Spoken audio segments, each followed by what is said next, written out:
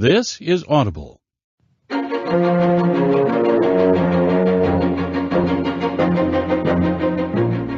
Hachette Audio presents Wicked Intentions, written by Elizabeth Hoyt, read by Ashford McNabb.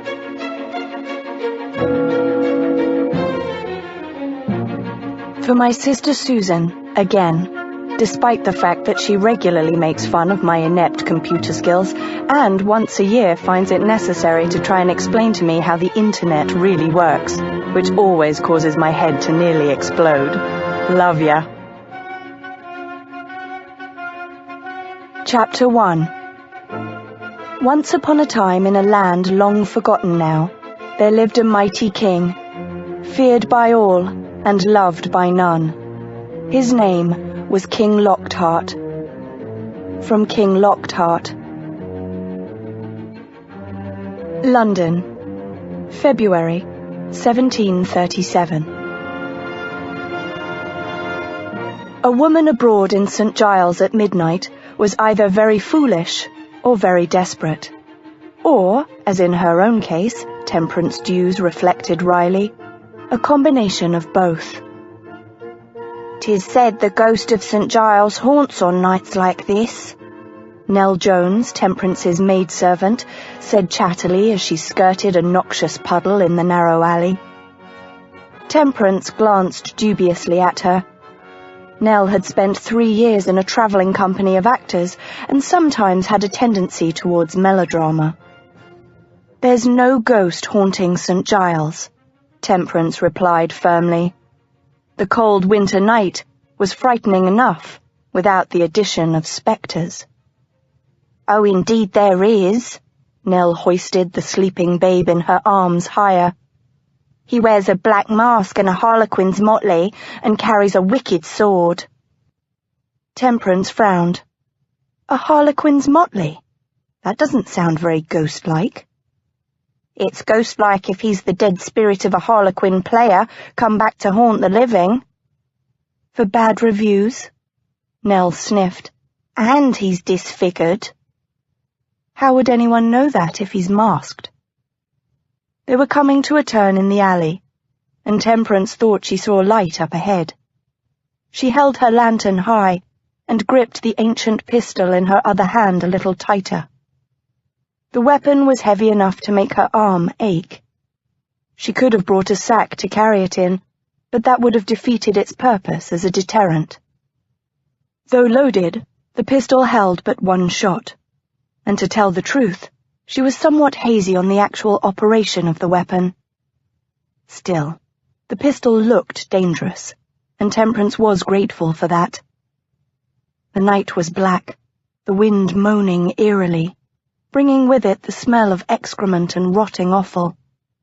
The sounds of St. Giles rose about them, voices raised in argument, moans and laughter, and now and again the odd, chilling scream. St. Giles was enough to send the most intrepid woman running for her life. And that was without Nell's conversation. "Horribly disfigured," Nell continued, ignoring Temperance's logic. "'Tis said his lips and eyelids are clean burned off, as if he died in a fire long ago. He seems to grin at you with his great yellow teeth as he comes to pull the guts from your belly." Temperance wrinkled her nose. "Nell." "That's what they say," Nell said virtuously. "The ghost guts his victims and plays with their entrails before slipping away into the night." Temperance shivered. "Why would he do that?" "Envy," Nell said matter-of-factly. "He envies the living." "Well, I don't believe in spirits in any case." Temperance took a breath as they turned the corner into a small, wretched courtyard. 2 figures stood at the opposite end, but they scuttled away at their approach. Temperance let out her breath. "Lord, I hate being abroad at night." Nell patted the infant's back. "Only a half-mile more. Then we can put this wee one to bed and send for the wet nurse in the morning." Temperance bit her lip as they ducked into another alley. Do you think she'll live until morning?" But Nell, usually quite free with her opinions, was silent. Temperance peered ahead and hurried her step. The baby looked to be only weeks old, and had not yet made a sound since they'd recovered her from the arms of her dead mother. Normally, a thriving infant was quite loud. Terrible to think that she and Nell might have made this dangerous outing for naught. But then what choice had there been, really? When she'd received word at the Home for Unfortunate Infants and Foundling Children that a baby was in need of her help, it had still been light. She'd known from bitter experience that if they'd waited until morn to retrieve the child, it would either have expired in the night from lack of care, or would have already been sold for a beggar's prop. She shuddered. The children bought by beggars were often made more pitiful to elicit sympathy from passers-by. An eye might be put out, or a limb broken or twisted. No, she'd really had no choice. The baby couldn't wait until morning. Still, she'd be very happy when they made it back to the home. They were in a narrow passage now, the tall houses on either side leaning inward ominously. Nell was forced to walk behind Temperance or risk brushing the sides of the buildings. A scrawny cat snaked by, and then there was a shout very near. Temperance's steps faltered. "Someone's up ahead," Nell whispered hoarsely. They could hear scuffling, and then a sudden high scream. Temperance swallowed. The alley had no side passages. They could either retreat or continue. And to retreat meant another 20 minutes added to their journey. That decided her.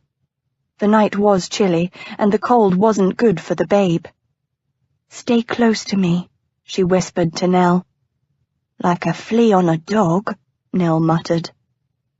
Temperance squared her shoulders and held the pistol firmly in front of her. Winter, her youngest brother, had said that one need only point it and shoot. That couldn't be too hard. The light from the lantern spilled before them as she entered another crooked courtyard. Here she stood still for just a second, her light illuminating the scene ahead, like a pantomime on a stage. A man lay on the ground, bleeding from the head. But that wasn't what froze her. Blood, and even death, were common enough in St. Giles. No, what arrested her was the second man. He crouched over the first, his black cloak spread to either side of him like the wings of a great bird of prey. He held a long black walking stick, the end tipped with silver, echoing his hair, which was silver as well. It fell straight and long, glinting in the lantern's light. Though his face was mostly in darkness, his eyes glinted from under the brim of a black tricorn. Temperance could feel the weight of the stranger's stare. It was as if he physically touched her. "Lord, save and preserve us from evil," Nell murmured, for the first time sounding fearful. "Come away, ma'am, swiftly." Thus urged, Temperance ran across the courtyard, her shoes clattering on the cobblestones. She darted into another passage and left the scene behind. "Who was he, Nell?" she panted as they made their way through the stinking alley. "Do you know?" The passage let out suddenly into a wider road, and Temperance relaxed a little, feeling safer without the walls pressing in. Nell spat as if to clear a foul taste from her mouth. Temperance looked at her curiously. "You sounded like you knew that man." "Knew him? No," Nell replied. "But I've seen him about. That was Lord Care. He's best left to himself." "Why?" Nell shook her head, pressing her lips firmly together. "I shouldn't be speaking about the likes of him to you at all, ma'am." Temperance let that cryptic comment go. They were on a better street now. Some of the shops had lanterns hanging by the doors, lit by the inhabitants within. Temperance turned one more corner onto Maiden Lane, and the Foundling home came within sight. Like its neighbours, it was a tall brick building of cheap construction. The windows were few and very narrow, the doorway unmarked by any sign. In the 15 precarious years of the foundling home's existence, there had never been a need to advertise. Abandoned and orphaned children were all too common in St. Giles. "Home safely," Temperance said, as they reached the door. She set down the lantern on the warm stone step and took out the big iron key hanging by a cord at her waist. "I'm looking forward to a dish of hot tea." "I'll put this wee one to bed," Nell said, as they entered the dingy little hall. It was spotlessly clean, but that didn't hide the fallen plaster or the warped floorboards. "Thank you." Temperance removed her cloak and was just hanging it on a peg when a tall male form appeared at the far doorway. "Temperance." She swallowed and turned. Oh, Winter. I did not know you'd returned." "Obviously," her younger brother said dryly. He nodded to the maidservant. "A good eventide to you, Nell." "Sir?" Nell curtsied and looked nervously between brother and sister. "I'll just see to the, children, shall I?" And she fled upstairs, leaving Temperance to face Winter's disapproval alone. Temperance squared her shoulders and moved past her brother. The foundling home was long and narrow, squeezed by the neighbouring houses. There was one room off the small entryway. It was used for dining and, on occasion, receiving the home's infrequent, important visitors. At the back of the house were the kitchens, where Temperance entered now. The children had all had their dinner promptly at 5 o'clock, but neither she nor her brother had eaten. "I was just about to make some tea," she said as she went to stir the fire. Soot, the home's black cat, got up from his place in front of the hearth and stretched before padding off in search of mice. "There's a bit of beef left from yesterday, and some new radishes I bought at market this morning." Behind her, Winter sighed. "Temperance." She hurried to find the kettle. "The bread's a bit stale, but I can toast it if you like."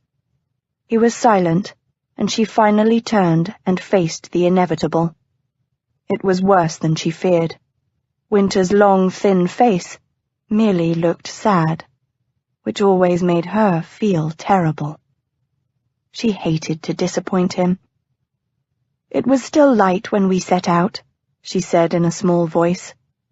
He sighed again, taking off his round black hat and sitting at the kitchen table. "Could you not wait for my return, sister?" Temperance looked at her brother.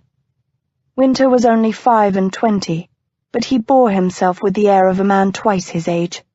His countenance was lined with weariness, his wide shoulders slumped beneath his ill-fitting black coat, and his long limbs were much too thin. For the last 5 years, he had taught at the tiny daily school attached to the home. On Papa's death last year, Winter's work had increased tremendously. Concord, their eldest brother, had taken over the family brewery. Asa, their next eldest brother, had always been rather dismissive of the foundling home and had a mysterious business of his own. Both of their sisters, Verity, the eldest of the family, and Silence, the youngest, were married. That had left Winter to manage the foundling home. Even with her help, she'd worked at the home since the death of her husband 9 years before. The task was overwhelming for one man. Temperance feared for her brother's well-being, but both the foundling home and the tiny day school had been founded by Papa. Winter felt it was his filial duty to keep the 2 charities alive, if his health did not give out first. She filled the tea kettle from the water jar by the back door. Had we waited, it would have been full dark with no assurance that the babe would still be there. She glanced at him as she placed the kettle over the fire. "Besides, have you not enough work to do?" "If I lose my sister, Think you that I'd be more free of work?" Temperance looked away guiltily. Her brother's voice softened. "And that discounts the lifelong sorrow I would feel had anything happened to you this night." Nell knew the mother of the baby, a girl of less than 15 years. Temperance took out the bread and carved it into thin slices. "Besides, I carried the pistol." Winter said behind her. "And had you been accosted, would you have used it?" "Yes, of course," she said with flat certainty. "And if the shot misfired?" She wrinkled her nose. Their father had brought up all her brothers to debate a point finally, and that fact could be quite irritating at times. She carried the bread slices to the fire to toast. In any case, nothing did happen. "This night," Winter sighed again. "Sister, you must promise me you'll not act so foolishly again." Temperance mumbled, concentrating on the toast. "How was your day at the school?"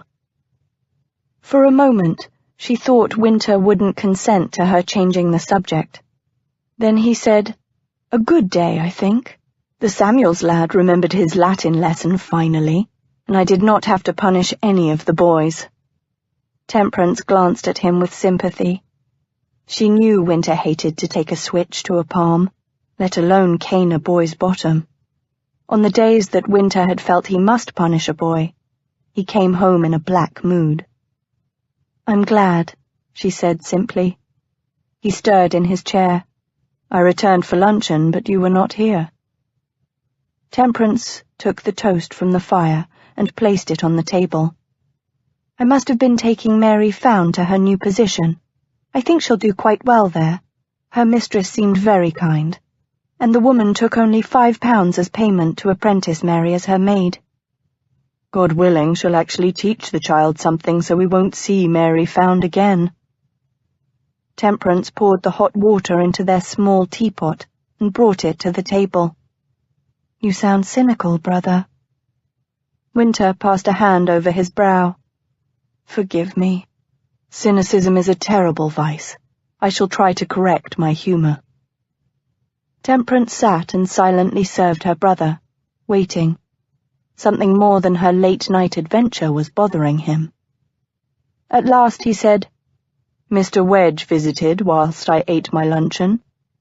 Mr. Wedge was their landlord. Temperance paused, her hand on the teapot. "What did he say?" "He'll give us only another 2 weeks, and then he'll have the foundling home forcibly vacated." "Dear God!" Temperance stared at the little piece of beef on her plate. It was stringy and hard, and from an obscure part of the cow, but she'd been looking forward to it. Now her appetite was suddenly gone. The foundling home's rent was in arrears. They hadn't been able to pay the full rent last month, and nothing at all this month. Perhaps she shouldn't have bought the radishes, Temperance reflected morosely. But the children hadn't had anything but broth and bread for the last week. "If only Sir Gilpin had remembered us in his will," she murmured. Sir Stanley Gilpin had been Papa's good friend and the patron of the foundling home. A retired theatre owner, he'd managed to make a fortune on the South Sea Company and had been wily enough to withdraw his funds before the notorious bubble burst. Sir Gilpin had been a generous patron while alive, but on his unexpected death 6 months before, the home had been left floundering. They'd limped along, using what money had been saved, but now they were in desperate straits. "Sir Gilpin was an unusually generous man, it would seem," Winter replied. "I have not been able to find another gentleman so willing to fund a home for the infant poor." Temperance poked at her beef. "What shall we do?" "The Lord shall provide," Winter said, pushing aside his half-eaten meal and rising. "And if he does not? Well, then perhaps I can take on private students in the evenings." "You already work too many hours," Temperance protested. "You hardly have time to sleep as it is." Winter shrugged. How can I live with myself if the innocents we protect are thrown into the street? Temperance looked down at her plate. She had no answer to that. Come. Her brother held out his hand and smiled. Winter's smiles were so rare, so precious. When he smiled, his entire face lit as if from a flame within, and a dimple appeared on one cheek, making him look boyish, more his true age. One couldn't help smiling back when Winter smiled, and Temperance did so as she laid her hand in his. Where will we go? Let us visit our charges, he said, as he took a candle and led her to the stairs. Have you ever noticed that they look quite angelic when asleep? Temperance laughed as they climbed the narrow wooden staircase to the next floor. There was a small hall here, with 3 doors leading off it. They peered in the first, as Winter held his candle high. 6 tiny cots lined the walls of the room. The youngest of the foundlings slept here, 2 or 3 to a cot. Nell lay in an adult-sized bed by the door, already asleep. Winter walked to the cot nearest Nell. 2 babes lay there. The first was a boy, red-haired and pink-cheeked, sucking on his fist as he slept. The second child was half the size of the first, her cheeks pale and her eyes hollowed even in sleep. Tiny whirls of fine black hair decorated her crown. This is the baby you rescued tonight? Winter asked softly. Temperance nodded. The little girl looked even more frail next to the thriving baby boy. But Winter merely touched the baby's hand with a gentle finger. How do you like the name Mary Hope? Temperance swallowed, past the thickness in her throat. 'Tis very apt. Winter nodded and, with a last caress for the tiny babe, left the room. The next door led to the boys' dormitory. 4 beds held 13 boys, all under the age of 9, the age when they were apprenticed out. The boys lay with limbs sprawled, faces flushed in sleep.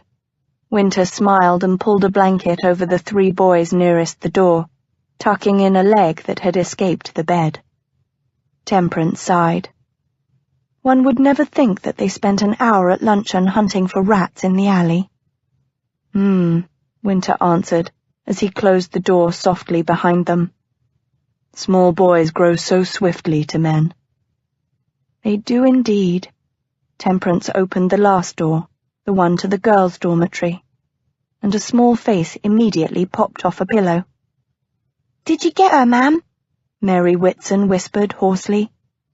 She was the eldest of the girls in the foundling home, named for the Whitsunday morning 9 years before, when she'd been brought to the home as a child of 3.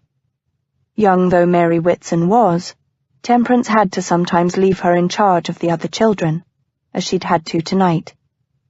Yes, Mary, Temperance whispered back. Nell and I brought the babe home safely. I'm glad. Mary Whitson yawned widely. You did well watching the children, Temperance whispered. Now sleep. A new day will be here soon. Mary Whitson nodded sleepily and closed her eyes. Winter picked up a candlestick from a little table by the door and led the way out of the girls' dormitory. I shall take your kind advice, sister, and bid you good night. He lit the candlestick from his own and gave it to Temperance. Sleep well, she replied. I think I'll have one more cup of tea before retiring. Don't stay up too late, Winter said. He touched her cheek with a finger, much as he had the babe, and turned to mount the stairs. Temperance watched him go, frowning at how slowly he moved up the stairs. It was past midnight, and he would rise again before 5 of the clock to read, write letters to prospective patrons, and prepare his school lessons for the day. He would lead the morning prayers at breakfast, hurry to his job as schoolmaster, work all morning before taking 1 hour for a meagre luncheon, and then work again until after dark. In the evening, he heard the girls' lessons and read from the Bible to the older children. Yet, when she voiced her worries, Winter would merely raise an eyebrow and inquire who would do the work, if not he. Temperance shook her head. She should be to bed as well. Her day started at 6 of the clock. But these moments by herself in the evening were precious. She'd sacrifice a half-hour's sleep to sit alone with a cup of tea. So she took her candle back downstairs.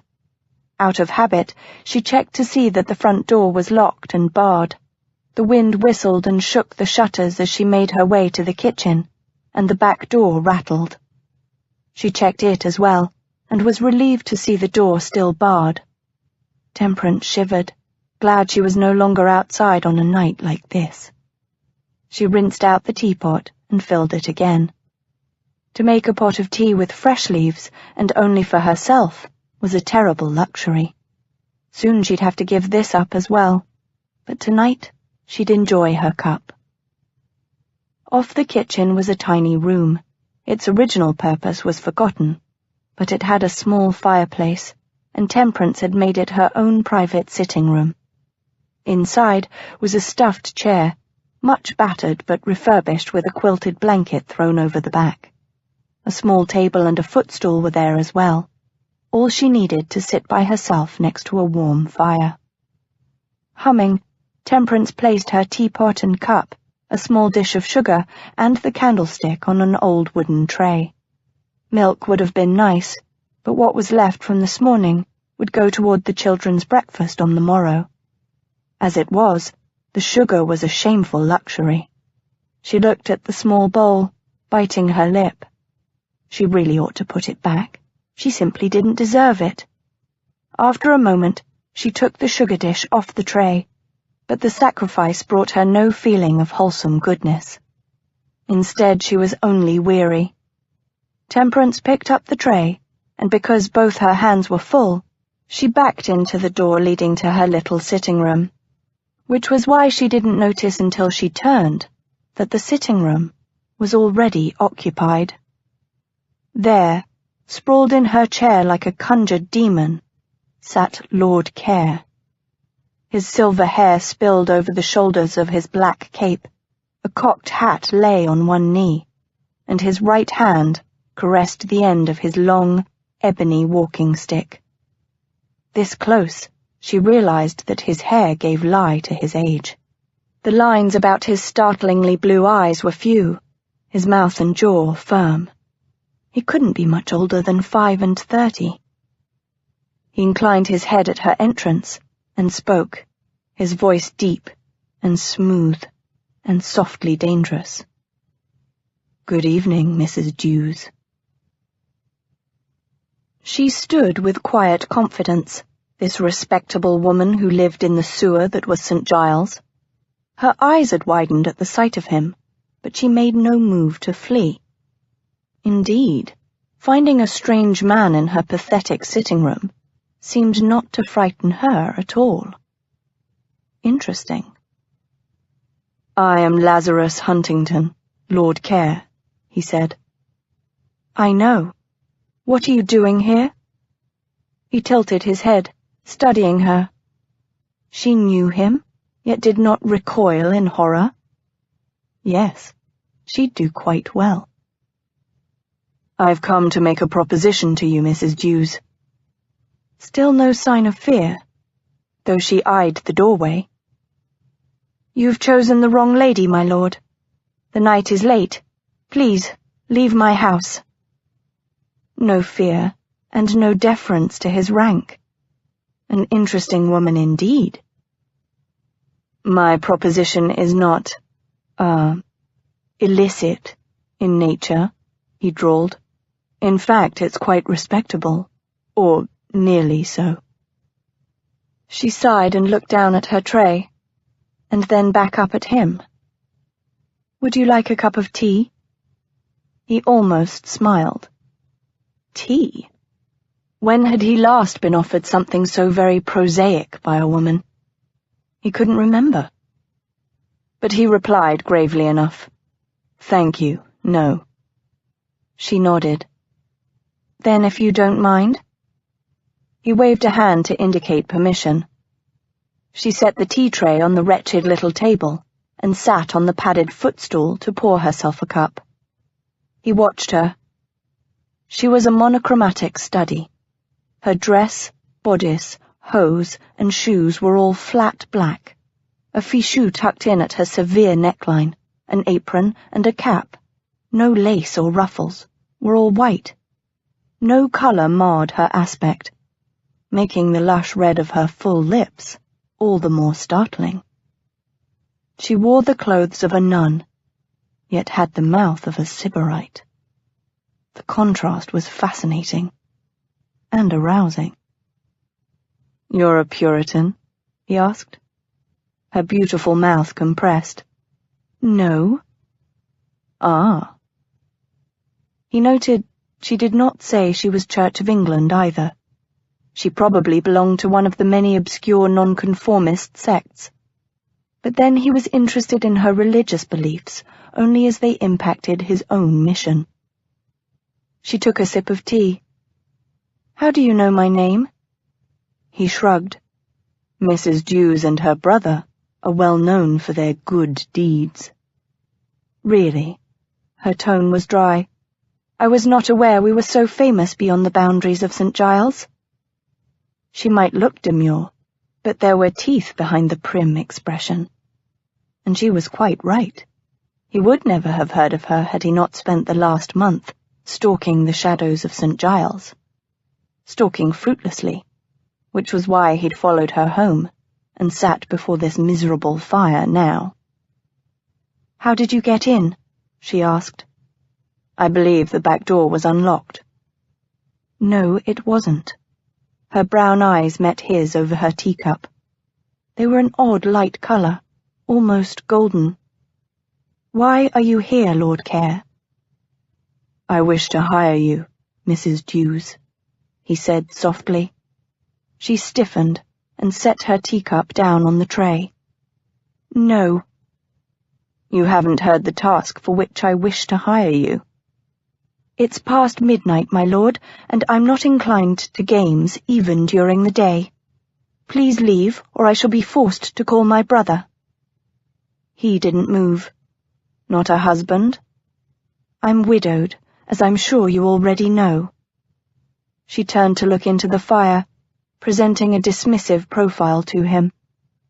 He stretched his legs, in what room there was, his boots nearly in the fire. "You're quite correct. I do know. I also know that you and your brother have not paid the rent on this property in nearly 2 months." She said nothing, merely sipping her tea. "I'll pay handsomely for your time," he murmured. She looked at him finally, and he saw a golden flame in those pale brown eyes. "You think all women can be bought?" He rubbed his thumb across his chin, considering the question. "Yes, I do, though perhaps not strictly by money. And I do not limit it to women. All men can be bought in one form or another as well. The only trouble is in finding the applicable currency." She simply stared at him with those odd eyes. He dropped his hand, resting it on his knee. "You, for instance, Mrs. Dews. I would have thought your currency would be money for your foundling home, but perhaps I'm mistaken. Perhaps I've been fooled by your plain exterior, your reputation as a prim widow. Perhaps you would be better persuaded by influence, or knowledge, or even the pleasures of the flesh."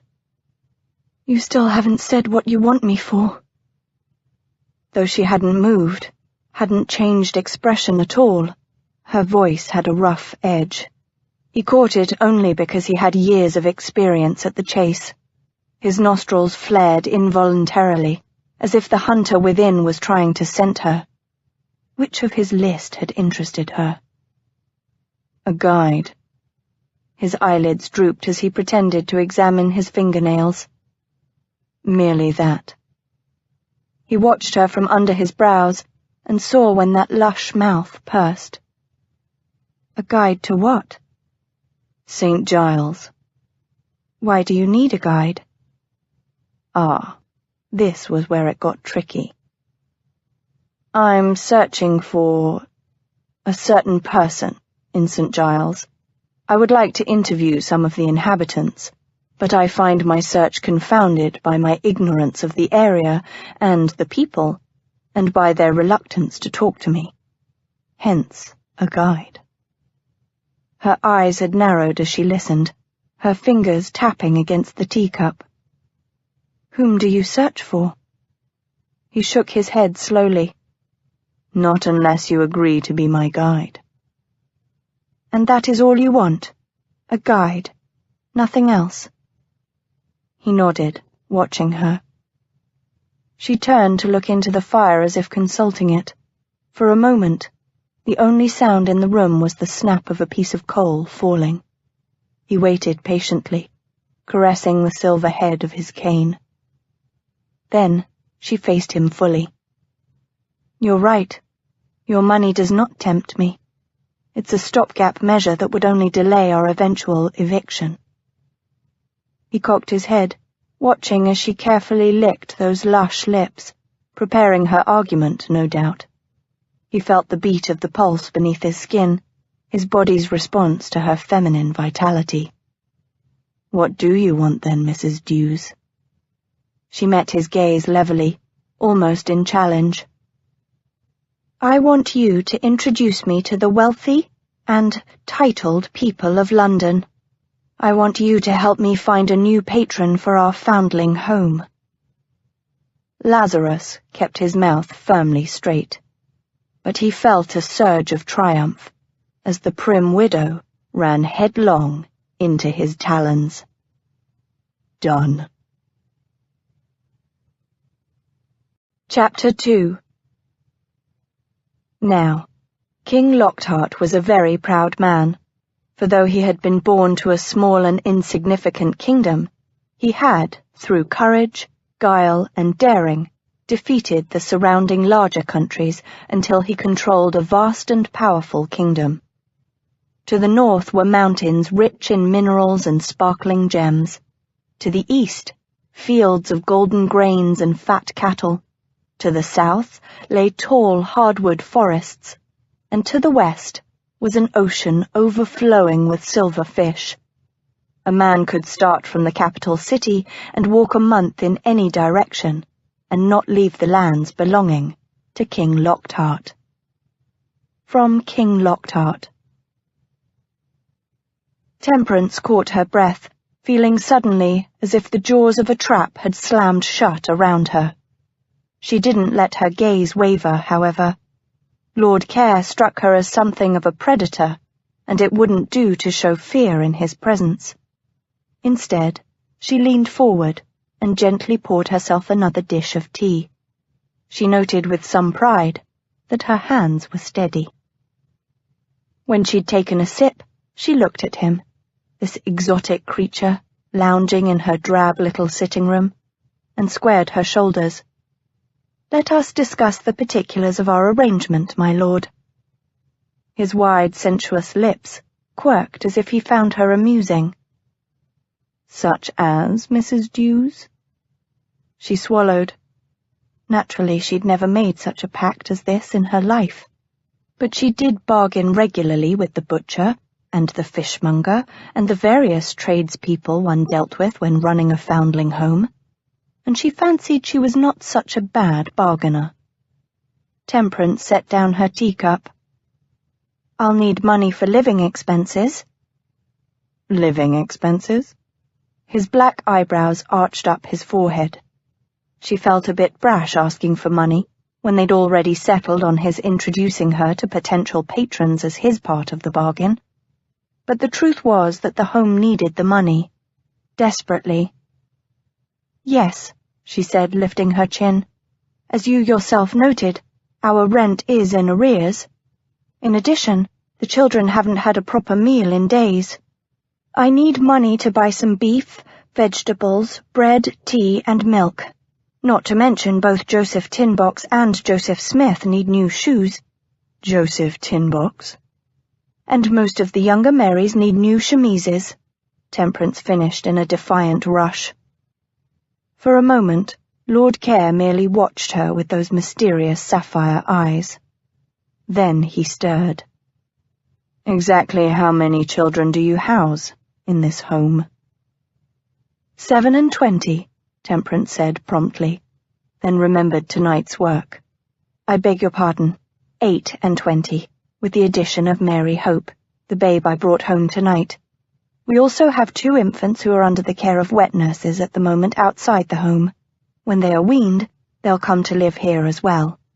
And of course I live here with my brother, Winter, and our maidservant, Nell Jones. Only 3 adults for so many children? Yes. Temperance leaned forward in her eagerness. You see why we need a patron. If we had proper funding, we could hire another nursemaid or 2, and perhaps a cook and a manservant. We could serve meat at both luncheon and dinner, and all the boys could wear decent shoes. We could pay a good apprenticeship fee and outfit each child in new clothes and shoes when they leave the home. They'd be so much better prepared to face the world. He lifted an eyebrow. I can well afford to maintain your home if you wish to renegotiate my part of this bargain. Temperance pursed her lips. She didn't know this man. How could she be certain that he'd take the position of patron responsibly, or that he wouldn't abandon them after only a month or 2? And of course, there was an even more important consideration. The home's patron must be respectable. Ah, I see. She expected him to be insulted, but he merely gave her an ironic half-smile. Very well. I'll stand you the monies needed to pay your home's rent, as well as enough for the various expenses the children have. In return, however, I will expect you to be ready to lead me into St. Giles tomorrow night. So soon? Of course, Temperance replied. And, he said, his voice dangerously soft, I will expect you to serve me until such time as I no longer have need of your services.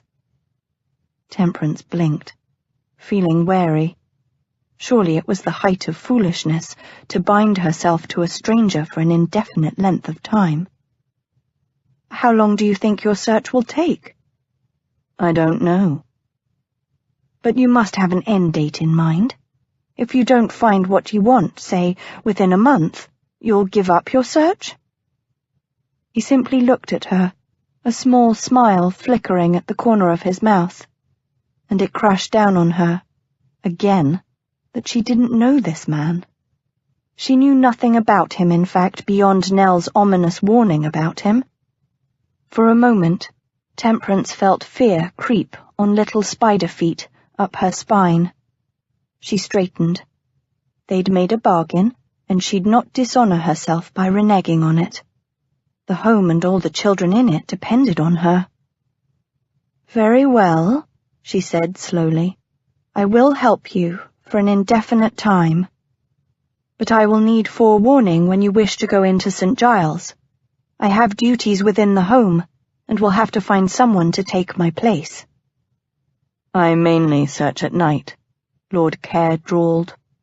If you require a replacement for your work at the home, I will fund that as well. That's very generous of you, she murmured. But if we are to go out at night, then the children should already be abed. Hopefully I will not be needed. Good. How soon will you be able to take me to meet potential patrons for the home? She would somehow have to find a new dress and shoes at the very minimum. Her usual black stuff workday clothes wouldn't do for meeting the wealthy of society. He shrugged.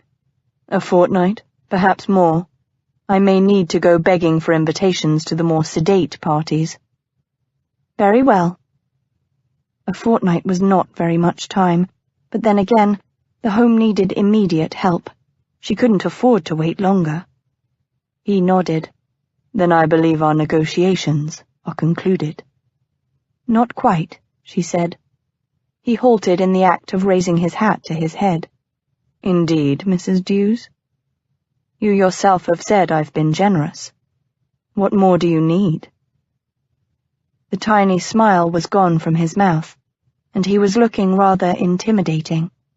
But Temperance swallowed and lifted her chin. Information. He merely cocked an eyebrow. What is the name of the person you are looking for?" "I don't know." She frowned. "Do you know what they look like or the areas where they habitually frequent?" "No." "Is this person a man or a woman?" He smiled, deep lines incising themselves into his lean cheeks. "I have no idea." She blew out a breath, not a little frustrated. "Well, how do you expect me to find this person for you, then?" "I don't," he replied. "I merely expect you to help me search. I think that there would be several sources of gossip in St. Giles. Lead me to them, and I will do the rest." "Very well." She already had an idea of who might be a good source of gossip. Temperance stood and held out her hand. "I accept your bargain, Lord Care." For an awful moment, he merely stared at her out-thrust hand. Perhaps he found the gesture too masculine or simply silly. But then he stood as well, and in the small space, she had to tilt her head to look him in the face. She was suddenly aware of how much bigger he was than she. He took her hand, a strangely frozen expression on his face, shook it quickly, and let go as if her palm had burned him. She was still puzzling over the odd little moment when he placed his hat on his head, swirled his cape about his shoulders, and nodded. "I shall come for you tomorrow evening, in the alley outside your kitchen door at 9 o'clock. Until then, I bid you good night, Mrs. Dews." And he was gone. Temperance blinked, and then hurried out to the kitchen to bar the back door. Soot got up from the hearth as she entered. "That door was locked. I know it," she muttered to the cat. "How did he get in?" But the cat merely yawned and stretched lazily. Temperance sighed and went back to her sitting room for her tea things. As she entered the room, she glanced at the chair in which Lord Care had lounged. There, in the middle of the seat, was a small purse. Temperance snatched it up and opened it. Gold coins spilled into her palm, more than enough to pay Mr. Wedge his rent. Lord Care had paid in advance, it seemed. Basham's coffee house was boisterously loud by the time Lazarus entered the doors late the next afternoon. He wound his way past a table of elderly gentlemen in full-bottomed wigs, arguing heatedly over a newspaper, and made his way to a solitary gentleman in a grey wig in the corner. The man sat peering through half-moon spectacles at a pamphlet. "You'll ruin your eyes trying to read that dreck, St. John," Lazarus said, as he took a chair across from his old friend. "Care," Godric St. John murmured. He tapped the pamphlet. "This writer's thesis isn't entirely unimaginable?" "Only partially. I'm relieved." Lazarus snapped his fingers at one of the youths flying back and forth with loaded trays of coffee. "One here." He turned back to find St. John gazing at him, over his spectacles. With his sombre tie, wig, spectacles, and plain dress, others sometimes mistook St. John for a grandfather. In fact, he and St. John were of the same age, 34. On closer examination, one noticed St. John's clear grey eyes, his strong jaw, and his dark brows. Only the truly perceptive saw the ever-present sorrow that wrapped St. John like a death shroud. "I've got a translation for you to look at," Lazarus said. He withdrew a sheaf of papers from his coat pocket and handed it to the other man. St. John peered at the papers. "Catullus? This will set Burgess's back up." Lazarus snorted. "Burgess thinks he's the foremost authority on Catullus. The man has as much knowledge of Roman poetry as the average snot-nosed schoolboy." "Well, naturally." St. John lifted an eyebrow behind his spectacles, looking faintly amused. "But you'll start a nasty brawl with this." "Oh, I hope so," Lazarus said. "Can you glance at it and give me your opinion?" "Certainly." There was a shout at the next table, and a tankard of coffee was flung to the floor. Lazarus looked up. Are they discussing politics or religion? Politics. St. John glanced at the arguing gentleman dispassionately. The newspapers are saying that Wakefield is calling for yet another gin bill. You'd think by now he would have learned that too many of his fellow peers' fortunes depend upon the sale of gin. St. John shrugged. Wakefield's argument is sound. When so many of the poor become enfeebled by gin, it hurts London's industry. Yes, and no doubt the fat country baron, faced with either selling his excess grain to a gin distiller or letting it rot, will put London's health before money in his pocket. Wakefield's a fool. He's an idealist. And I repeat, a fool, Lazarus drawled. His ideals do nothing but make him enemies.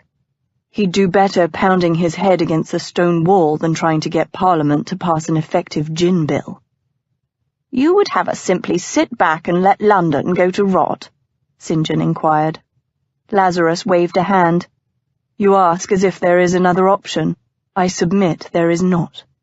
Wakefield and his ilk would like to believe that they can change the course we sail, but they are deluded. Mark me well. Pigs will sprout feathered wings and fly about Westminster before gin is taken away from the London rabble. The depth of your cynicism is breathtaking, as always. A boy slid a tankard of coffee in front of Lazarus. Thank you, you young imp. Lazarus tossed a penny, and the coffee boy handily caught it before scampering back to the stall where the coffee was brewed. Lazarus took a sip of the hot liquid, and when he lowered his tankard, caught St. John examining him like an insect under a magnifying glass. You stare at me as if I had pox sores on my face, Lazarus said. Some day you no doubt will, St. John replied. You've bedded enough whores. I have needs.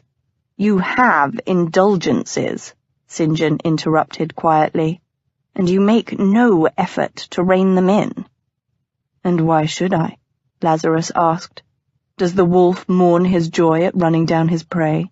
The hawk the desire to soar and then dive to catch the hare in his talons? It is in their nature, just as my needs are in mine. The wolf and the hawk have no conscience, no soul, as you very well know. The women I use are paid quite well for their time. My needs hurt no one. Don't they? St. John asked softly. I wonder if they hurt you, Care? Lazarus curled his upper lip.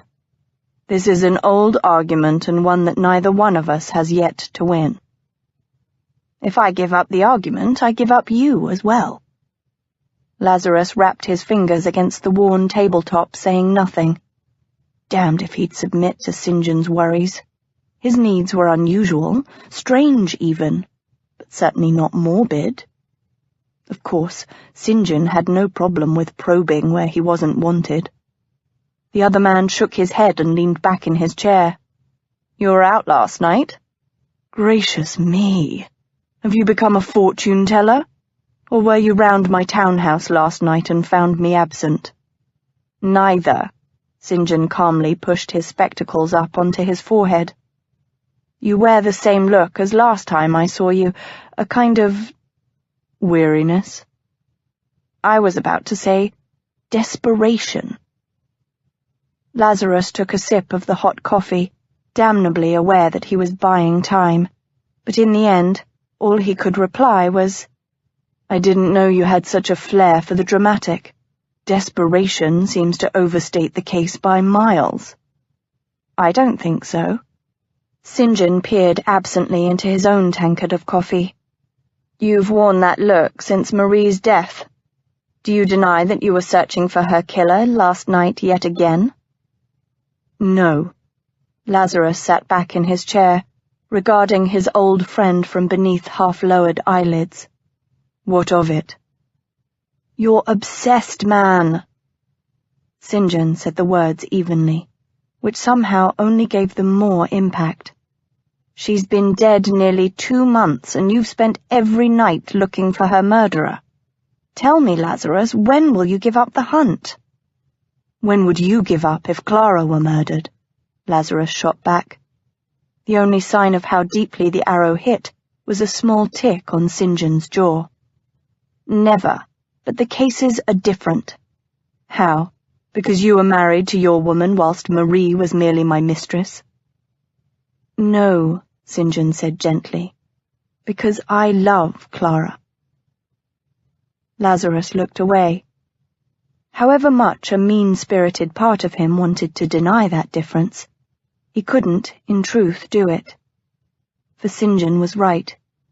He did love his Clara, whereas Lazarus had never loved anyone at all. I don't like this, ma'am. I don't like it at all, Nell said, late that night in the Foundling Home kitchen. You've made your disapproval quite plain, Temperance muttered as she tied her cloak under her chin. Nell was undeterred by the reminder. What if he has designs upon your virtue? What if he seduces and abandons you? Or worse, what if he sells you to a whoremonger? Oh, ma'am, terrible things could happen to you. Temperance suppressed a shiver at the thought of Lord Care doing terrible things to her. It should have been a shiver of revulsion. Instead, the thought of Lord Care's sexual proclivities made her unnaturally curious. That wicked, wanton part of her sat up and twitched its nose, eager as ever to be let loose. That she couldn't let happen. Once, long ago, she'd let her base nature take control and had committed an unforgivable sin. Ever since, she'd lived every day knowing she must atone and refrain from letting her demons loose again. Temperance yanked her hood over her head. I very much doubt Lord Care is interested in doing anything at all to me, terrible or not.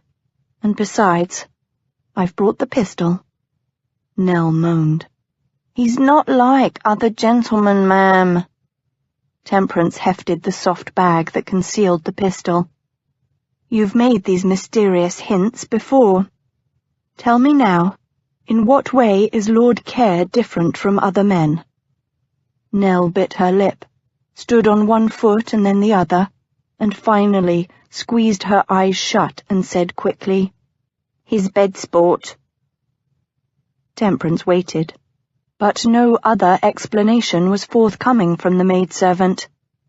Finally she sighed, keeping a firm rein on the part of her that had leapt at the word bed sport.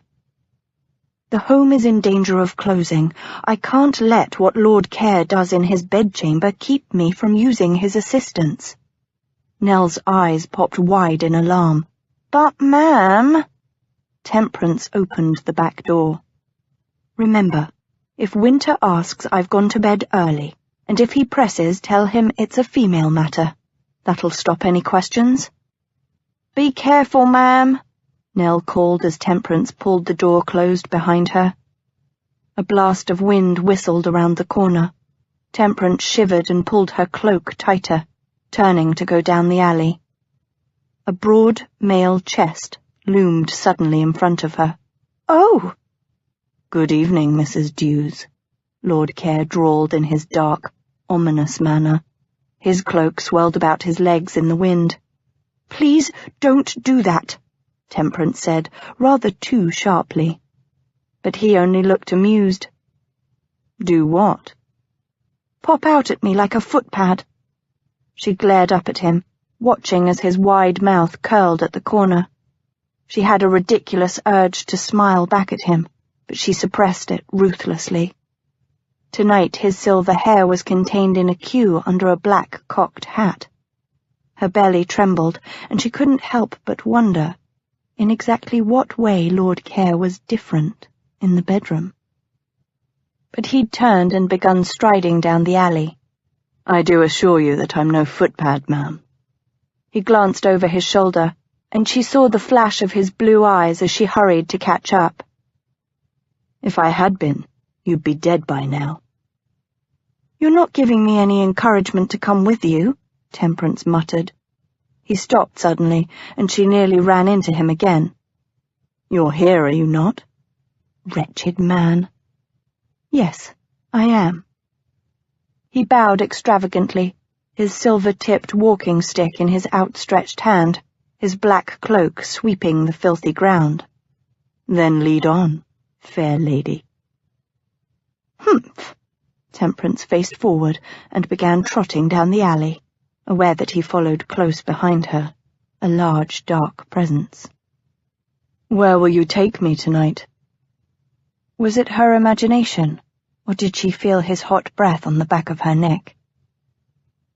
It was rather hard to decide, since you refused to tell me much of anything about who it is you're looking for. She waited for an explanation, but he didn't comment. Temperance sighed. You said only that you were searching for someone, which, I must tell you, my lord, was no help at all. Yet I sense you still have a destination in mind, Lord Care murmured. I do. They'd come to the end of the alley, and she ducked through a crumbling archway into an even narrower alley. And that is? There was a trace of amusement in Lord Care's voice. Right here, she said with some satisfaction. Really, she was rather pleased with herself for coming up with a source for him on such little information. They stood in front of a building without any windows. Only a swinging wooden sign with a painted candle on it indicated that this was a chandler's shop. Temperance pushed open the door. Inside, the shop was tiny. A counter ran along one side. The goods were displayed here and there, in heaps and piles and hanging on the walls. Candles, tea, tin cups, salt and flour, string, lard, a few knives, a ragged fan, some new brooms, buttons, one little plum tart, and, of course, gin.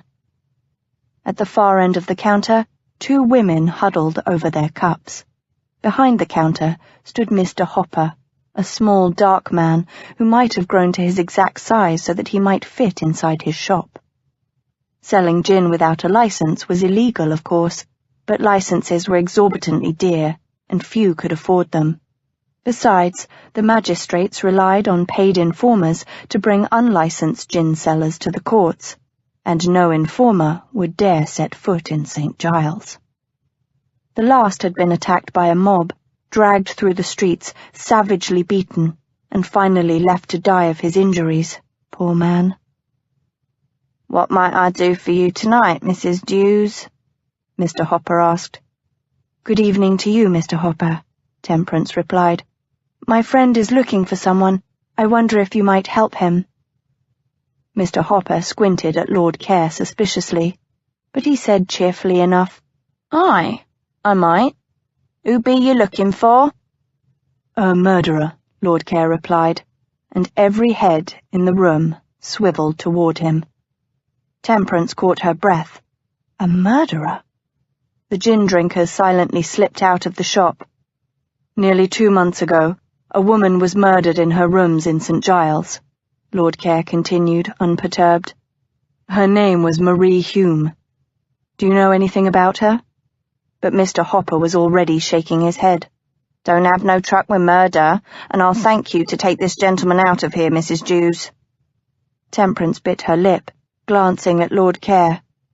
He didn't seem particularly put out. "A moment, please," he said to the shopkeeper. Mr. Hopper reluctantly looked at him. Lord Care smiled. "Might I have that tart?" The shopkeeper grunted and handed him the plum tart, pocketing 2pence in return before pointedly turning his back. Temperance sighed, feeling rather irritable. It was obvious that she'd have to find another informant for Lord Care. "You could have warned me," she muttered outside the shop. The wind blew her words back in her face, and she shivered, wishing she were by her own cosy fire. Lord Care seemed unaffected by the cold. "What difference would it have made?" "Well, for one, I wouldn't have tried Mr. Hopper." She stomped across the street, making sure to dodge the sludge in the channel. He easily caught up with her. "Why not?" "Because Mr. Hopper is respectable and your inquiries obviously aren't," she said in exasperation. "Why did you ever buy that tart?" He shrugged. I'm hungry.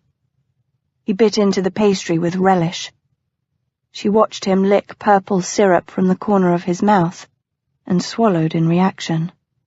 The tart did look awfully good. Would you like a bite? He asked, his voice deep. She shook her head firmly.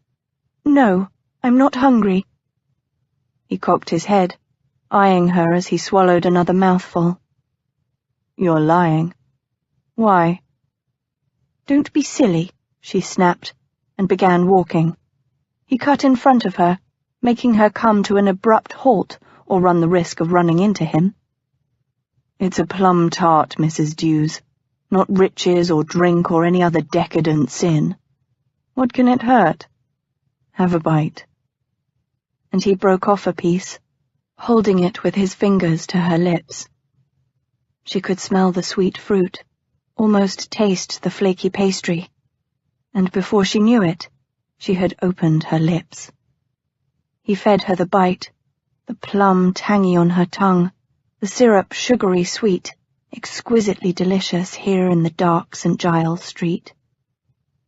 There, he whispered. Tasty, isn't it? Her eyes snapped open. When had she closed them? And she stared in near horror at him. His lips quirked. Where to now, Mrs. Dews? Or was Mr. Hopper and his shop your only source? Temperance lifted her chin. No, I have another idea.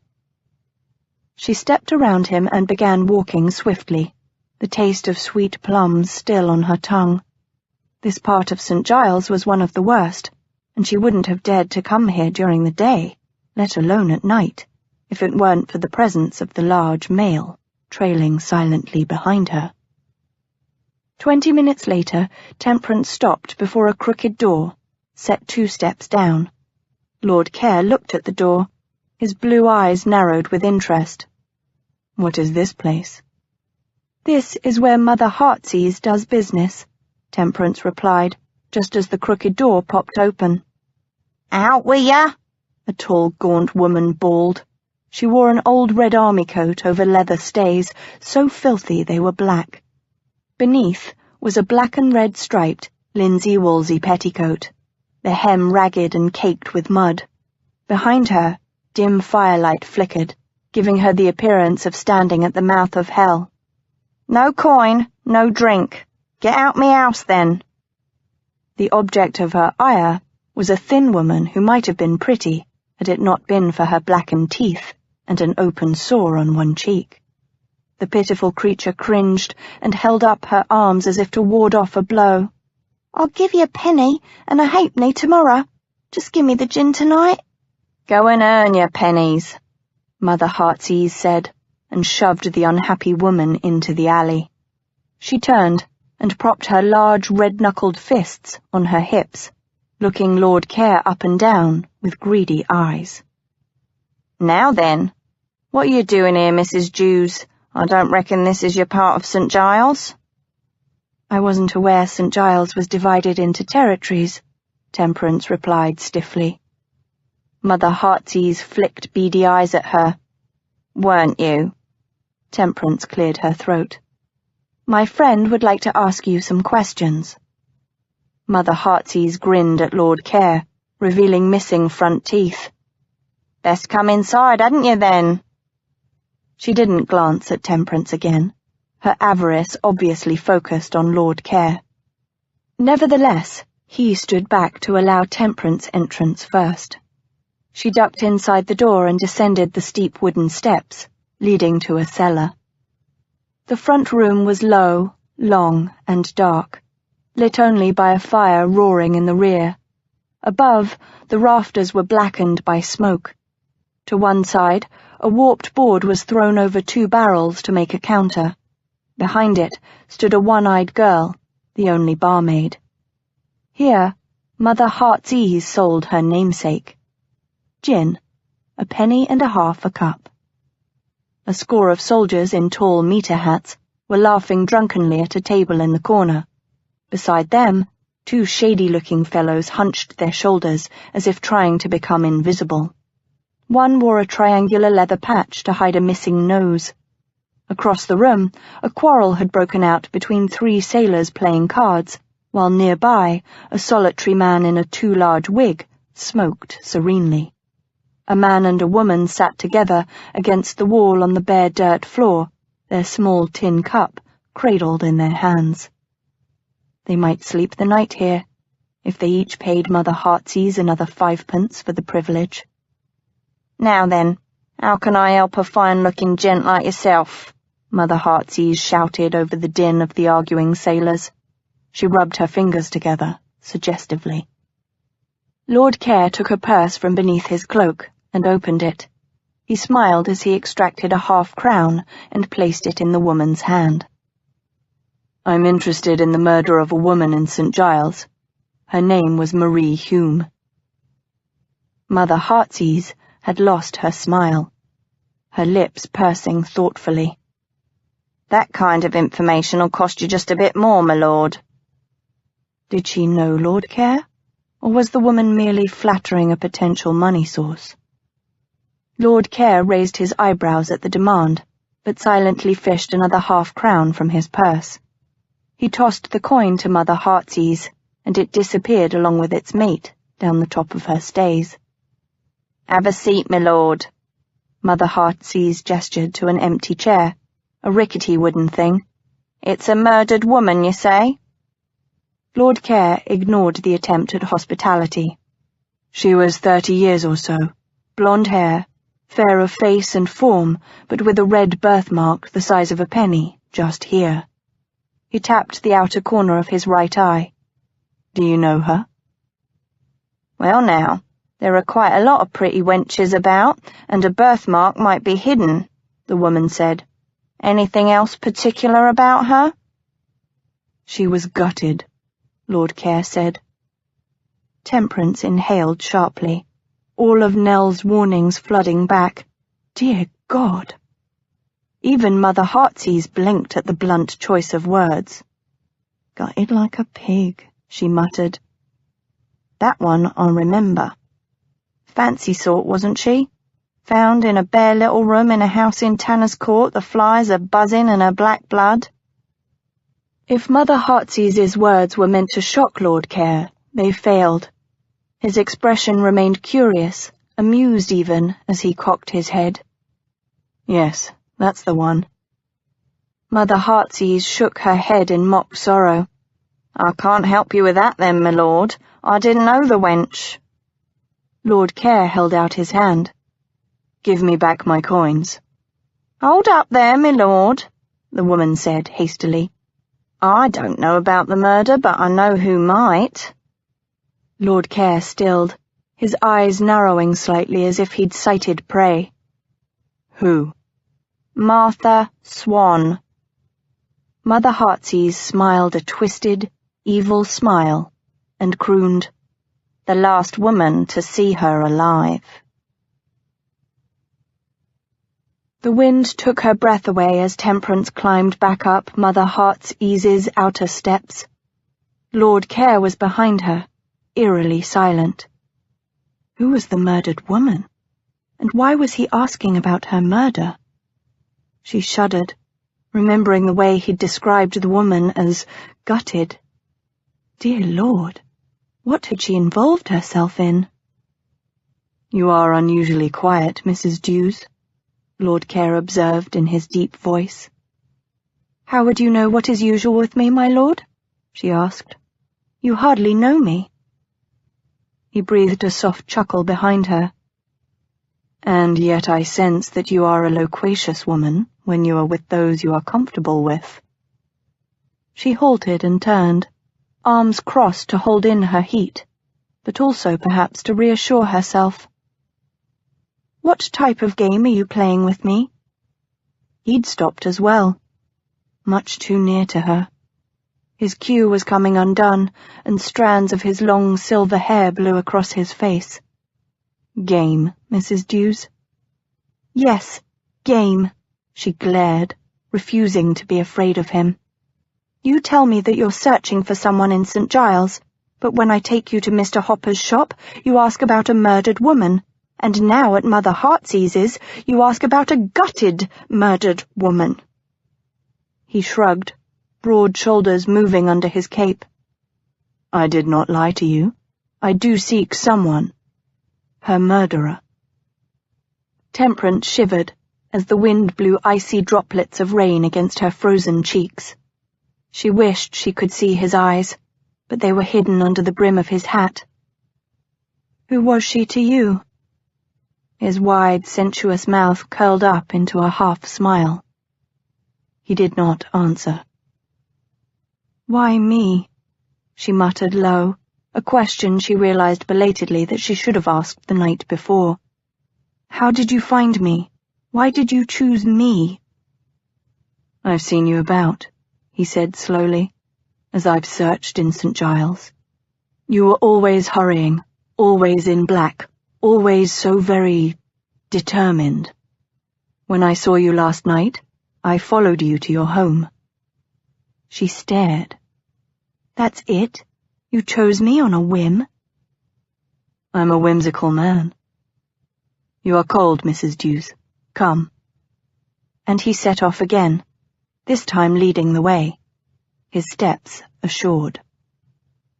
"Where are we going?" she called after him. "Don't you want to find Martha Swan?"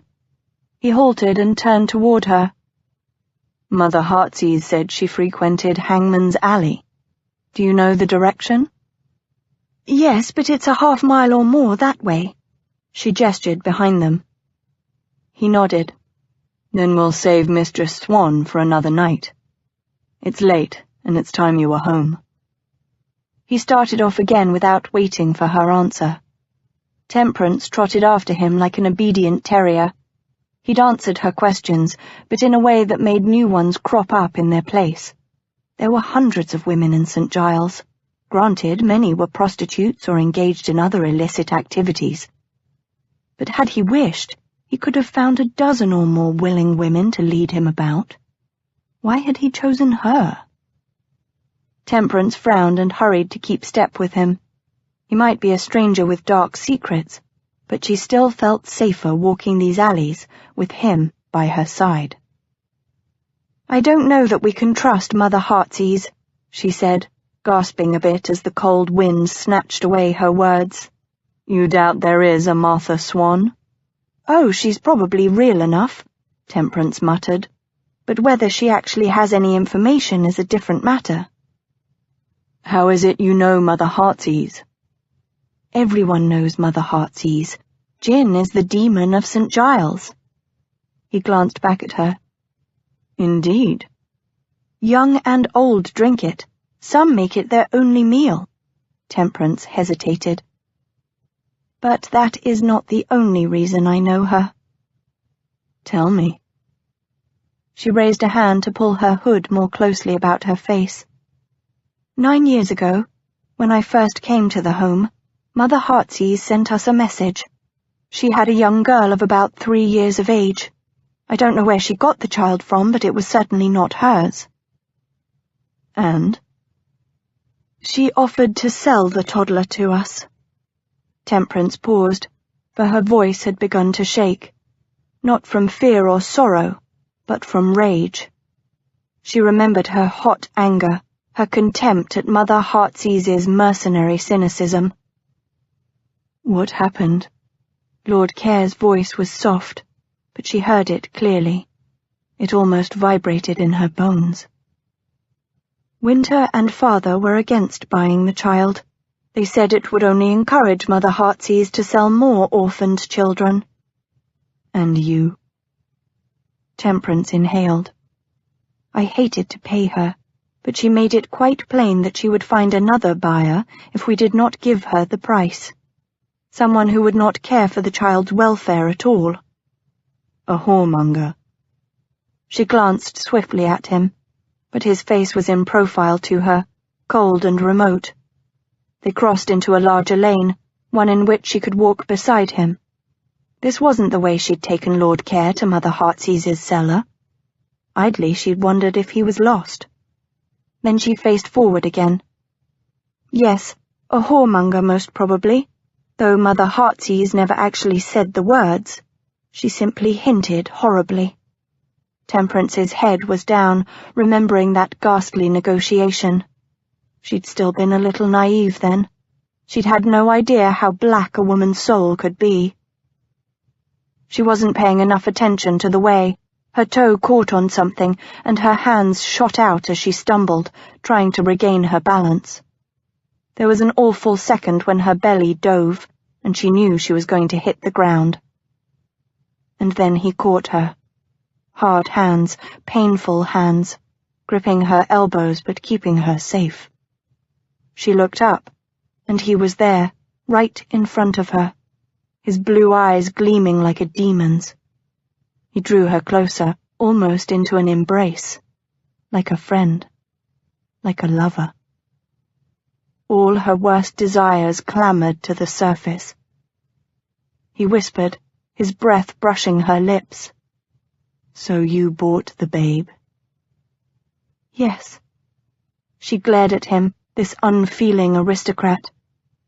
Why did he want to hear this story? Why did he insist on ripping open old wounds? Why was he searching for a dead woman's murderer?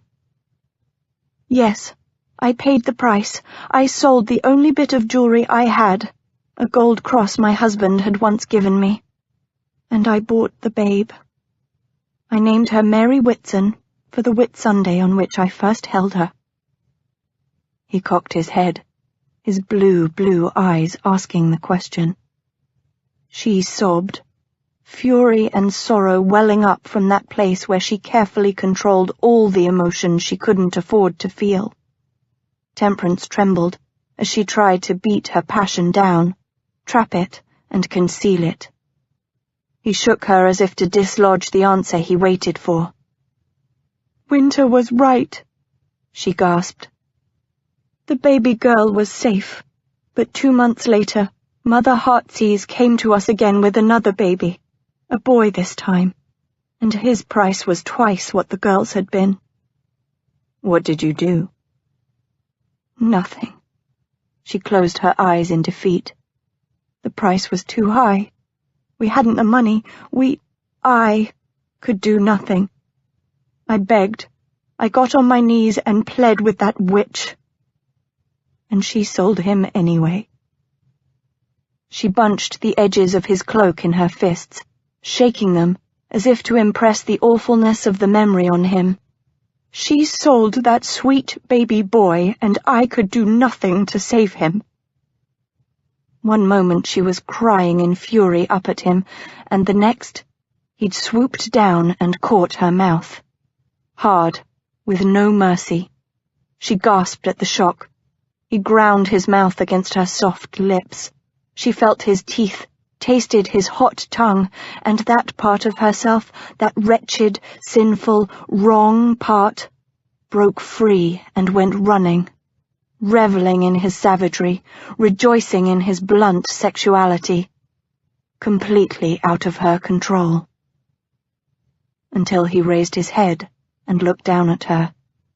His lips were wet and slightly reddened, but otherwise he showed no sign of that devastating kiss. He might have just relieved himself against a wall for all the emotion he displayed. Temperance tried to pull from his grasp, but his hands held strong. "You are such a passionate creature," he murmured, examining her from beneath half-lowered eyelids. "So emotional." "I am not," she whispered, horrified at the mere notion. "You lie. I wonder why." He raised his eyebrows in amusement, and let her go so suddenly she stumbled back a step. "She was my mistress." "What?"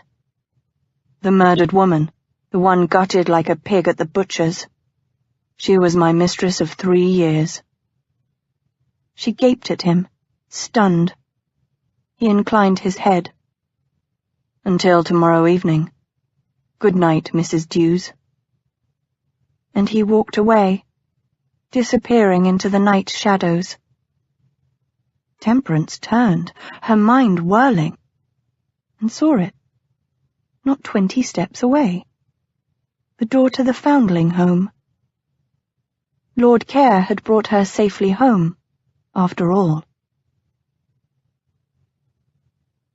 Chapter 3. King Lockhart lived in a magnificent castle that sat on the top of a hill. In his castle there lived hundreds of guards, a swarm of courtiers, and a multitude of servants and courtesans. The king was surrounded day and night, and yet none were close to his heart. In fact, the only living thing that was important to the king was a small blue bird. The bird lived in a jeweled golden cage, and sometimes it would sing or chirp. In the evening, King Lockhart fed the bird nuts through the bars of its cage. From King Lockhart. The sun never seemed to shine in St. Giles, Silence Hollingbrooke reflected the next morning. She glanced up and caught sight of only a handspan's width of blue amongst the overhanging second stories, signs, and roofs. St. Giles was far too crowded. The houses built one on top of another, and the rooms divided and then subdivided again, until the people lived like rats in warrens. Silence shivered. Glad for her own neat rooms in Wapping. St. Giles was a terrible place to live one's life. She wished her elder brother and sister could find another place for the home for unfortunate infants and foundling children.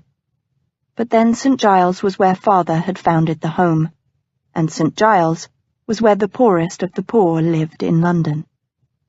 She stopped before the worn stoop and knocked loudly on the thick wooden door. The foundling home had had a bell until last Christmas, when someone had stolen it. Winter had not had a chance to replace it yet, and sometimes she knocked for several minutes before being heard. But today the door was opened almost at once. She looked down into scrubbed pink cheeks, black hair scraped back from a wide forehead, and sharp brown eyes. "Good morning to you, Mary Whitson." Mary bobbed a curtsy. "Good morning, Mrs. Hollingbrooke." Silence entered the narrow hall and hung up her shawl. "Is my sister about?" "Ma'am is in the kitchen," Mary said. Silence smiled. "I'll find her then." Mary nodded solemnly and marched up the stairs to whatever work she'd been interrupted at. Silence hoisted the flat-bottomed basket she'd brought and walked back to the kitchens. "Good morning," she called as she entered. Temperance turned from a huge pot boiling over the fire.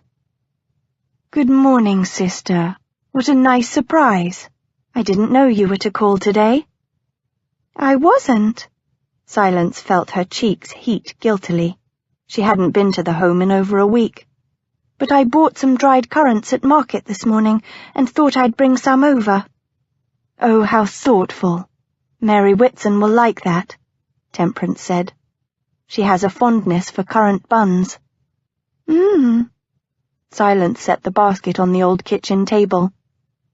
"She seems to have grown another inch since I last saw her." "She has indeed."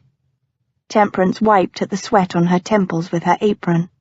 "And she's quite lovely, though I don't tell her so to her face. I don't want her to become vain." Silence smiled as she uncovered the basket. "You sound proud." "Do I?" Temperance asked absently. She'd turned back to the steaming pot. "Yes."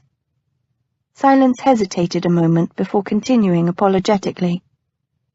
"She's of age to apprentice out, isn't she?" "Yes, almost past the age, in fact," Temperance sighed. "But she's of such use about the home.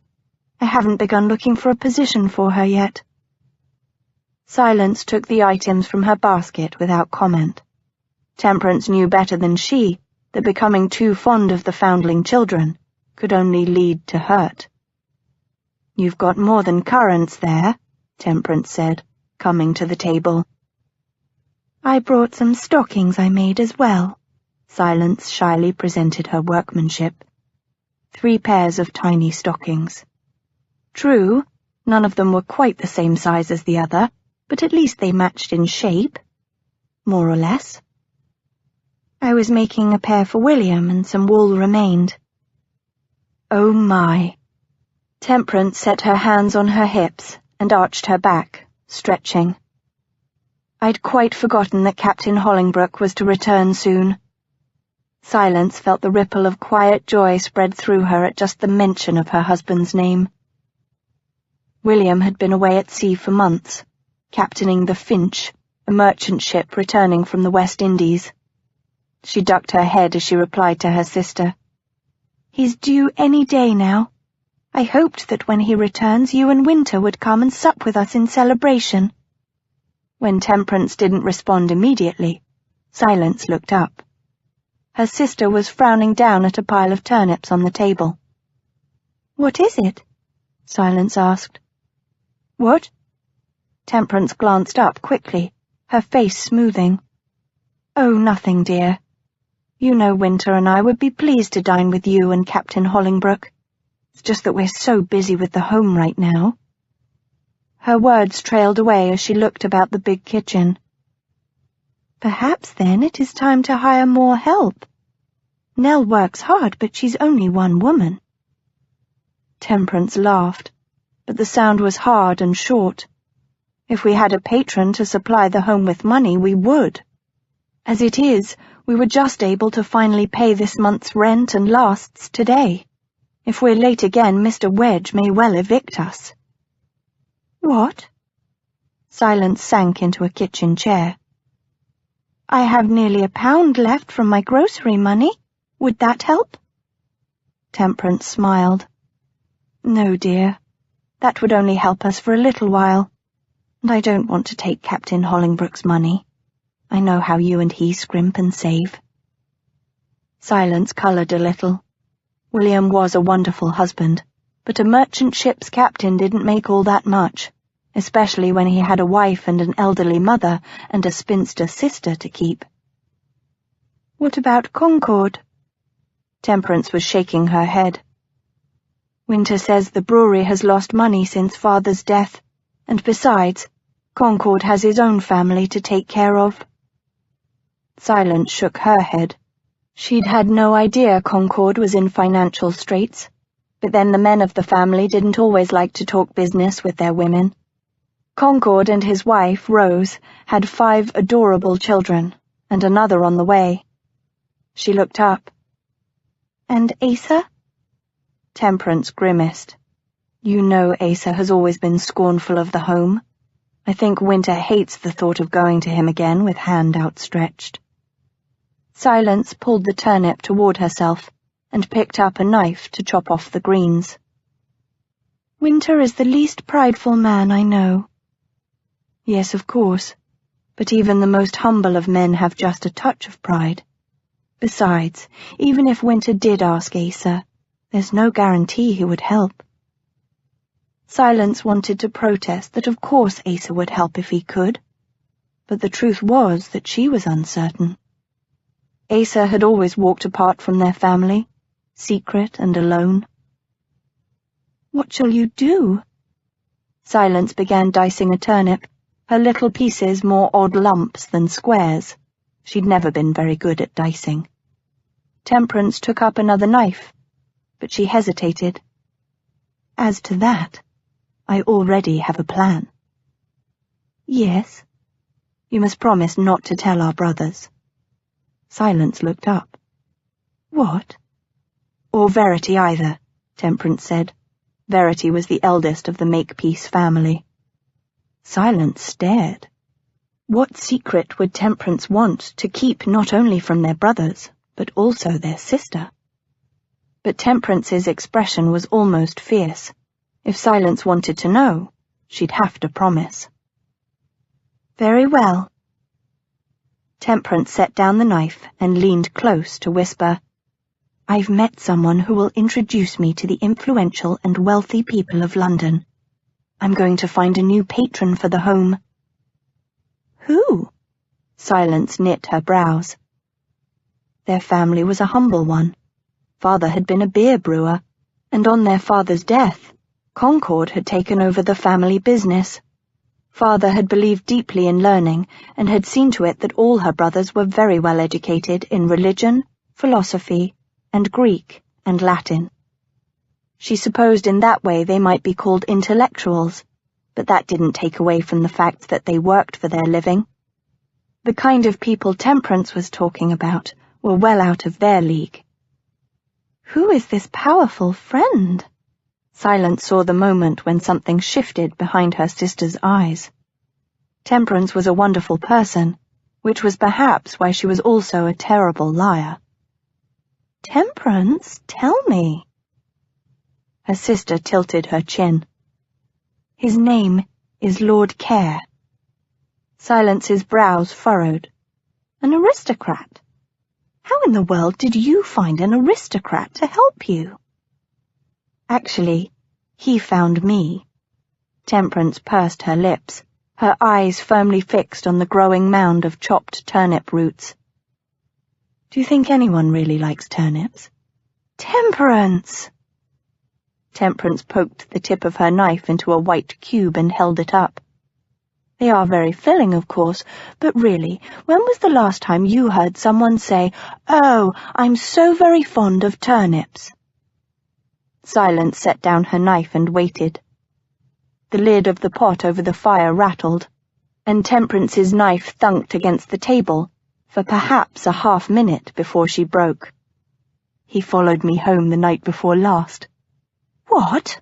Silence gasped, but her sister was speaking rapidly. That sounds worse than it is. He was quite harmless, I assure you. He merely asked me for my help in speaking to some people in St. Giles.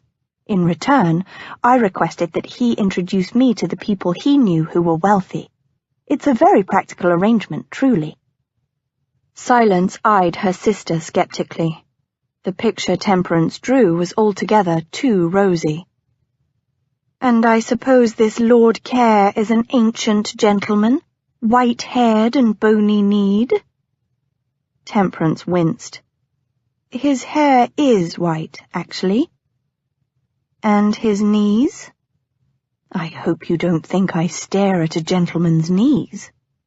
Temperance? Oh, very well. He's a young and rather handsome man, Temperance said not very graciously. Her cheeks had pinkened. Dear Lord! Silence stared with concern at her sister.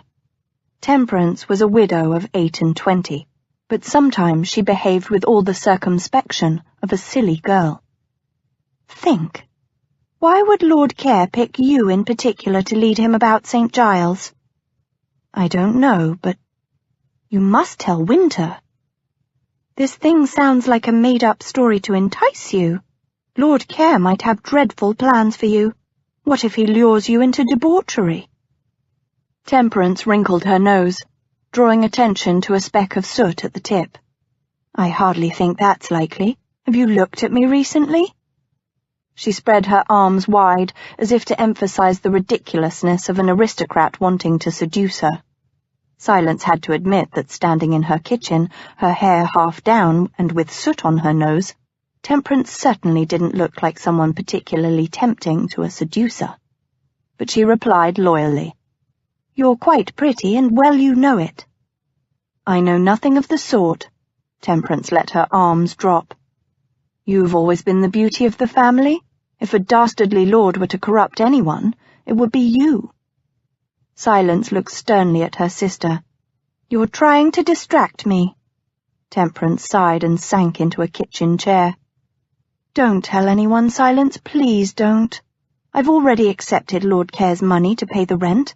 That's how we paid off our debt. But Winter is sure to find out eventually. How did you explain paying the rent to him? I told him that I sold a ring that Benjamin had given me. Oh, Temperance! Silence covered her mouth in horror. You lied to Winter? But Temperance shook her head. It was only a small lie. This is the only hope we have for the home. Think what it would do to Winter should the home close. Silence glanced away. Of all their brothers, Winter had been the most devoted to their father and his charitable works. It would disappoint him terribly to have the home fail under his watch. Please, Silence, Temperance whispered. For Winter? Very well, Silence nodded once. "I won't tell our brothers." "Oh, thank you." "Unless," Silence continued, "I feel you are in danger." "I won't be. That I can promise." Lazarus woke on a silent scream. His eyes opened wide, and for a moment he simply lay there and looked about the room, straining to remember where he was. Then he recognized his own bedroom. The walls were a dark brown, the furniture old and impressive, and his bed hung with dark green and brown curtains. His father had slept here before him, and Lazarus hadn't bothered changing anything when he'd inherited the title. He felt each muscle in his body slowly relax as he glanced at the window. The light there was a pale grey. Dawn couldn't be too far away, and he never went back to sleep after a nightmare. He stretched and rose, nude, then padded to the tall dresser to splash cold water on his face. He donned a yellow brocaded banyan and sat at the elegant cherrywood desk in the corner, the only piece of furniture in the room that he'd brought with him. His father would have disapproved heartily of writing in Disabee. Lazarus grinned at the thought, then he uncapped his inkwell and began work on his current translation project. Catullus was particularly scathing of Lesbia in this poem. He wanted to find the right word, the perfect word, that, when correctly set, would shine like a diamond in an exquisite ring. It was exacting, meticulous work, and it could consume him for hours at a time. His valet, Small, entered some time later, and Lazarus looked up to see that the room was bright with sunshine. "Your pardon, my lord," Small said. "I didn't realize you were awake." "It's of no consequence," Lazarus replied, his gaze back on his translation. The words were calling him, but he hadn't quite found the right arrangement yet. "I'll ring to have your breakfast sent up, shall I?" "And if you're ready for your toilet?" Bah! The thing was lost now. Lazarus threw down his pen impatiently and leaned back in his chair. Small immediately laid a steaming cloth over the lower half of his face. The valet's movements were quick and efficient, his hands delicate like a woman's. Lazarus closed his eyes, relaxing as the moist heat soaked into his skin. He remembered Mrs. Dew's light brown eyes last night, the way they'd closed in bliss when he'd fed her the plum tart, the way they'd narrowed in anger when he questioned why she wouldn't take it from him initially. For one such as he, a man who could not feel emotion, her moods were irresistibly alluring. The flare of her temper had created a heat he could almost feel. He'd been drawn to it as surely as a cat was to the warmth of a hearth. Her emotion was foreign, wild and exciting, and entirely fascinating, and she tried so very hard to hide it. Why? He wanted to spend time with the source of such powerful emotion, wanted to experiment, poke and prod, see what else made her cheeks flush, her breath come fast. What would make her laugh? What frightened her? How would her eyes look at the point of orgasm? Would she try to hold back, or would the bodily sensation overwhelm her defenses? The thought was oddly arousing this early in the morning. He'd never cared one way or the other about a woman's response. She was but the vessel for his own lust. But with Mrs. Dew's, it was the woman herself who was the interesting part. Small removed the cloth and brushed warm lather over Lazarus's jaw. Lazarus kept his eyes closed, refusing to flinch at the first scrape of the razor against his bare cheek. Surreptitiously, he gripped the arms of the chair. To let another touch him was a ghastly physical trial, which was part of the reason he permitted this ordinary intimacy each morning. It gave him a kind of satisfaction to confront this most basic fear and overcome it daily. The valet finished his left cheek, and Lazarus tilted his head to receive the razor on the right, repressing a shudder of revulsion. He'd had this loathing of another's touch for as long as he could recall, No, that wasn't correct. Lazarus couldn't repress a wince as Small ran the razor over his upper lip. Once upon a time, when he'd been a very small child, there had been a touch that did not cause him fear and loathing and outright pain. But that was long ago, and that person long dead. Small wiped the last of the soap foam from Lazarus's face, and Lazarus opened his eyes. "Thank you." If the valet had any idea of the pain he caused his master, the knowledge did not show in his placid expression. "What shall you wear today, my lord?" "The black silk breeches and coat with the silver-worked waistcoat." Lazarus stood and dropped the banyan to the chair. Small handed him the clothing, and he dressed himself. There was a fine point between endurance and self-torture. "My stick as well," Lazarus said, as he allowed the valet to club back his hair with a black velvet ribbon. "Of course, my lord." Small looked doubtfully at the window. "You have an appointment so early?" "I'm to visit my mother," Lazarus smiled without humor. "And that is a task best done as early as possible." He took the stick that Small proffered and strode from the room, without waiting for the valet's reply. The master bedroom led out into a wide upper hall panelled in dark, intricately carved wood. This townhouse had been in the Kerr family since his grandfather's time. It wasn't in the most fashionable part of London anymore, but it was big and grand and fairly reeked of old money and power. Lazarus descended the stairs, trailing his hand down the pink banister. The stone was imported from Italy, carved and polished until it shone nearly like a mirror. He should feel something, touching the cold, smooth stone he knew. Pride, perhaps, or nostalgia. But instead, he felt as he always did. Nothing at all. He reached the lower hall and took his cape and tricorn from the butler. Outside it was windy, the chairmen shivering a bit as they waited for him. His sedan chair was new, especially built for his height, the outside enamelled in black and silver, the inside fitted with plush crimson cushions. One of the men held the top open as Lazarus stepped between the rails to enter. The front door was shut and latched and the top lowered. The men hefted the chair, and then they were jogging through the London streets. Lazarus wondered idly what had caused his mother to summon him. Would she ask for more money? That seemed unlikely, since she had a generous allowance from him, as well as a few estates of her own.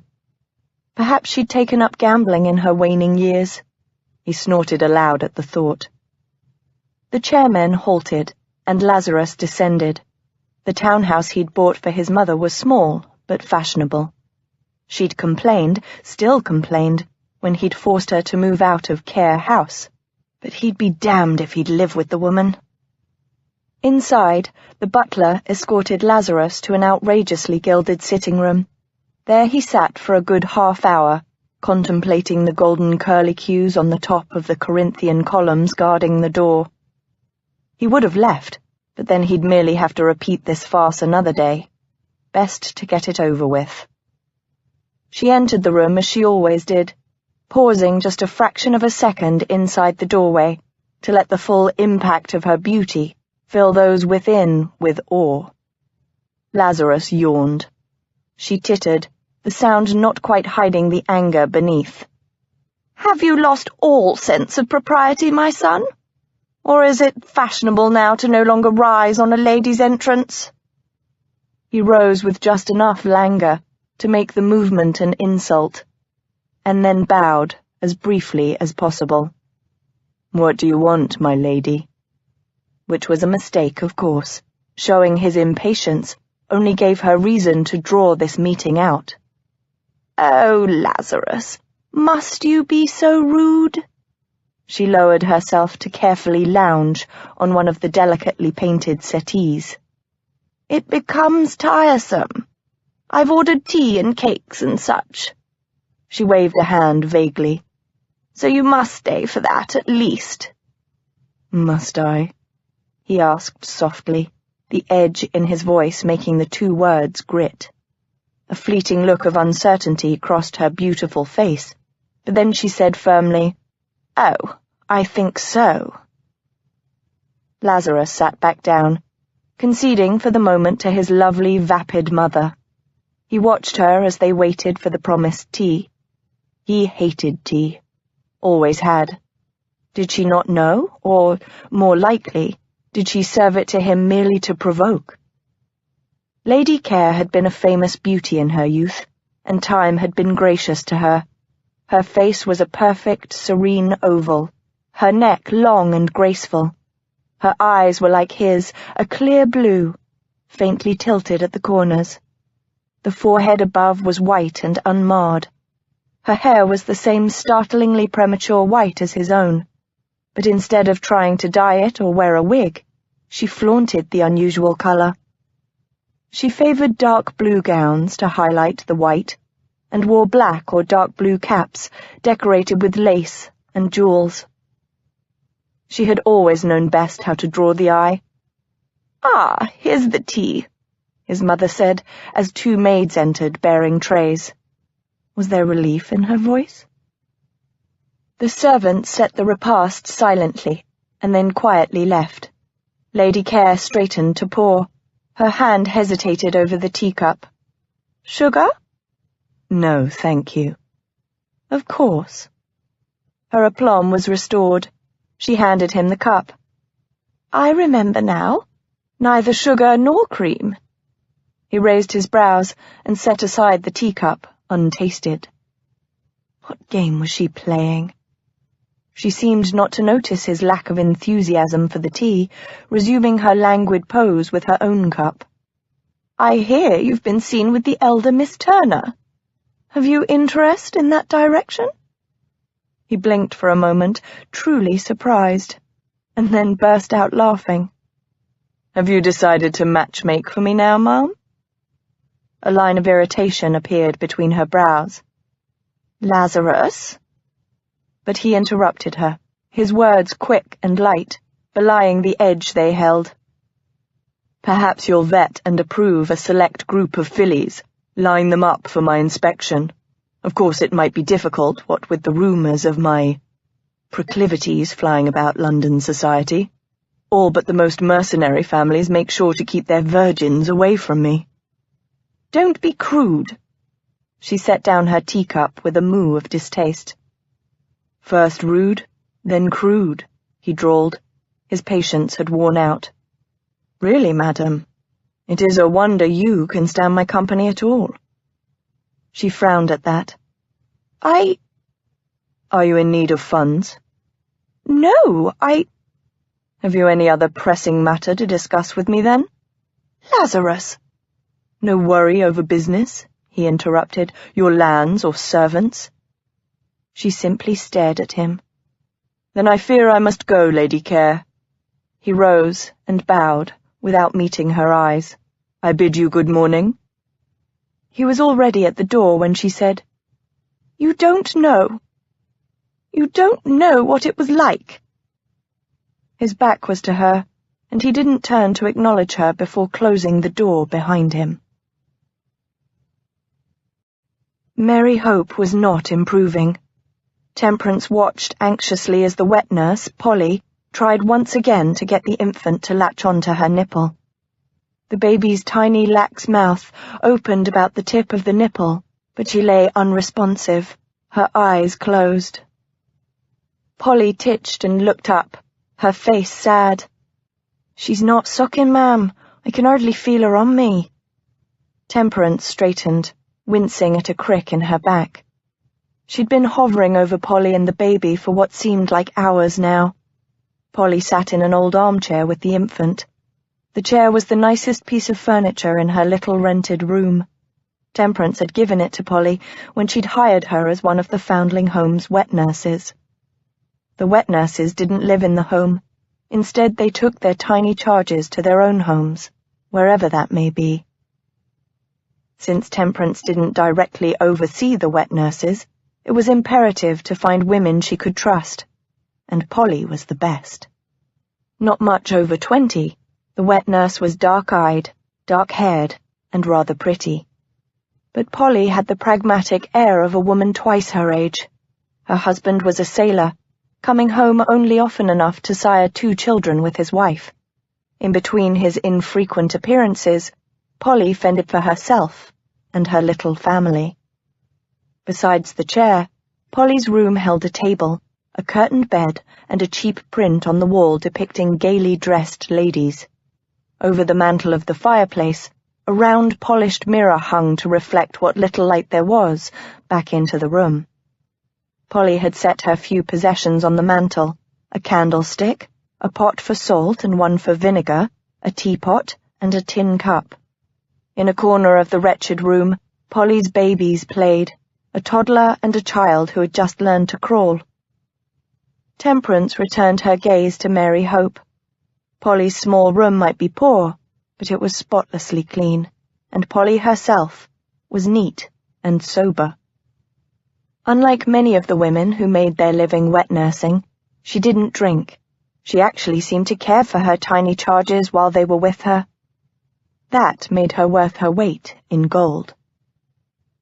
"Can you try again?" Temperance asked anxiously. I'll put her to the pap, but whether she'll suck or not—" Polly trailed off as she positioned the babe again.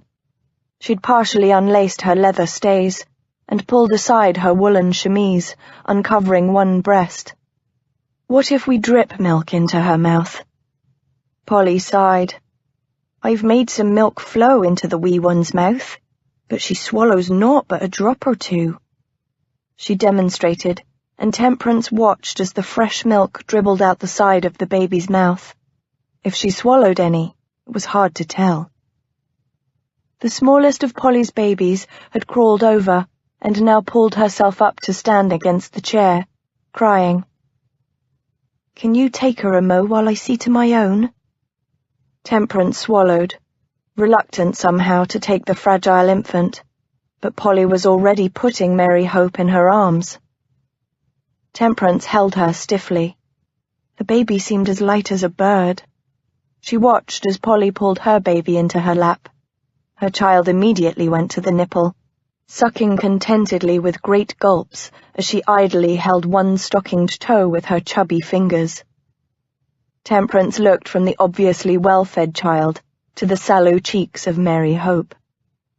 The baby had opened her eyes, but she stared over Temperance's shoulder vaguely, the wrinkles around her eyes in marked contrast to Polly's plump, healthy baby. Temperance quickly averted her gaze, her chest clogging with some emotion she refused to identify. She would not feel for this dying baby. She would not.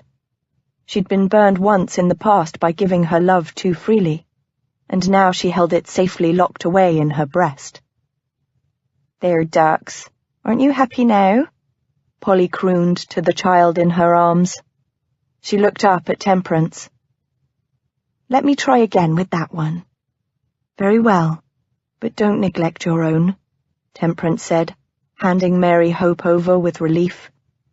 She'd heard of wet nurses who'd starved their own children to feed a paying baby. "Never fear," Polly said stoutly. "I've enough for all."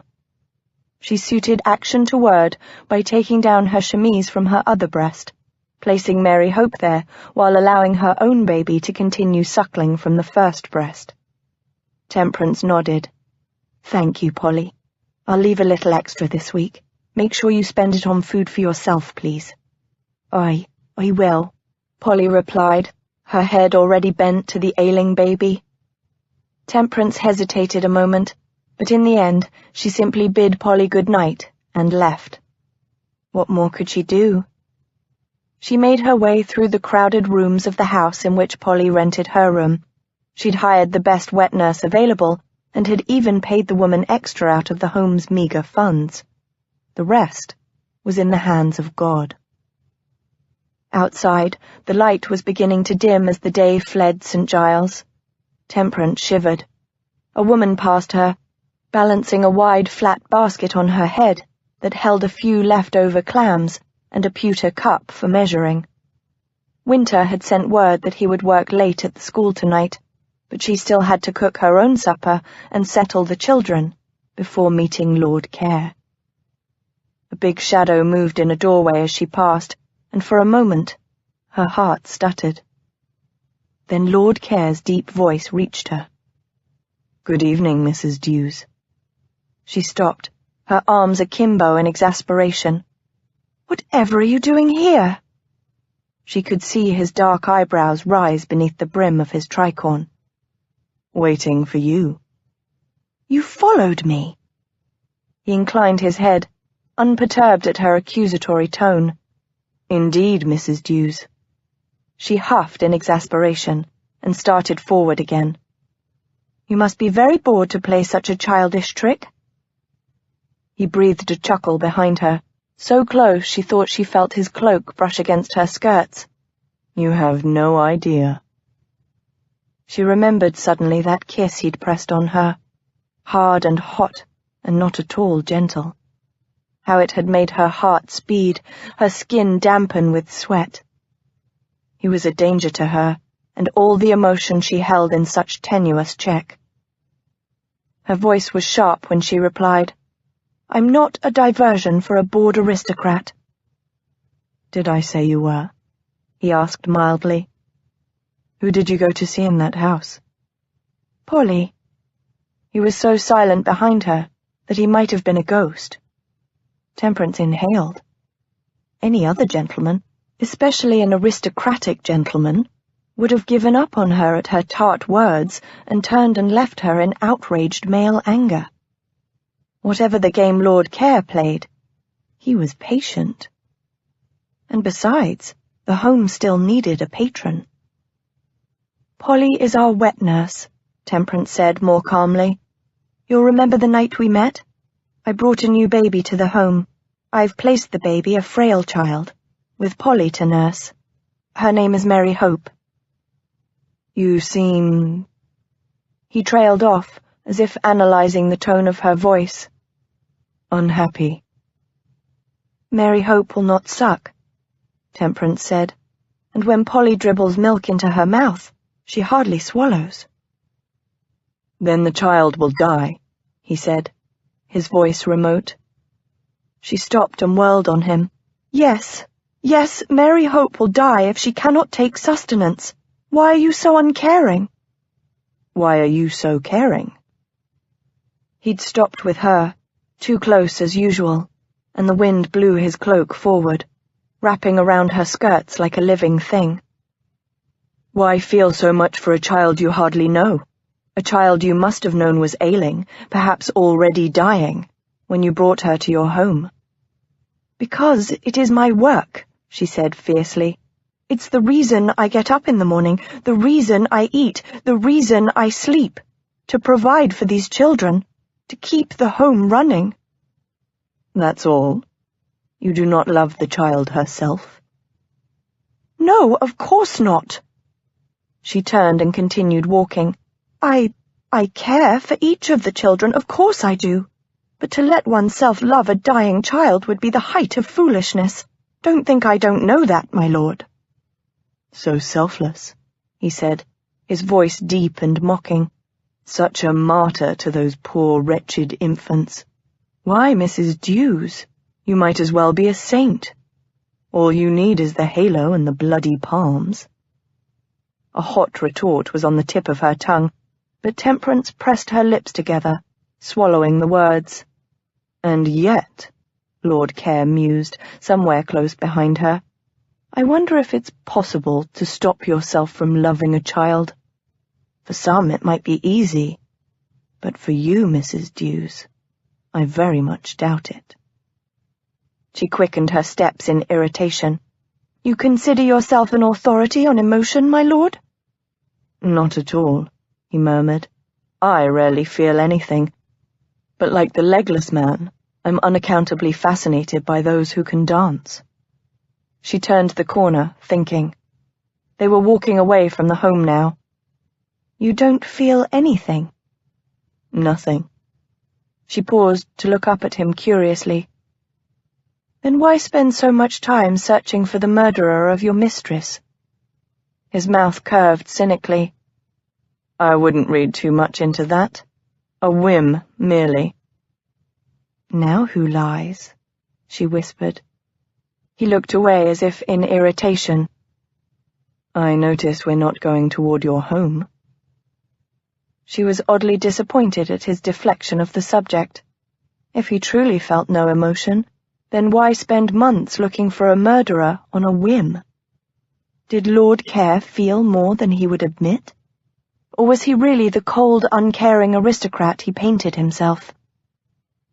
But he was silent, obviously waiting for her reply. Temperance sighed. I'm taking you to Hangman's Alley, where Martha Swan supposedly lives. Won't your brother worry if you don't return home? If we can go and come back in the next hour, I'll say that I was checking on the other wet nurses, Temperance muttered, setting off again. Mrs. Dews, lying to your own brother? This time she simply ignored him. Night had fallen fully now, the streets emptying as the hunters came out, and she was glad she'd brought the pistol, tucked into a bag hanging beneath her skirts. Half an hour later, they turned into Hangman's Alley, a gathering place for footpads, thieves, and pickpockets. She wondered if Lord Care knew just how dangerous this area was. When she looked at him sideways, she noticed that he walked with a predator's grace, his ebony stick held in one fist, like a club. He caught her glance. What a lovely neighborhood. But despite her dismissive tone, Temperance was relieved that he looked so formidable. There it is. She pointed to a worn sign depicting a shoe. Mother Heartsease had said that Martha Swan lived over a cobbler's shop. The building was dark, the alley before it deserted. Temperance pulled her cloak closer about herself, feeling surreptitiously for the pistol under her skirts. They should have stopped for a lantern. Lord Care stepped forward and knocked against the door with his stick. It echoed hollowly, but no movement came from within. If she's a pickpocket or a prostitute, she may be out, Temperance said.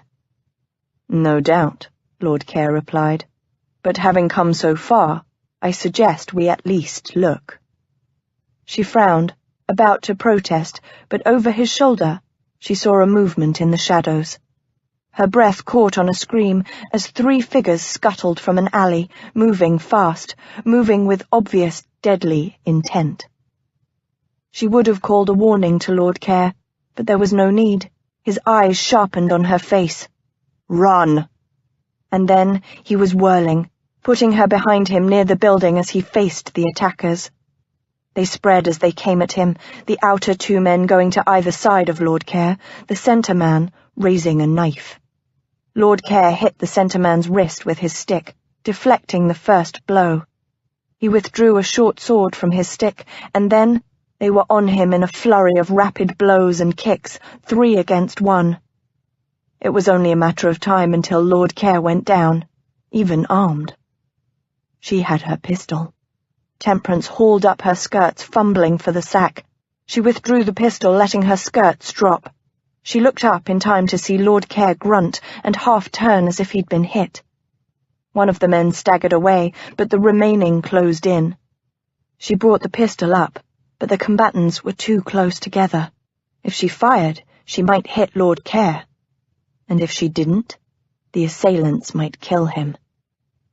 As she watched, one of the men fainted with a dagger on one side of Lord Care, while another raised a knife on his other side. She couldn't wait any longer. They were going to kill him. Temperance fired. Chapter 4. Once a year, it was King Lockhart's custom to give a speech to his people. But because he was a man more used to wielding a sword than a pen, the king made a habit of practicing his speech. Thus, one morning, King Lockhart paced the balcony of his magnificent palace, declaiming his speech to the open air and the caged blue bird. "My people," the king declared, "I am proud to be your leader, and I know that you are proud to live under my rule.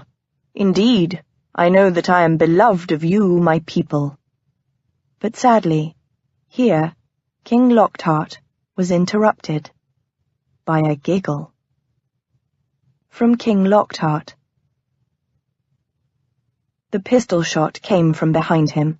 A wild fury filled Lazarus's chest at the sound. They couldn't.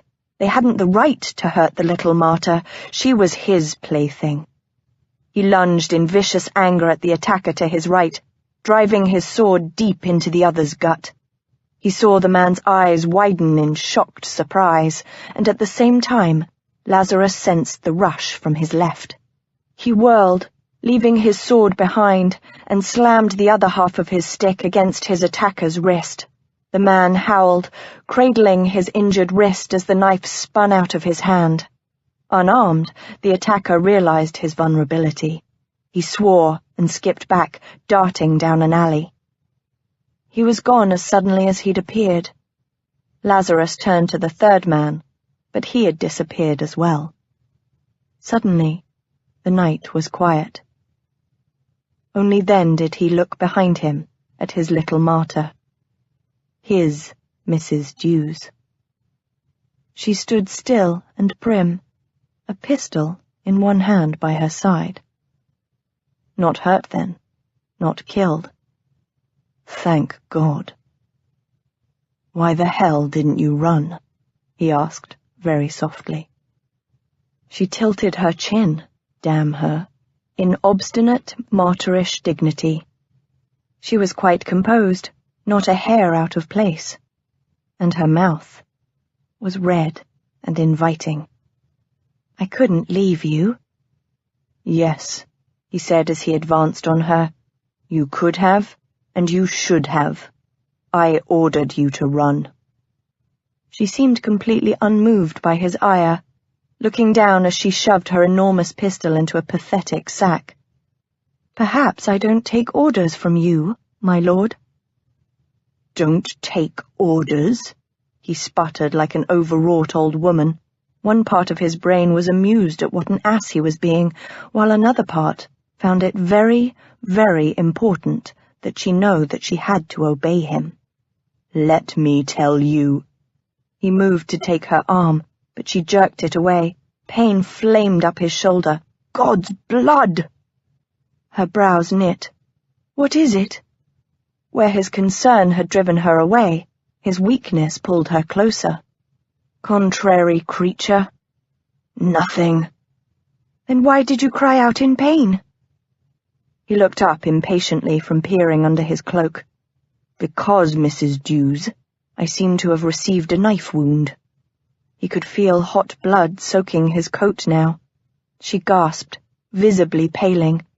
"Oh, dear Lord, that's not nothing. Why didn't you say so? Perhaps you should sit and—" "Who's there?" They both turned to see a crooked little woman peering from the door to the cobbler's shop. She squinted and cocked her head. "I heard a pistol shot." Lazarus stepped toward her, but at his movement, she made as if to withdraw inside. Not damned likely. Lazarus reached around her and shut the door swiftly, cutting off her escape. "We came to see Martha Swan." The woman shrank back at the name. "Who are you?" she cried, peering from one side to the other. She was obviously blind, or near blind. "I'll have no truck with—" Mrs. Dews took one of her hands. "We mean you no harm. We were told Martha Swan lives here." Mrs. Dew's touch seemed to calm her, but the woman's thin chest still heaved as if she'd take flight if she could. "Martha lived here, aye?" Mrs. Dews looked disappointed. "Then she's gone?"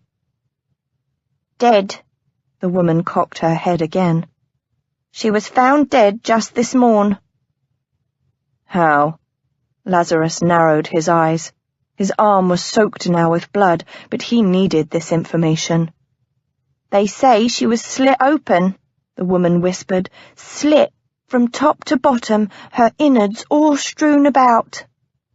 "Dear God," Mrs. Dews gasped. Her grasp on the woman's hand must have loosened. The little woman turned and opened the door, darting into the house. "Wait!" Mrs. Dews cried.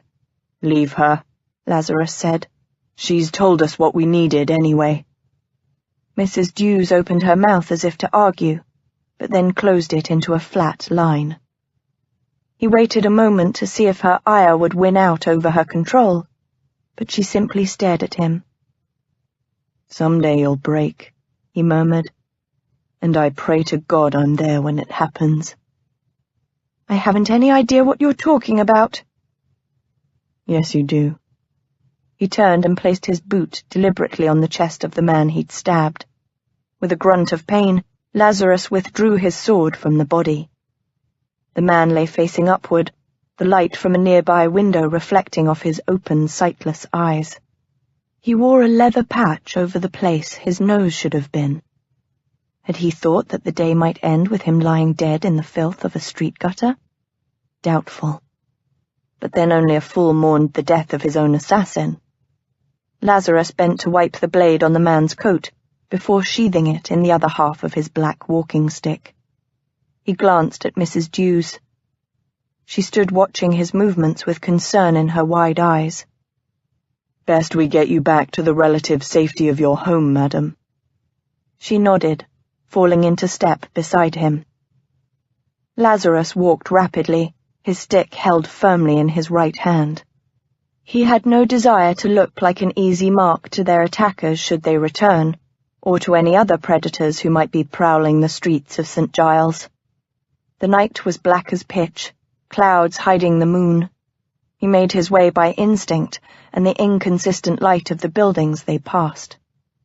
Mrs. Dews was a slim shadow by his side, her pace not slowing him.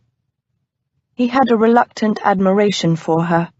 She might have refused his command earlier, but she hadn't flinched at either the fight or the news that he was wounded. In fact, she'd had the forethought to bring along a weapon, even if it had been useless. "You need to practice if you're to carry a gun to protect yourself," he said. He felt her stiffen beside him.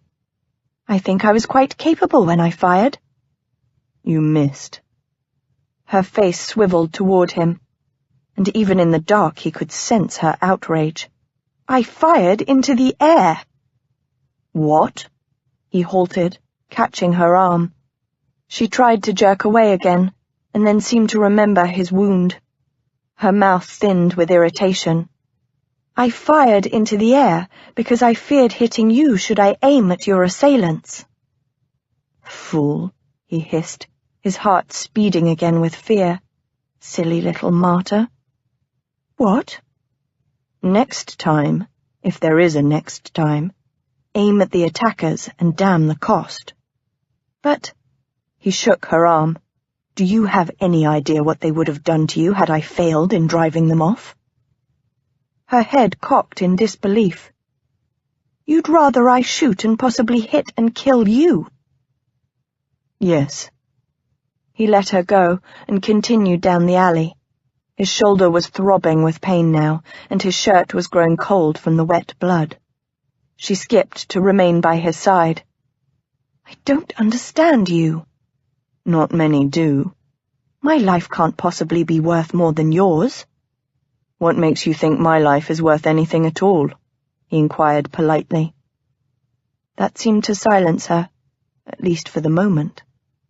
They tramped through an alley and to a wider street. "It's very strange," Mrs. Dews muttered. "What is?" Lazarus was careful to keep his head up, his eyes alert. "That Martha Swan should be killed in the exact way your mistress was." "It's not strange at all if the killer is the same person." He felt, more than saw, her quick glance. "Do you think it was the same murderer?" He shrugged, and then had to bite back a gasp as his shoulder shrieked with pain. "I don't know, but it would be very odd if there were more than one murderer in St. Giles with that particular method of killing women." She seemed to think for several minutes, and then said slowly, "My maidservant, Nell Jones, says that the ghost of St. Giles disembowels his victims." Lazarus laughed despite the growing ache in his shoulder.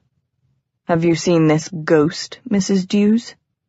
"No, but—" "Then I think this ghost is merely a tale told to frighten little children on dark nights. The man I look for is of flesh and blood."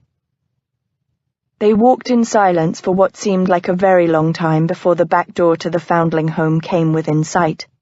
Lazarus grunted, relieved and light-headed at the same time. "There you are. Make sure you bar the door behind you when you're inside." "Oh, no, you don't." She caught his good arm. For a moment he froze.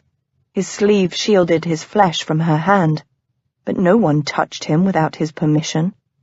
He usually reacted with sarcasm, with violence and rejection. With her, he didn't know what to do. While he stood there stunned, Mrs. Dews had set down her sack, brought a key out from somewhere under her cloak, and unlocked the back door to the home. "We have to see to your wound." "There's no need," he began dryly. "Now," she said, and somehow he found himself inside the old kitchen. He'd stolen through it the other night when he entered her little sitting room. Then it had been empty and dark save for the embers of the fireplace. Now it was lit with a roaring fire and occupied by a swarm of urchins of all sizes. And one man. "Oh, ma'am, you're home!" the eldest girl exclaimed. At the same time, the man rose from the kitchen table looking quizzical. "Temperance?" "Winter, you've returned early," she said distractedly. "Yes, I'm home again, Mary Whitson, all safe and sound. But I'm afraid I can't say the same for his lordship. Can you please fill a bowl with hot water from the hearth? Joseph Tinbox, bring me the rag bag. Mary Evening, can you please clear a space at the table? And you, sit here." The last command was directed at Lazarus. He chose the better part of valor and sank meekly into the indicated chair. Mrs. Dews's brother eyed him sharply, and Lazarus attempted to look weak, wounded and helpless, though he had a feeling it didn't quite convince the man. The kitchen was hot, the low plastered ceiling reflecting the heat of the blazing fire. He saw now that the children must have been in the midst of making some type of meal.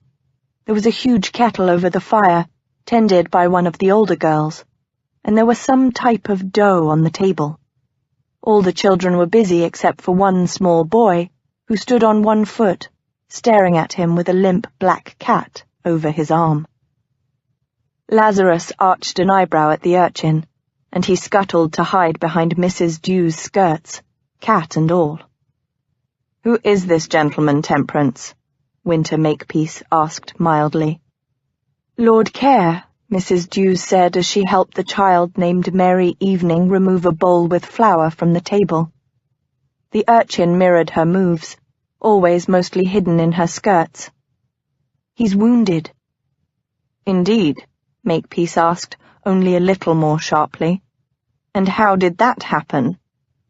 She hesitated for a fraction of a second, so briefly that perhaps only Lazarus saw it, and darted a glance at him. He smiled, baring his teeth.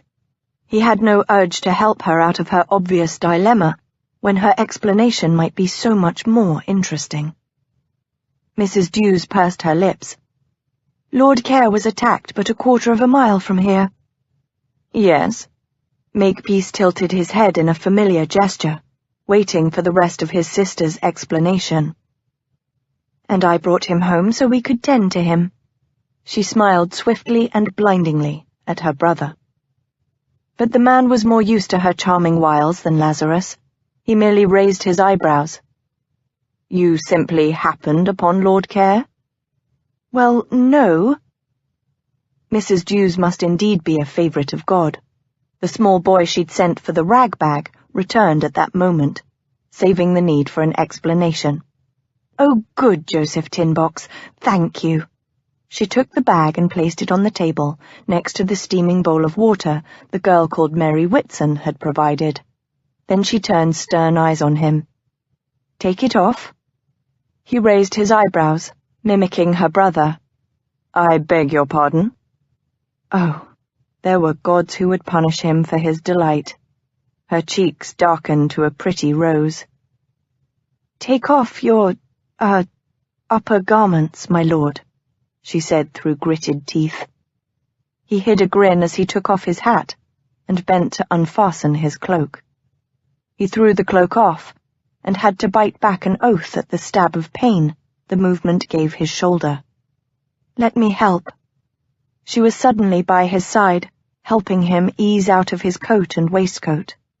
Her proximity was distracting and oddly sweet. He found himself leaning toward her as they both worked, drawn perhaps by the tender curve of her neck, the faint scent of lavender and woman. He raised his arms grudgingly, letting her pull his shirt over his head. And then he was nude to the waist. When he looked up, a ring of curious small children surrounded him. Even the urchin had emerged from her skirts. The boy held the cat by its upper body, its lower limbs stretched and hanging. It looked dead, except for the fact that it was purring. "His name is Soot." "How fascinating," Lazarus replied. He hated cats. "Mary Whitson," said Makepeace, "kindly take the younger children into the dining room. You may hear them recite their psalms." "Yes, sir," the child said, and herded her brethren from the room. Mrs. Dews cleared her throat. "Perhaps you should oversee them, Winter. I can manage here by myself." The man smiled far too benevolently. "Mary Whitson will do well enough on her own, I believe, sister." Makepeace resumed his seat across the table from her, but as she turned her back to rummage in a cupboard, he shot a look at Lazarus, one that Lazarus had no difficulty in reading. Winter Makepeace might be 10 years his junior and have the appearance of an ascetic monk, but if Lazarus harmed his sister, Makepeace would do his damnedest to send him to hell. Temperance turned back from the cupboard with the jar of salve in her hands. She tried not to wince at the sight of Lord Care's wound. Blood painted his shoulder and trailed in trickles down to his wrist, startlingly crimson against his white skin. Fresh blood dripped down his chest from where they'd reopened the wound when they removed his shirt. Her eyes followed the bloody trail helplessly, down over his surprisingly muscled chest, lightly sprinkled with black hair, over the shocking brown of his nude nipple, to a line of black hair that began at his navel and disappeared into the waistband of his breeches. Good Lord. Her eyes snapped hastily, and she turned her back, attempting to remember what she had been doing. There was a jar of healing salve in her hands. His wound. Right. She had to clean and dress it. Temperance swallowed and bustled to the table with the jar of salve and caught sight of Winter glaring at the aristocrat. She looked swiftly between the men, her eyes narrowed.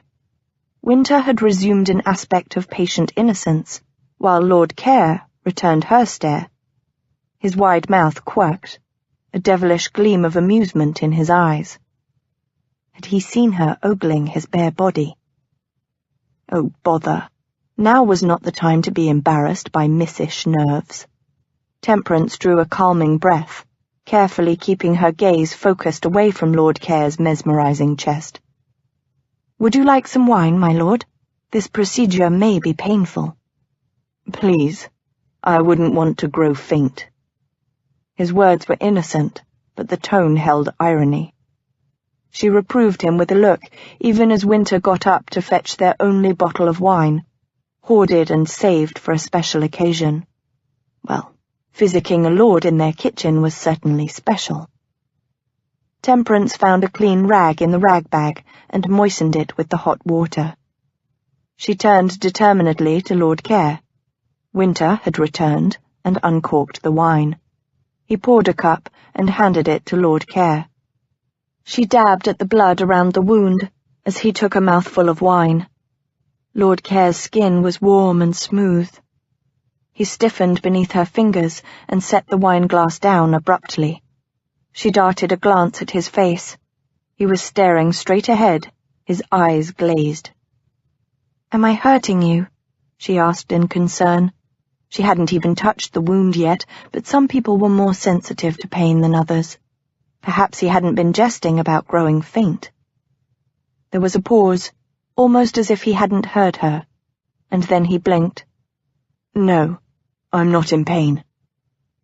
His voice was cold, all humour gone from his eyes. Something was wrong, but she couldn't tell what.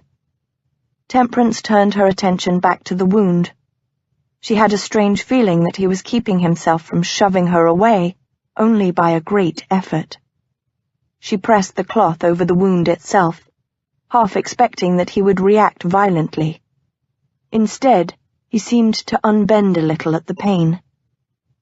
How odd. She raised the cloth and examined the cleaned wound. It was only a few inches across, but it was obviously more deep than wide. Fresh blood seeped steadily, and the edges gaped. "I'll need to sew this shut," she said, looking up. He was so close, his face only inches from hers. She could see a small muscle twitching next to his mouth, the involuntary movement in sharp contrast to the rest of his still countenance. Something lurked deep at the back of his bright blue eyes, something that looked like suffering.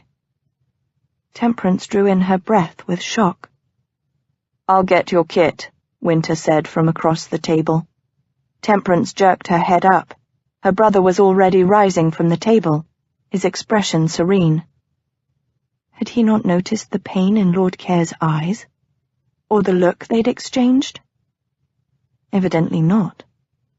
She released her breath, rummaging in the rag bag to give her hands something to do. They were trembling. She'd sewed up innumerable small cuts, tended scrapes and bumps and fevers, but she'd never caused the kind of pain that marked Lord Care's eyes. She wasn't even sure she could continue. "Just do it," Lord Care murmured. She looked at him, startled. Had he somehow read her thoughts? He was watching her, his expression wary. "Just sew me up quickly and I'll leave." She glanced across the room, but Winter was still searching a cupboard for her kit. She looked back at Lord Care. "I don't want to hurt you." His wide mouth twitched, but it was hard to tell if it was a wince or a smile. "I assure you, Mrs. Dews, that whatever you do, it cannot make my pain worse." She stared at him and knew that the pain he spoke of had nothing to do with the wound in his shoulder. What had... "Everything is in order, I believe," Winter said, setting her kit on the table. "Temperance?" "Yes." She looked up, smiling blindly. "Yes, thank you, brother." He glanced suspiciously between her and Lord Care, but took his seat again without comment. Temperance breathed a sigh of relief. The last thing she needed was Winter questioning her now. She opened her kit, a small tin box where she kept large needles, catgut, a fine-pointed pair of tweezers, scissors, and other implements useful for repairing small children who fell down quite often. She was glad to see that her fingers no longer shook. Threading a sturdy needle, she turned to Lord Care's shoulder and pinched the edges of the wound together. She placed the first stitch. Children often had to be held down when she did this. Some screamed or wept or grew hysterical, but Lord Care was obviously made of sterner stuff. He drew a breath as she pierced his skin, but made no other indication that she was hurting him. In fact, he seemed more relaxed now than he had when she was wiping the wound clean. But she couldn't think of that right now. Temperance leaned a little closer, making sure her stitches were small, neat and firm. They needed to hold the flesh together so it would heal properly, but stitches badly placed could make a scar more misshapen. She'd breathed a sigh of relief as she cut the catgut on the last one. "There, almost done," she murmured, as much to herself as to the man she tended. He made no comment, sitting as still as a statue as she opened the small jar of greasy salve. But when she dabbed the salve on his wound, lightly with one finger, he shuddered. She snatched her hand away, startled, and her gaze flew to his face. His brow shone with sweat. "Finish it." She hesitated, but she could hardly leave the wound undressed. Biting her lip, she spread the salve as swiftly as possible, aware that his breathing had quickened. She drew a large piece of old cloth from the rag bag and folded it into a pad, then began winding a long length about his chest. This required that she lean close to him, wrapping her arms about his torso. Lord Care drew in a breath and seemed to hold it, turning his face away, as if her proximity revolted him. His obvious distress should have dulled her own body's reaction to his nearness, but it did not. The warmth of his skin, the pulse that beat at the side of his neck, even his male odor, all combined to arouse her old demons. Temperance was trembling again by the time she tied the bandage off. The minute she turned away, Lord Care was up and out of his chair. "Thank you, Mrs. Dews." She stared. "But your shirt is a rag now for your bag." He grimaced as he swung his cloak over his naked shoulders and grabbed his tricorn. "As are my waistcoat and coat.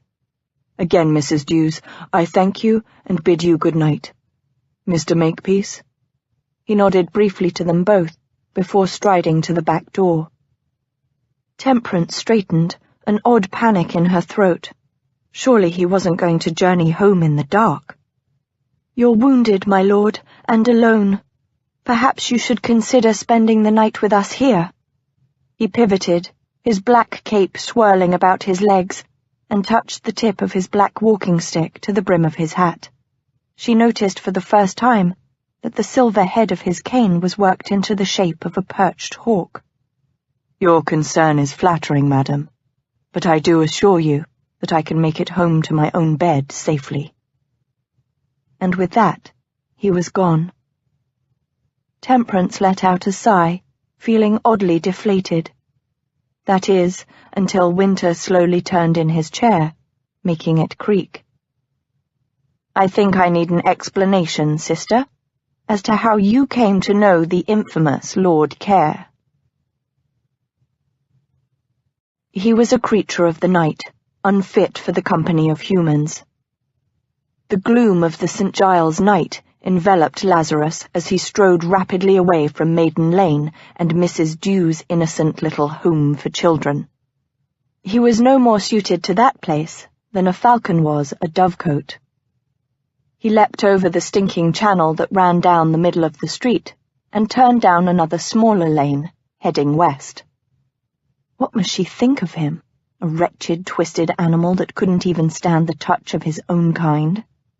A shadow moved in a doorway ahead, and he charged toward it, welcoming the possibility of violence. But the shadow separated from the darkness about it, and a slight figure fled away into the night.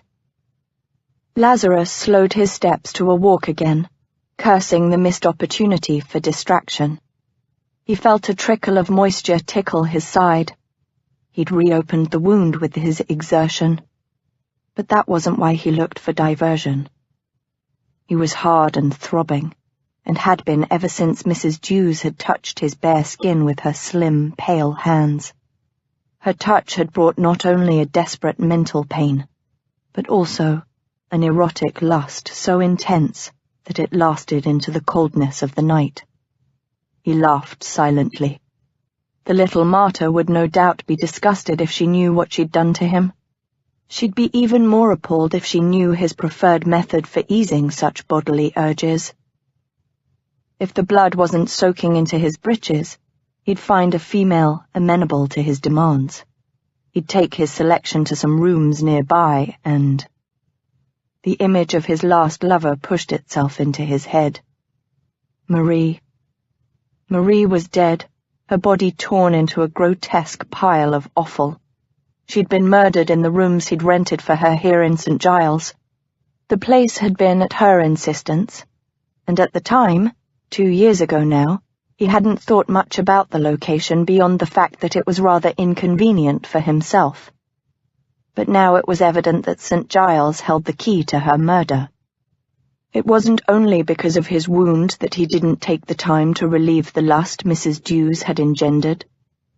He'd been targeted tonight. The assassin with the leather nose patch had been at Mother Heartsease's last night. Perhaps he'd merely been a footpad intent on a purse, but Lazarus didn't think so.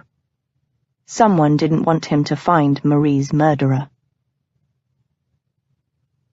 You know Lord Care? Temperance stared at her brother. He arched a brow. I may be a mere schoolmaster, sister, but even I hear the gossip in St. Giles. Oh. She looked down at her hands as she automatically cleaned and put away her needle and scissors. Her mind had gone completely blank, except for the thought that everyone seemed to have heard of Lord Care save herself. Winter sighed and got up. He crossed to a cupboard and took down 2 glasses. They were fragile things that had once belonged to their mother, 2 of what had originally been a set of 6. He brought them to the table and carefully poured 2 small glasses of the red wine. Then he sat and took a sip. Closing his eyes as he swallowed, he tilted back his head, the lines about his mouth deepening. This wine is atrocious. I'm surprised Lord Care didn't dash it against the wall. Temperance reached for her own glass and tasted, the sweet acidic liquid warming her belly. The wine might be cheap, but she didn't care.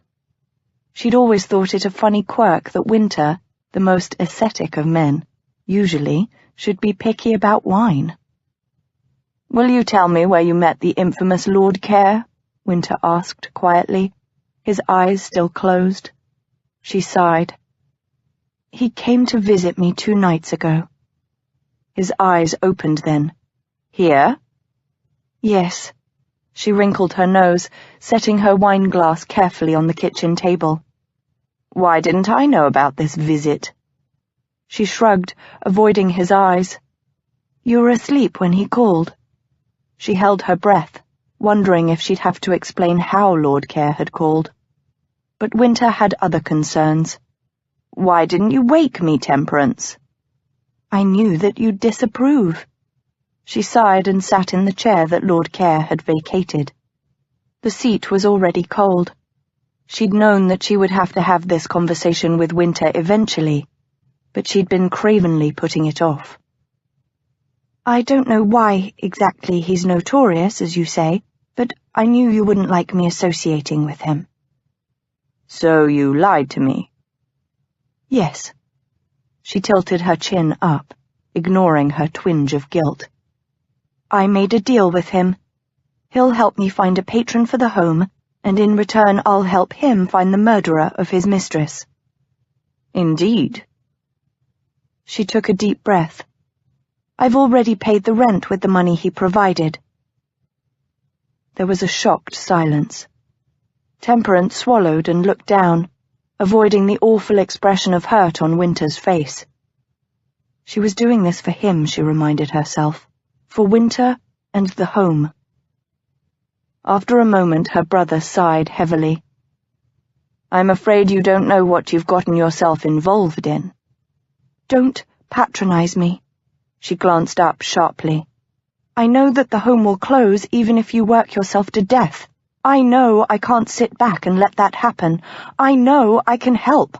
I know Lord Care is notorious for his sexual perversions, Winter said, the flat, precise words interrupting her heated speech. Temperance stared, closing her mouth. If she was a good woman, a chaste and pious woman, the words would repel her. Instead, she felt a thrill, low and deep and forbidden. Dear God. He continued, Be careful, sister. I cannot stop you, so I will not try. But if I ever think you are in danger, I will bring this matter to Concord. She drew in her breath, but said nothing. Winter's brown eyes, usually so calm and caring, had become hard and determined. And mark you this, Concord will stop you. Chapter 5. Now, below King Lockhart's balcony was a stone terrace with a door that led into the castle. In the room inside, there was a very small and very insignificant maid kneeling at the hearth. Her name was Meg, and it was her duty to clean the castle grates. It was a dirty job, but Meg did it cheerfully, for she was glad of the work. But because Meg was so very insignificant, the other inhabitants of the castle never noticed her at her work. Thus she'd overheard more than a few conversations. So when the king from his balcony above proclaimed how beloved he was, Meg couldn't help but giggle. She immediately clapped a hand over her mouth, but by then it was far too late. From King Lockhart. Silence opened her eyes 2 mornings later and was greeted by the most wonderful sight in the world, the dear face of her husband, William. He was asleep, his full lips slightly parted, his brilliant green eyes closed.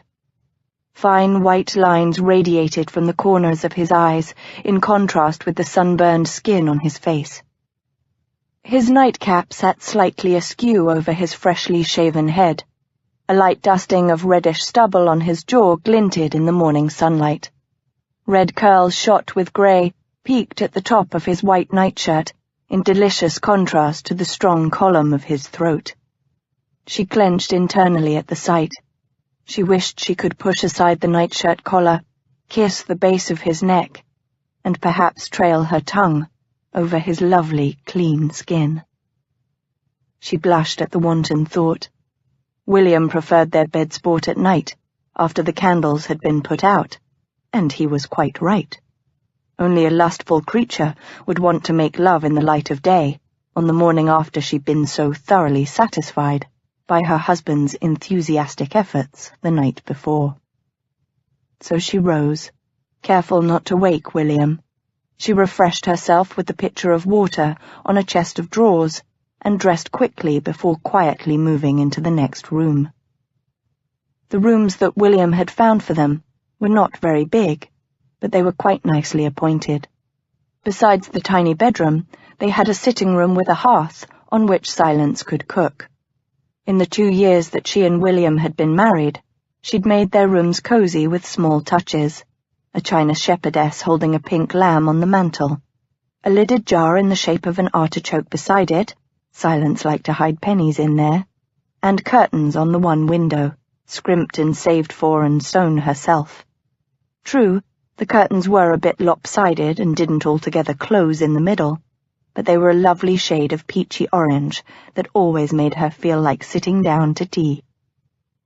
It was a nice home, and she was proud of it. Humming to herself, Silence built up the fire again and set a kettle of water on to make tea. By the time William emerged yawning from the bedroom, she had their little table laid out with hot tea and warmed buns and butter. "Good morning," William said, sitting at the table. "Good morning to you, my husband."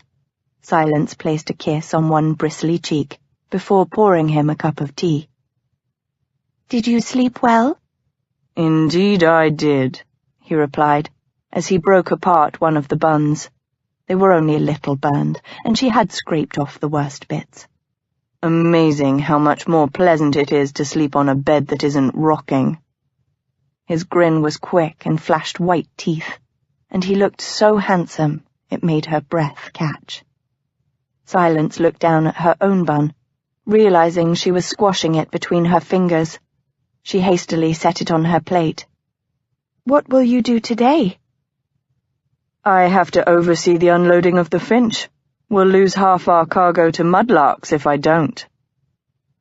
Oh, of course." Silence took a sip of her tea, trying to hide her disappointment. She'd hoped that he could spend the day with her after so many months at sea, but that was a silly wish. William was the captain of a merchant ship, an important man. Naturally, his responsibilities to his ship should come first. Still, she couldn't completely tamp down a twinge of disappointment. He must have seen it. William caught her hand in a rare show of open tenderness. "I should have started unloading last night. Had I not such a beautiful young wife, I would have, too." She could feel the slow heating of her cheeks. "Really?"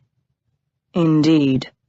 He nodded solemnly, but there was a twinkle in his green eyes. "I'm afraid I was quite unable to withstand your temptation." "Oh, William!" She couldn't keep a silly grin from spreading over her face.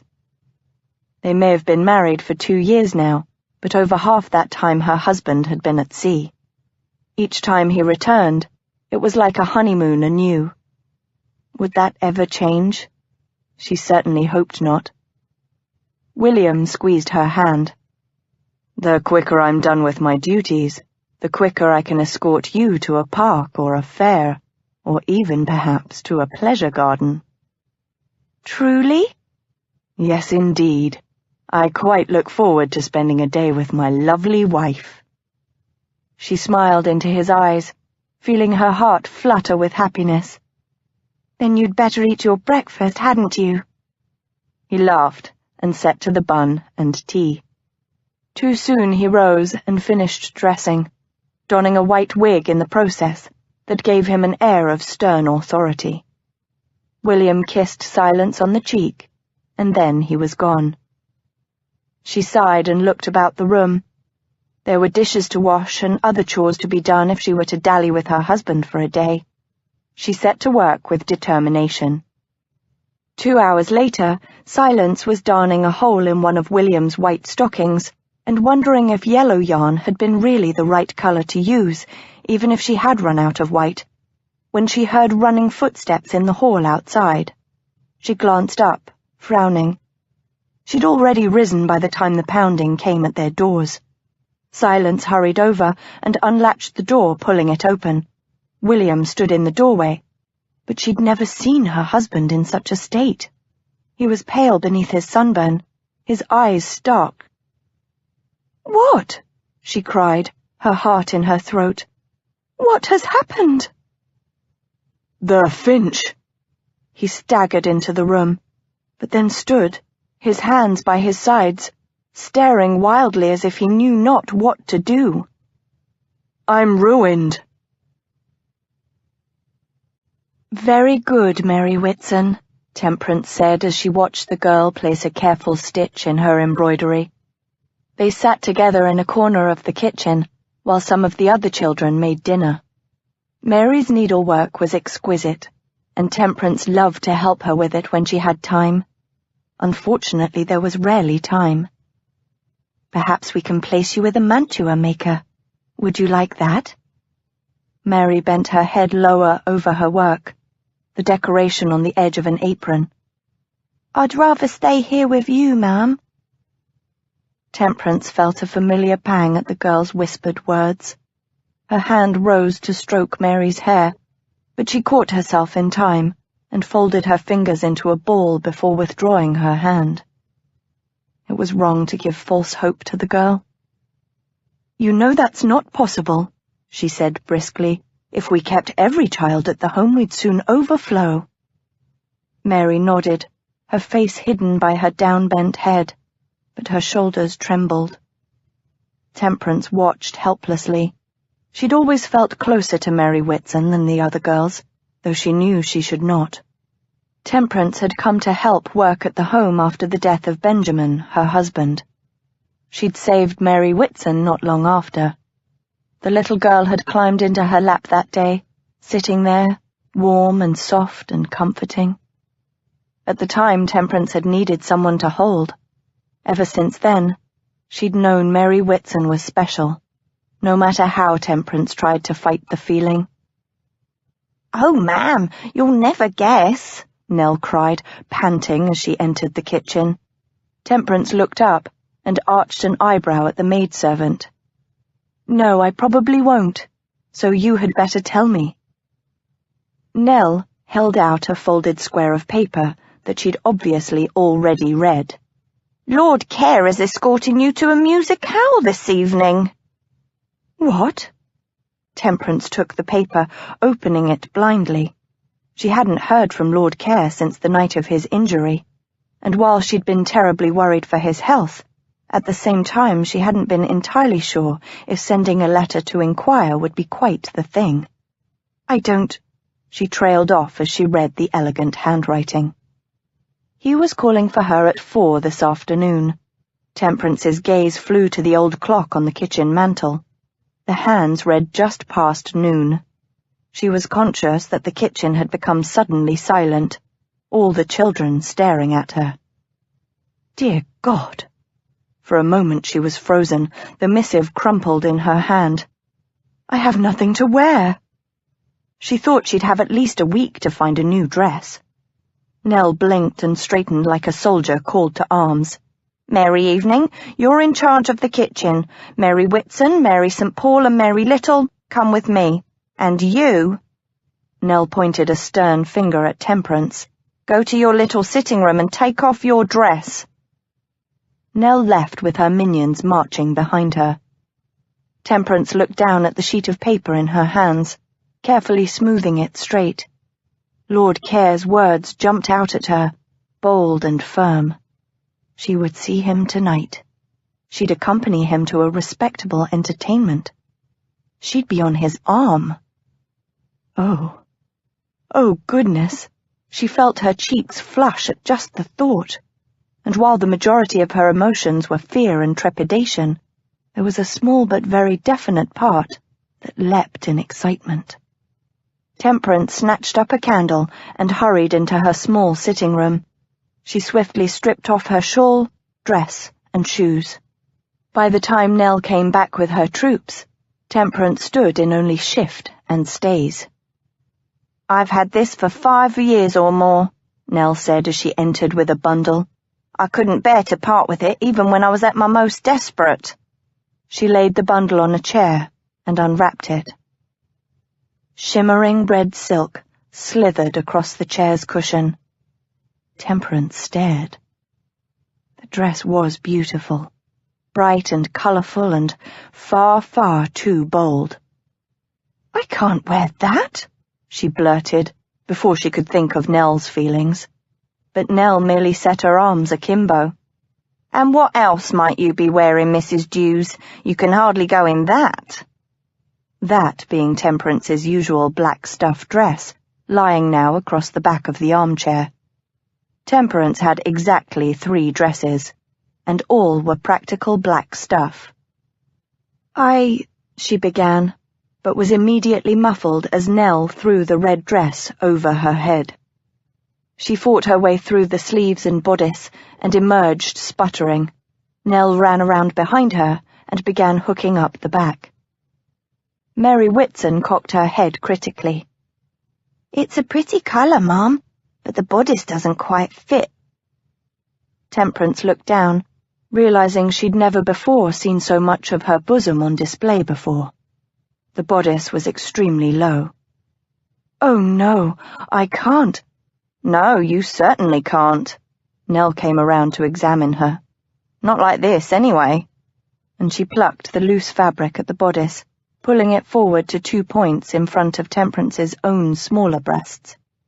Nell let the silk go, and it sagged in the front. "No, we'll have to take it in." "What about down here?" Mary Whitson asked. She'd bent to peer at Temperance's hem, which unfortunately was several inches off the floor. Nell grunted. "That too. Ladies, we have a busy afternoon ahead of us." And they did. All afternoon, Nell and her company tugged and stitched and cut. Nearly 4 hours later, Temperance stood in the kitchen for a last inspection. In the intervening time, she'd bathed and washed her hair. Nell had set it expertly, threading a bit of crimson ribbon through her hair. The cherry-red dress almost glimmered in the firelight as Temperance attempted to yank up the neckline. It was still far too low for her tastes. "Stop that," Nell batted at her hands. You'll pull out the stitches." Temperance froze. The last thing she needed was the dress to completely fall off of her. "It's a pity you don't have proper slippers," Mary Whitson said. Temperance pulled aside her skirts to look at her sturdy black buckle shoes. "Well, these will just have to do, and with the addition of the ruffle Nell added to the hem, I think they'll hardly be noticeable." The ruffle was black silk, and had once been one of Papa's nicer coats. "It does look lovely," Mary said. Temperance's mouth trembled. "Thank you, Mary Whitson." She was absolutely terrified. Only now did the full implication of her bargain with Lord Care bear upon her. She was going to rub shoulders with the aristocracy, with those sparkling people, so elegant and bright they hardly seemed human. Would they think her a figure of fun? How could they not? Well, Lord Care was certainly human enough. Temperance squared her shoulders. What did it matter what these exotic creatures thought of her? She was attending the musicale to save the home. For Winter and Nell and Mary Whitson and all the other children, for them she could certainly endure one night's humiliation. So she smiled at her audience of small children and said, "Thank you all. You've been—" "Someone's at the door!" One of the little boys scurried to the front door. "Joseph Tinbox," Temperance started after him in the front hallway. "Do not run. It hardly matters if—" But Joseph Tinbox unlatched the door at that point and pulled it open, revealing not Lord Care, but silence. Temperance halted. Her sister's face was pale and she wore no cap. Her lovely russet hair was wind-blown, her hazel eyes tragic. Silence never even glanced at the beautiful cherry-red dress. "Temperance!" "What is it?" Temperance whispered. Silence put her hand to the doorframe as if to brace herself. "William's cargo has been stolen." It was past 4 by the time Lazarus's carriage pulled up at the end of Maiden Lane. The lane itself was too narrow for the carriage, so he descended the steps and told the coachman and footmen to wait before walking to the door of Mrs. Dew's foundling home. The sunlight hadn't yet completely faded, but he was sure to keep his fist firmly on his ebony walking stick. He caught the movement of a shadow out of the corner of his eye, a strange flicker of black and red. But when he turned, the thing, a man, was gone. After 2 nights of rest, his shoulder felt even worse than it had the evening he was wounded. It throbbed with a low, continual beat of pain. At the sight of the wound this morning, Small had broken his usual reserve to suggest that his master might do well to spend the evening abed, a suggestion that Lazarus had discarded after only a moment's consideration. He owed Mrs. Dew's an event in which he might go hunting a patron for her home. In addition, he was oddly eager to see her again, a state of mind that a dark inner part of himself found vastly amusing. He'd nearly forgotten about the musicale invitation, but once remembered this morning, he knew it was one of the few events to which he might take Mrs. Dew's. Most of his invitations were considerably less benign than a musicale. Lazarus used the head of his stick to rap upon the home's wooden door. It was opened almost at once by a small female urchin with an abundance of freckles over her cheeks and snub nose. She stood back without a word, and he entered the pitiful hallway. It was empty save for themselves. He arched an eyebrow at the child. "Where is Mrs. Dew's?" The child stared back, apparently stricken mute by his presence in her home. Lazarus sighed. "What is your name?" There was another awkward silence, during which the child inserted a thumb into her mouth, and then they were both rescued by the clicking of advancing heels. "Mary St. Paul, please return to the kitchen and tell Nell she must bar the door well behind me," Mrs. Dew said. She was lit from behind by the light in the kitchen, and she seemed to come toward him in a glowing nimbus cloud. She wore a crimson frock, a startlingly bright colour that contrasted to the severity of her usual attire. Her bosom was framed by a low, round neckline, the expanse of smooth white skin nearly glowing. His groin had the predictable reaction. He bowed. "Mrs. Dews." "Hmm?" Her gaze focused on him as if she'd only now noticed him, and his vanity reared in disbelief. He straightened, deliberately holding out his arm for her. It was expected, of course, the offering of his elbow to a lady, an everyday polite gesture. For him, however, with his peculiar aversion to touch, it had always been a source of discomfort, and thus avoided if at all possible. But right now he seemed to yearn for her touch. Odd, that. She placed her fingers on his sleeve. He felt the jolt, even through the stiff fabric, but whether it was of pain or some more indefinable sensation, he was unable to tell. Interesting. "Shall we?" he asked rhetorically, but she seemed to hesitate, glancing back toward the home's kitchen. Yes, I think so." She looked at him squarely for the first time, and he thought he detected a faint flush high on her cheeks. "Thank you, my lord." He nodded and escorted her out the door. The night was chill, and she drew a thin wrap about her shoulders. The wrap was grey and coarse, obviously more her usual style, and looked even poorer contrasted to the rich red of her silk dress. Lazarus frowned, wondering where she'd gotten the dress.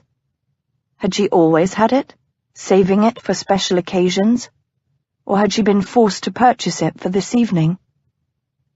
Mrs. Dews cleared her throat. "Your letter said that it is a musicale we'll be attending." They'd drawn abreast of the carriage, and one of the footmen had already jumped down to set the step. Lazarus took Mrs. Dews' fingers in his gloved hand, assisting her into the carriage. He didn't know if he was glad to have her no longer touching him or not. "The hostess is Lady Beckenhall, a veritable lioness in London society. There should be many wealthy guests at her house tonight." Mrs. Dews settled herself on the cushions across from him. Lazarus knocked on the roof and took his own seat. She was frowning down at her lap. "You make me sound mercenary." "Do I?" He tilted his head, studying her. She was nervous and distracted tonight, but he didn't think it was at the prospect of attending such a rarefied social event. What had upset her? "I don't mean to, I assure you." She turned to look out the darkened windows, staring at her own reflection, perhaps. "I suppose I am mercenary, but it's for the home." "I know."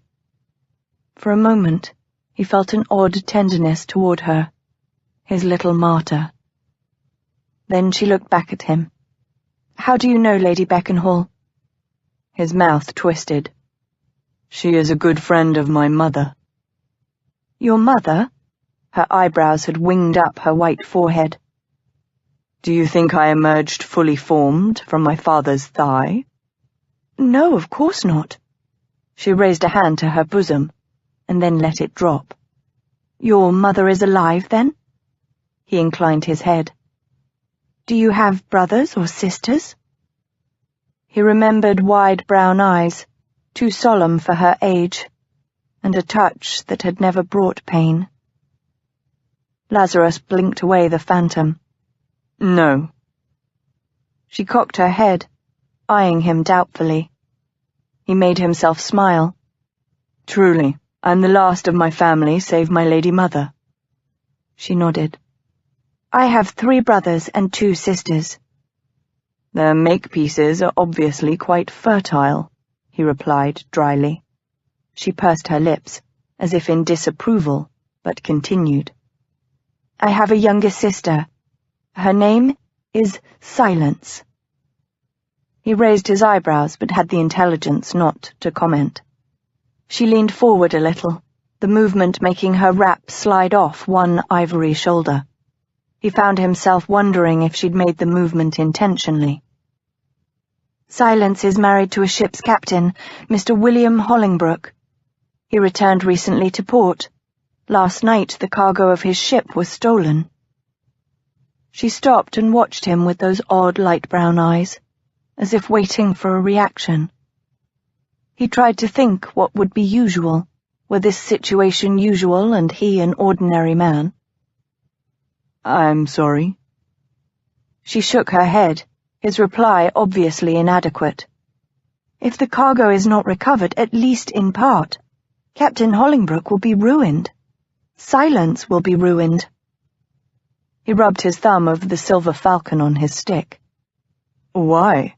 Had he invested in the ship?" "No, but apparently the ship's owner is accusing him of complicity with the thieves." He contemplated that. "I don't know if I've ever heard of an entire ship's cargo being stolen." "It is rather extraordinary. Apparently it's not unusual for a portion of the cargo to go missing, but everything on board." She shrugged and sank back into the squabs as if weary. He watched her, this woman from another world. He didn't know why she had chosen to confide her worries to him, but it pleased him irrationally to be the recipient of her confidence. His mouth twisted at his own idiocy. She looked up suddenly. "I'm sorry to burden you with this." "Not at all." She smiled suddenly, her lips trembling. "I haven't thanked you for your invitation tonight." He shrugged. "It's part of our bargain." "Nevertheless, I am grateful for your kindness." "Don't be a fool," he said curtly. "The very last thing I am is kind." She stiffened and turned her face away from him.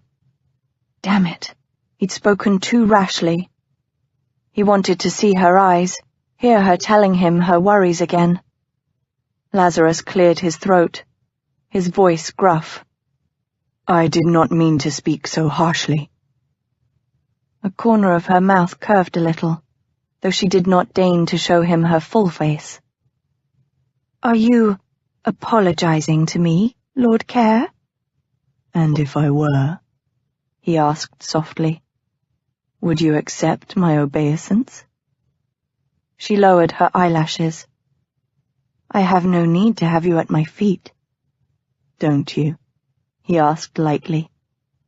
"Then perhaps it is my needs that would find me there." He watched as a blush slowly stole up her neck. "Or perhaps," he whispered, "you might care to kneel before me." She drew in a quick breath, as if insulted, and looked at him, her eyes wide. It was to be expected. His suggestion was crass and ungentlemanly. She should be insulted. But it wasn't insult that quickened her breath, made her sweet breasts press against her bodice with each inhale. It was something far more primitive. Lazarus dropped his eyes as he felt the heat rise in his own body. He'd hunted like this before, sighted and circled prey, before diving and catching it in his talons. But this was far more intense than any other hunt.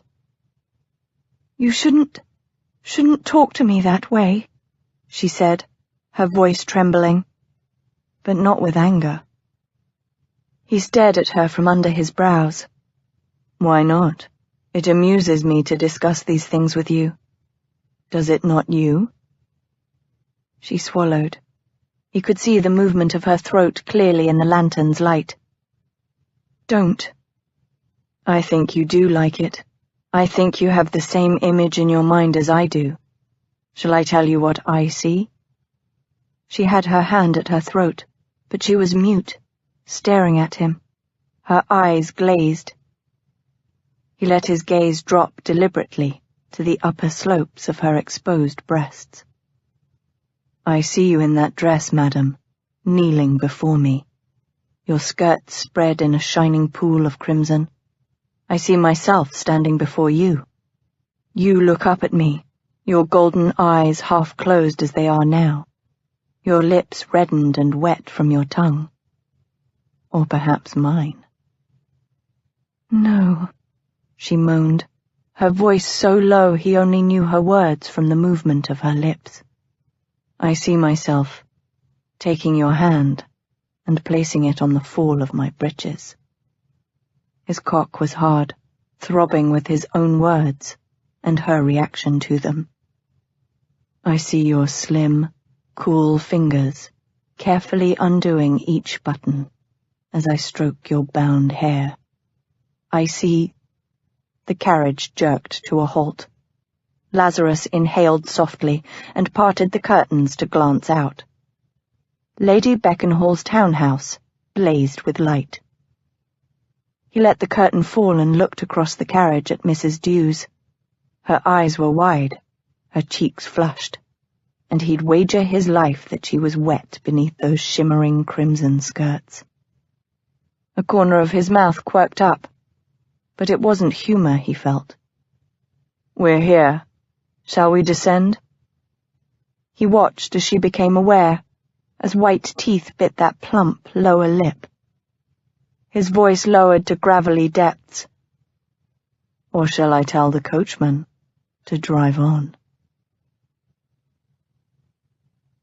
Chapter 6.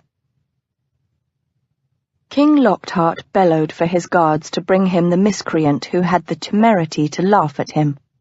Within seconds, Meg was dragged before him, bedraggled and sooty.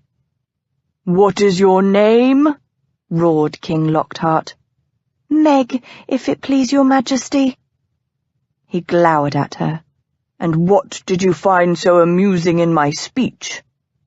The guards and the courtiers, drawn by the commotion, all expected the small maid to throw herself at his feet and plead for her life. But Meg rubbed the end of her sooty nose and decided, since she was already damned, she might as well speak the truth. "Only that you think you're beloved by your people, your majesty." From King Lockhart. He was temptation personified. Temperance stared at Lord Care, feeling the rapid beat of her heart, the ache between her thighs. She'd avoided men for the last 9 years, precisely because of her sinful desires. Yet here, now, she found herself seated across from a man far more seductive than any other she'd ever met. He knew exactly how to rouse her demons, how to taunt and thrill until she was at feverish pitch, and the awful, terrible thing was that a part of her wanted, needed, to give in. To submit to the allure of his blue eyes, to kneel before him and touch that most earthly part of a man. To do the forbidden, and open her mouth around him in an act that in no way could be about reproduction. An act that was purely carnal. No. Temperance broke contact with his mesmerizing stare, drawing a shaky breath. "Let me out." For a moment he didn't move, didn't blink, simply stared at her with sapphire eyes that seemed to burn her exposed skin. Her breath caught at the look and the possibility that he wouldn't let her go, that he'd take her and make her do those wicked things he'd spoken of in that deep voice. Then he sighed. "Very well, Mrs. Dews." He stood and opened the door to the carriage, descending first and holding out a hand to help her alight. Temperance placed her trembling fingers in his grasp, and for a long second his hand closed over hers, hot and possessive, even through his glove. Then her feet touched the ground, and he let go, offering his arm again instead. She took it, inhaling to steady herself, aware that he'd shuddered at her touch. Around them, fashionable ladies stepped from carriages emblazoned with gilded coats of arms. The cherry-red dress that Nell had worked so hard on all afternoon suddenly seemed old and too obvious, the ribbon in her hair simply gauche. She swallowed in sudden trepidation. She didn't belong here. She was a house sparrow among peacocks. Lord Care leaned over her. "Are you ready?" She tilted her chin. "Yes, of course." "Brave even when entering a den of lions," he murmured. Inside, Lady Beckenhall's townhouse fairly sparkled with white marble, gilt, and crystal. Overhead, a chandelier shone with hundreds of candles. Temperance absently surrendered her old grey wool wrap to a footman, not even caring when he grimaced, and took it with thumb and forefinger. The townhouse was like a fairy-tale castle. She trailed her fingers on the marble banister as Lord Care led her upward. How many servants spent their days on hands and knees to keep the white marble clean? At the top of the staircase, they followed the stream of brightly plumed people into a long room, mirrored along one entire wall, so that there seemed to be thousands of gorgeously gowned ladies, escorted by innumerable dauntingly elegant gentlemen. Had she been by herself, Temperance might have fled. But Lord Care's arm was solid and warm beneath her fingers. "Courage," he murmured. "My dress," she said under her breath. "Your dress is fine," he whispered back. "I would not have let you enter otherwise. More importantly, you have nothing to be ashamed of in this crowd. You are just as well-spoken as these ladies, just as quick-witted. And you have something they don't. You know how to make your way in the world." "That's not usually something to be proud of," Temperance said. He glanced at her. "Perhaps it should be. Hold your head high." One of the sophisticated ladies turned at their entrance and slowly strolled their way. Her dress was a deep blue, and as she drew nearer, Temperance could see that what she'd at first taken for embroidered flowers on her skirts were, in fact, rubies and emeralds, sewn into the fabric. Dear God! "Lazarus," the otherworldly creature drawled. "How unexpected to find you here." She was exquisitely beautiful, like some goddess come to earth to amuse herself at the expense of mortals. This close, Temperance could see that she wore 2 lovely pins in her hair, diamonds, emeralds, and rubies fashioned into birds. Small diamonds on the end of delicate wires trembled whenever the lady moved her head. It was all Temperance could do to keep from gaping, but evidently Lord Care had no such awe for the lady. He inclined his head in a bow so brief it was insulting. The lady's lovely lips thinned, and her gaze turned to Temperance. "And who is this person?" "May I introduce Mrs. Dews?" Lord Care said shortly. Temperance noticed that he didn't introduce the other woman to her. Apparently the lady noticed it as well. She stiffened. "If you've brought one of your boards to Lady Beckenhall's home—" Lord Care arched an eyebrow. "Your imagination does you no credit, my lady. I assure you that Mrs. Dews is likely the most respectable person here." The lady's eyes narrowed. "Careful, Lazarus. You tread a fine line." "Do I?" "What is this woman to you?"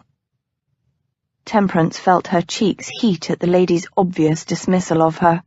She talked as if Temperance was a dog or a cat, a dumb beast unable to communicate.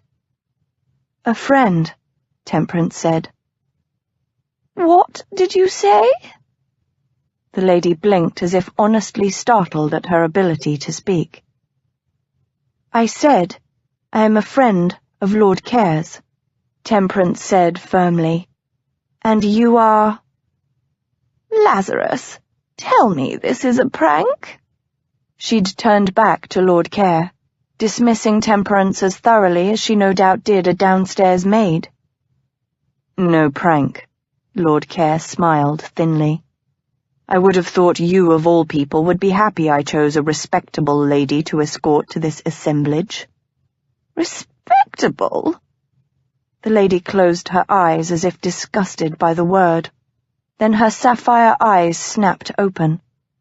Send her away, and let me introduce you to one of your own rank. There are several unmarried— But Lord Care had already started to guide Temperance away. Lazarus! The lady hissed behind them. I am your mother! Lord Care stiffened and turned, a cruel smile on his lips. So I've been told, madam. He sketched a bow. A fleeting expression crossed the lady's face as they turned away. Something vulnerable and unpracticed. Hurt, perhaps? And then her expression was controlled and cold again, and they were past her. Temperance glanced at Lord Care, aware that her cheeks had flamed. That was your mother? Alas, yes, he replied, and yawned behind an elegant fist. Goodness! She would never have guessed their relationship from the open hostility that Lord Care had shown the lady. Did he hate his own mother? She frowned as she remembered something else. Did she really think I was your— Yes, he clipped. He glanced at her and his voice gentled. Don't let it worry you. Anyone else has merely to look at you to know you would never let yourself be corrupted by me. Temperance glanced away, unsure if he teased or not, and that was when it happened. As she placed her foot down, she felt a catch and heard a rip. Oh no. What is it? Temperance glanced down at her frock, hoping she wasn't too obvious. I've torn my hem. She looked up at him. Is there somewhere I might repair it? He nodded, and in a moment had procured the direction to the lady's retiring room from a footman. The room was down a short hall, and Temperance carefully lifted her skirts as she made her way there. She looked around when she entered. The room was well lit and nicely appointed, with low chairs for a lady to rest on. But no one was about. She stood nonplussed for a moment. Weren't there supposed to be maids to assist the ladies? She shrugged and sat to inspect her hem. Can I help? Temperance lifted her head, expecting to see a maid, but a lady had entered the room. She was tall and pale, her posture as correct as a queen's, and her hair was a lovely shade of light red. She wore a splendid gown, a muted grey-green, over-embroidered in silver thread. Temperance blinked. The woman's face became bland. I don't mean to intrude. Oh, no, Temperance said hastily. It's just that I was expecting a maid, or, well, not a lady in any case. My hem is torn. The woman wrinkled her straight nose. I hate when that happens. She glanced over her shoulder. Lady Kitchen is having an attack of hysterics or nerves, I believe. No doubt that's where all the maids have gone. Oh. Temperance glanced again at the black ruffle on her hem. It sagged quite sadly. But the lady was kneeling before her now, her green and silver skirts spread about her like a shining cloud. Oh, please don't, Temperance said instinctively. This woman was obviously aristocracy. What would she do if she knew Temperance was the daughter of a beer brewer? It's all right, the lady said quietly. She hadn't taken offense at Temperance's outburst. I've got a few pins. Deftly she flipped the hem up, pinned the ruffle in place, and flipped it back again. The pins didn't even show.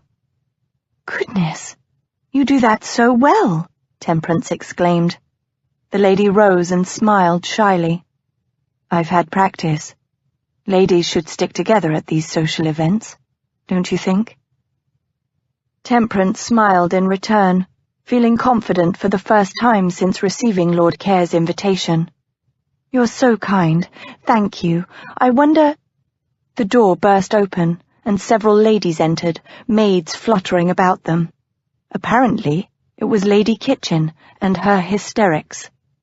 In the confusion, Temperance was separated from her new friend, and by the time she made the hall outside the ladies' retiring room, the other woman was nowhere to be seen.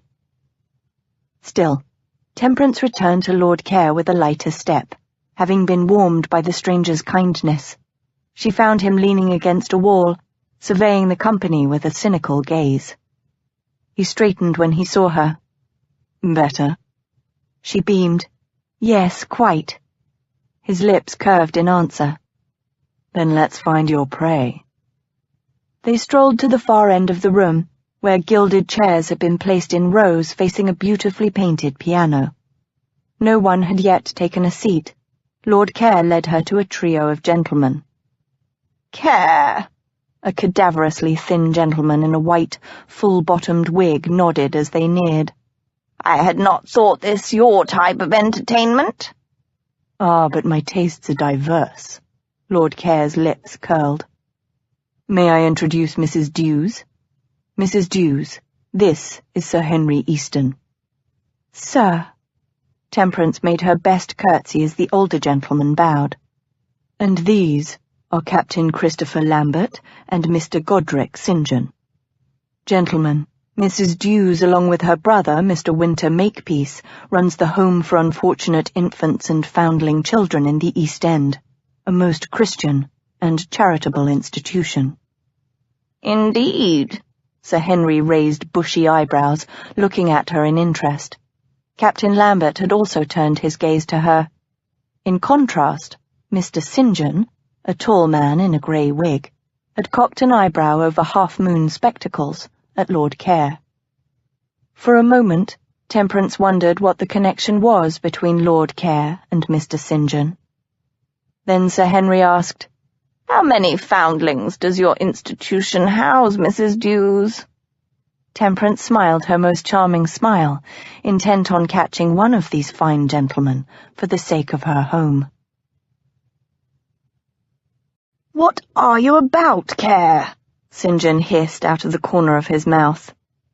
Lazarus kept his eyes on his little martyr, as she used all of her Christian wiles to seduce Lambert and Easton into supporting her foundling home. "I have no idea to what you refer." St. John snorted softly, and half-turned so as to be heard only by Lazarus. "She's obviously as respectable as you claim, which means that you're either using her for some ends of your own, or your debauchery has descended to the rape of innocence."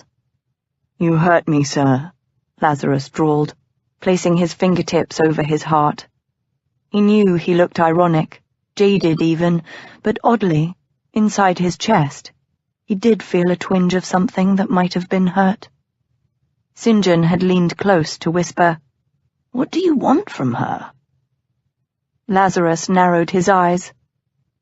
"Why? Will you play her gallant knight and steal her away from my dastardly arms?" St. John cocked his head, his normally mild grey eyes sharpened to granite. "If need be."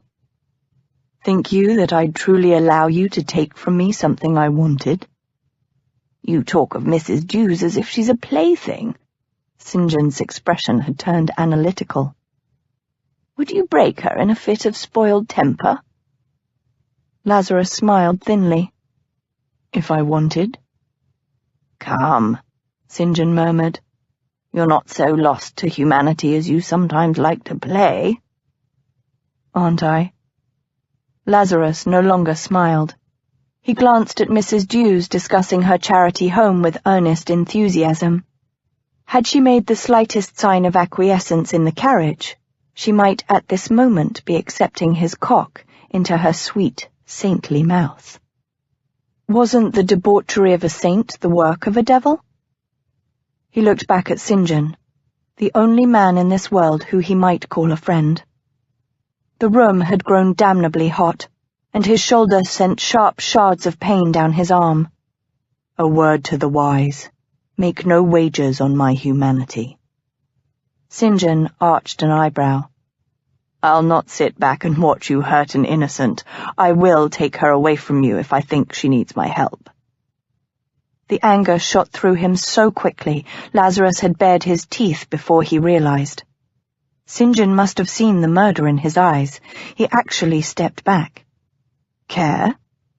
Don't," Lazarus hissed. "Not even in jest, St. John. Mind your own lady. Mrs. Dews is mine to do with as I please." The other man's glance flicked between him and Mrs. Dews. "And does she have no say in this matter?" "No," Lazarus growled, aware that he sounded like a dog, standing guard over a bone.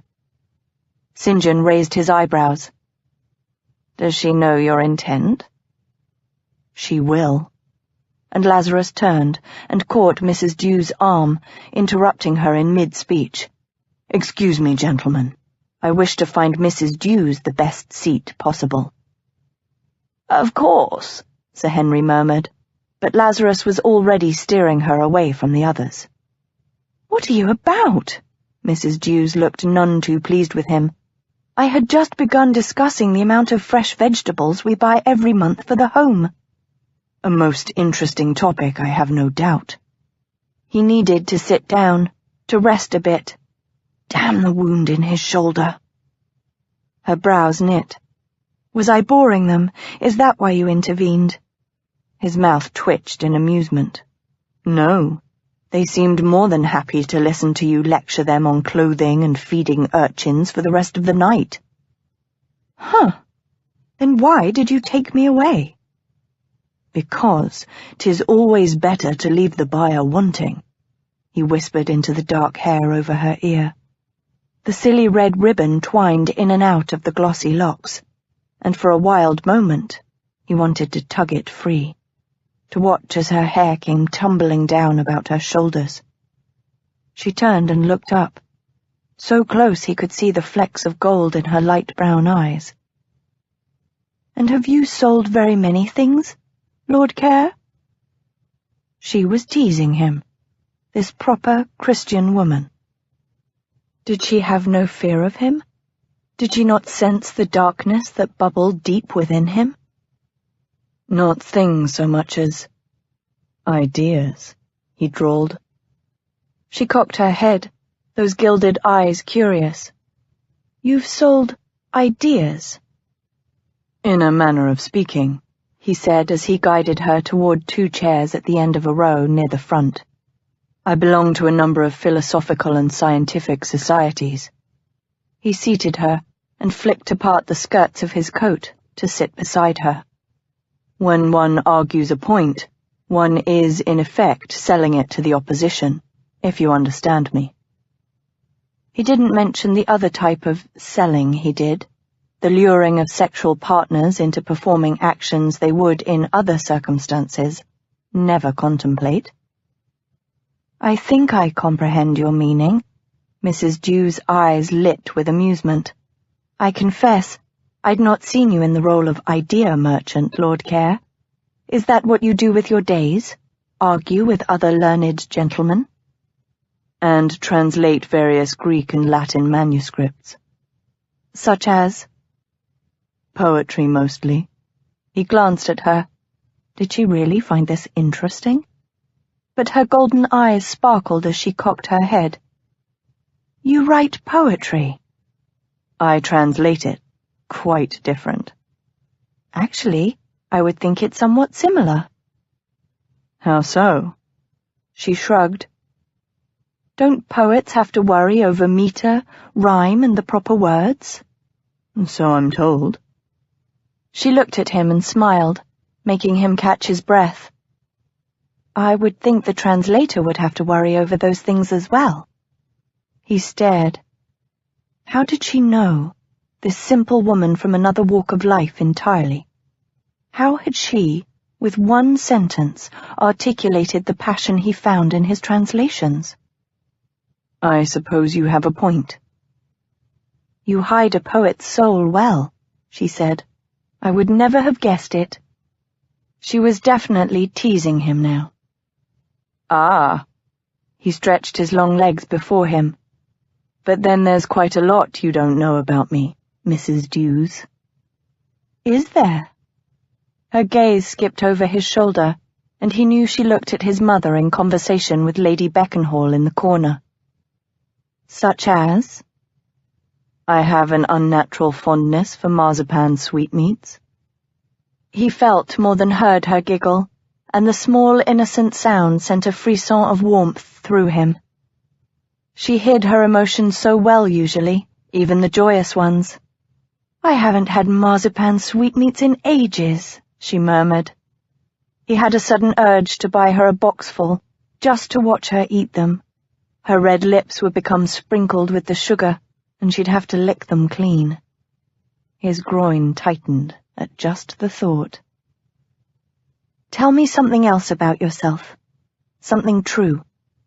She watched him, those pale brown eyes mysterious. "Where were you born?"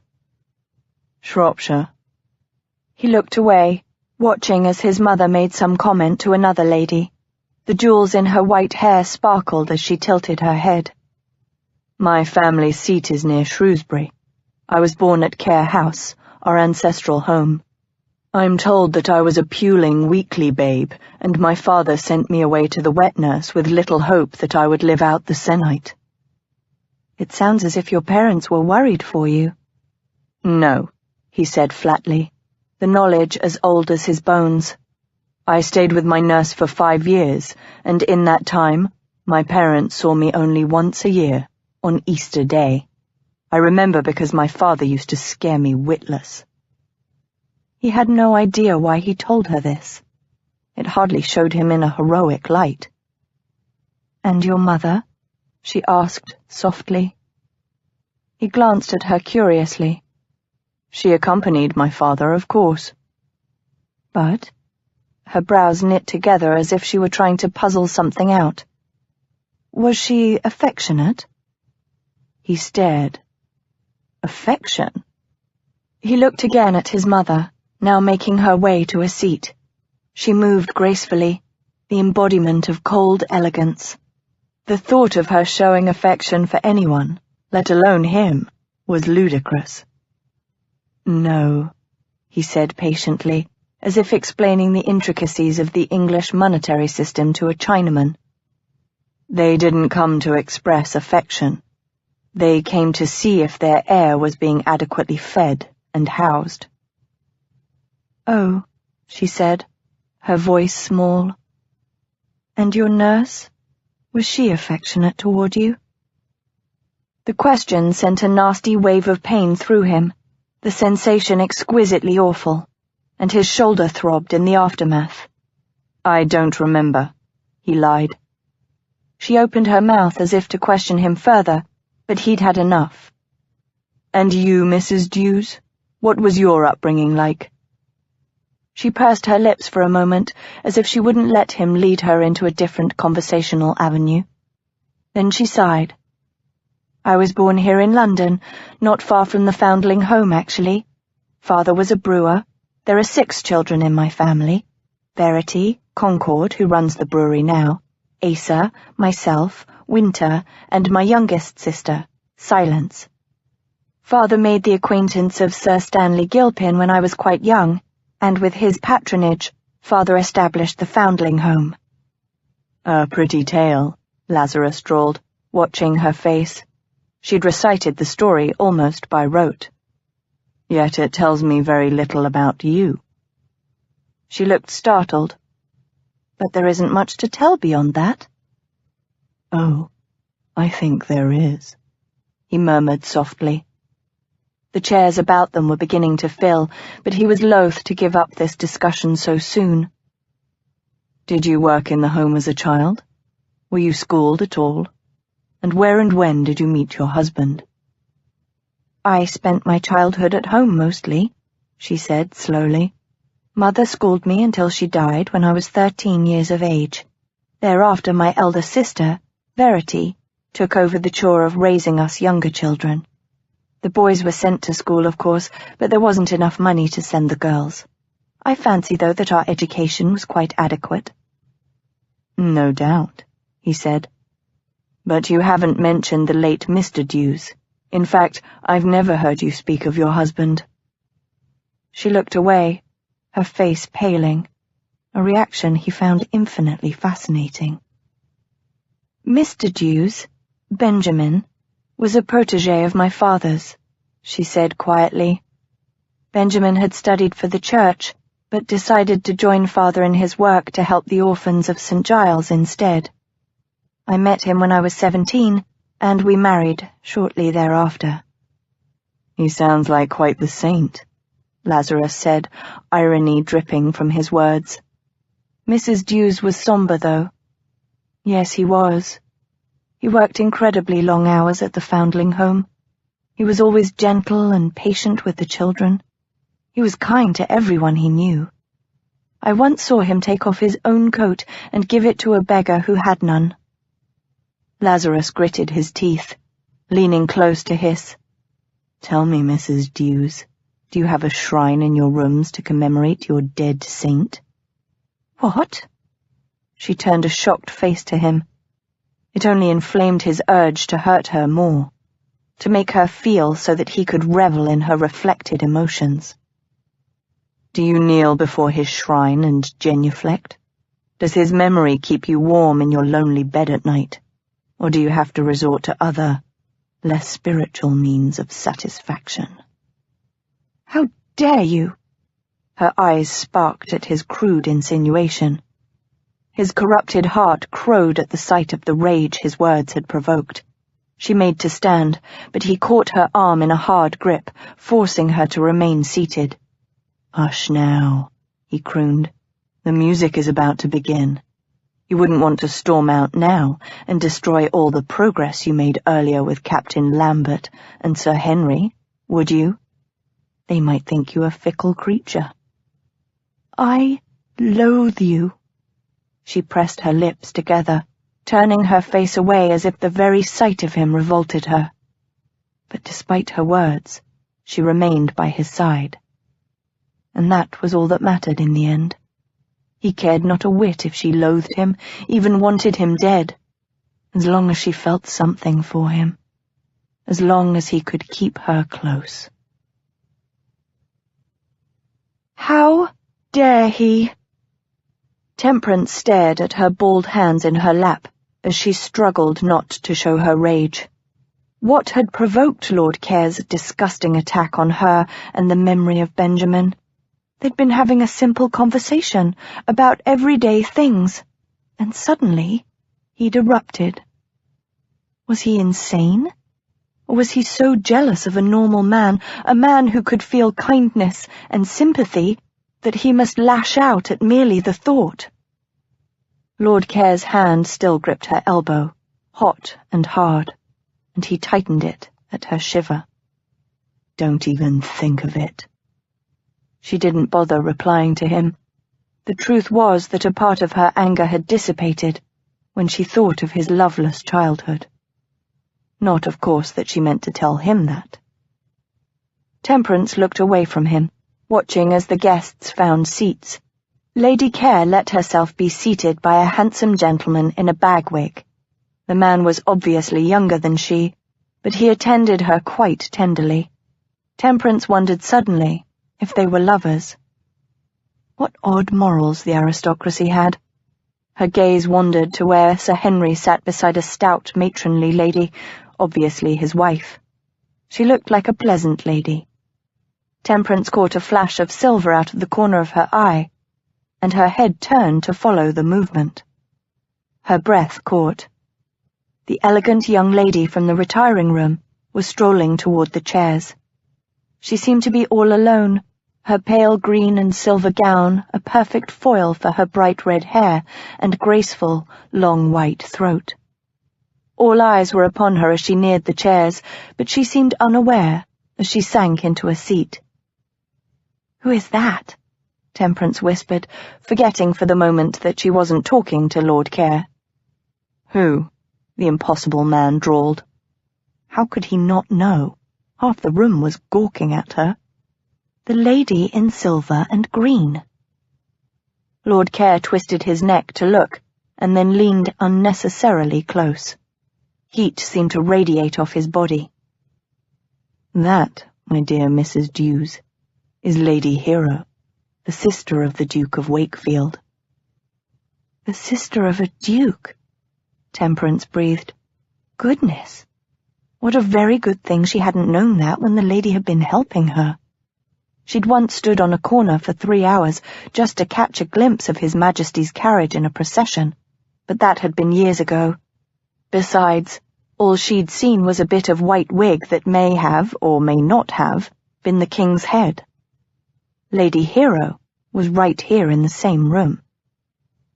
"Aye," Lord Care sounded amused, "and the daughter of a duke as well, don't forget."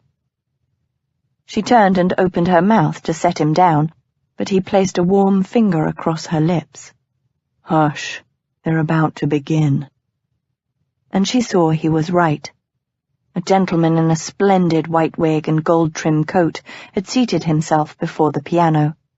A younger man stood by his side to turn the pages of the sheet music. Lady Beckenhall stood at the front of the room and made some type of announcement, no doubt introducing the pianist, but Temperance hardly paid her mind. Her gaze was fixed on the gentleman at the piano. He sat quietly, unsmiling even when Lady Beckenhall gestured to him. He merely nodded once curtly and waited as she seated herself. He stared at the piano keys before him, seemingly oblivious to the guests who still chattered behind him. Then abruptly, he began to play. Temperance caught her breath, leaning slightly forward. The piece was unfamiliar to her, but the fine chords, the flying notes, lifted something inside of her. She closed her eyes, savoring the sweet swelling in her chest. Moisture pricked at her eyes. It had been so long since she'd heard music like this. So long. She drifted, her entire being focused on the music, until at last it drew to a close. Only then did Temperance open her eyes and sigh. "You liked it," a deep voice said next to her. She blinked at Lord Care and realized that her hand was grasped in his. She looked down at their intertwined fingers, puzzled. Had she taken his hand, or had he reached for hers? She couldn't remember. He tugged gently. "Come, walk with me." "Oh, but—" She glanced at the piano, but the pianist had already left. Around them, the other guests were standing or strolling, none of them appearing at all affected by the music. She turned back to Lord Care. His blue eyes were intent, his high cheekbones ruddy. "Come." She rose and followed him silently, paying no attention to where he led, until he opened a door and ushered her into a small sitting room, lit by a fire. Temperance frowned. "What?" But Lord Care closed the door behind her, and she turned to see him advancing toward her. "You liked the music?" She looked at him in confusion. "Yes, of course." "There is no 'of course.'" His sapphire eyes seemed to glitter in the firelight. "Most who come to a musicale pay little or no attention to the music, but you were entranced." He was so intent upon her that she backed up a step and found herself against a settee. Still he came closer, heat blasting from him like a furnace. "What did you hear? What did you feel in that music?" I don't know," she stuttered. What did he want of her? He caught her shoulders. "Yes, you do. Tell me. Describe your emotions." "I felt free," she whispered, her heart beating hard. "I felt alive." "And?" His face was angled, his eyes examining her. "And I don't know." She placed her palms on his chest, pushing, but though he stiffened at her touch, he didn't budge. How can one describe music? It's an impossible task. One either feels the wonder or one doesn't. "And you're one of the few who does feel it, aren't you?" "What do you want of me?" she whispered. Everything. His mouth was on hers, hot, insistent, working as if he meant to draw from her bodily what he couldn't in words. She gripped his arms, unable to defend herself from this onslaught so soon after the ecstasy of the music. Eagerly, she opened her mouth, wanting to taste, wanting to feel without guilt, just this once. He thrust his tongue into her mouth, withdrawing and thrusting again, until she moaned and caught his tongue, sucking on it, tasting wine, tasting him. She wanted to pull the coat from his shoulders, to rip off his shirt and feel again the smooth skin beneath, to place her mouth against his nipple and lick him. Dear God, she'd lost her mind, her balance, and her morals. And she no longer cared. She wanted to be free again, to feel without thought or horrible memory. She wanted to be born anew, pure and without sin. She ran her hands up his arms, squeezing, testing the hard muscles beneath, until she reached his shoulders. Then, "Damnation!" The word was a groan, as Lord Care ripped his mouth from hers. "Oh!" She'd forgotten his injured shoulder. "I'm so sorry. I've hurt you." She reached for him, not sure what she could do, perhaps only wanting to offer comfort. But he shook his head, beads of sweat on his upper lip. "Don't worry yourself, Mrs. Dews." He straightened from where he'd leaned against the settee back, but then swayed. "You need to sit," Temperance said. "Don't fuss," he murmured irritably, but his voice was weak. Something dark stained the shoulder of his coat. Temperance felt a thrill of fear. His face was too red, the heat of his body too hot. She swallowed, keeping her voice calm. In her experience, gentlemen never wanted to admit weakness. I find myself weary. Would you mind terribly if we left?" To her relief, he didn't argue over her obvious stratagem. Instead, Lord Care straightened and offered her his arm. He led her back to the music-hall room. There he made his way far too leisurely through the guests, pausing to exchange banter with other gentlemen before making his excuses for his early departure to the hostess.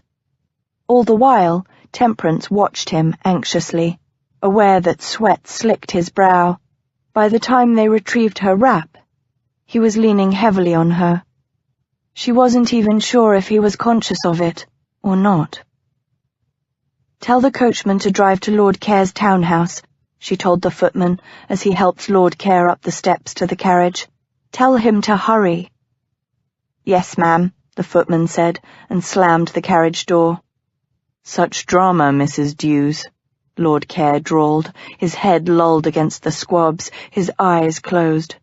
"Don't you want to return to your foundling home?" "I think it best that we get you to your home as soon as possible." "You worry too much."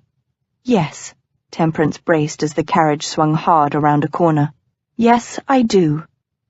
She bit her lip, because despite her light words, she knew her worry was well-founded. She very much feared Lord Care's wound was infected. And infection could kill a man. Chapter 7. At Meg's words, all within the room gasped. "Nonsense," the king roared. "I am beloved by my people. Everyone tells me this is so." Meg shrugged. "I'm sorry, Your Majesty, but they have lied to you. You may be feared, but you are not loved." The king's eyes narrowed.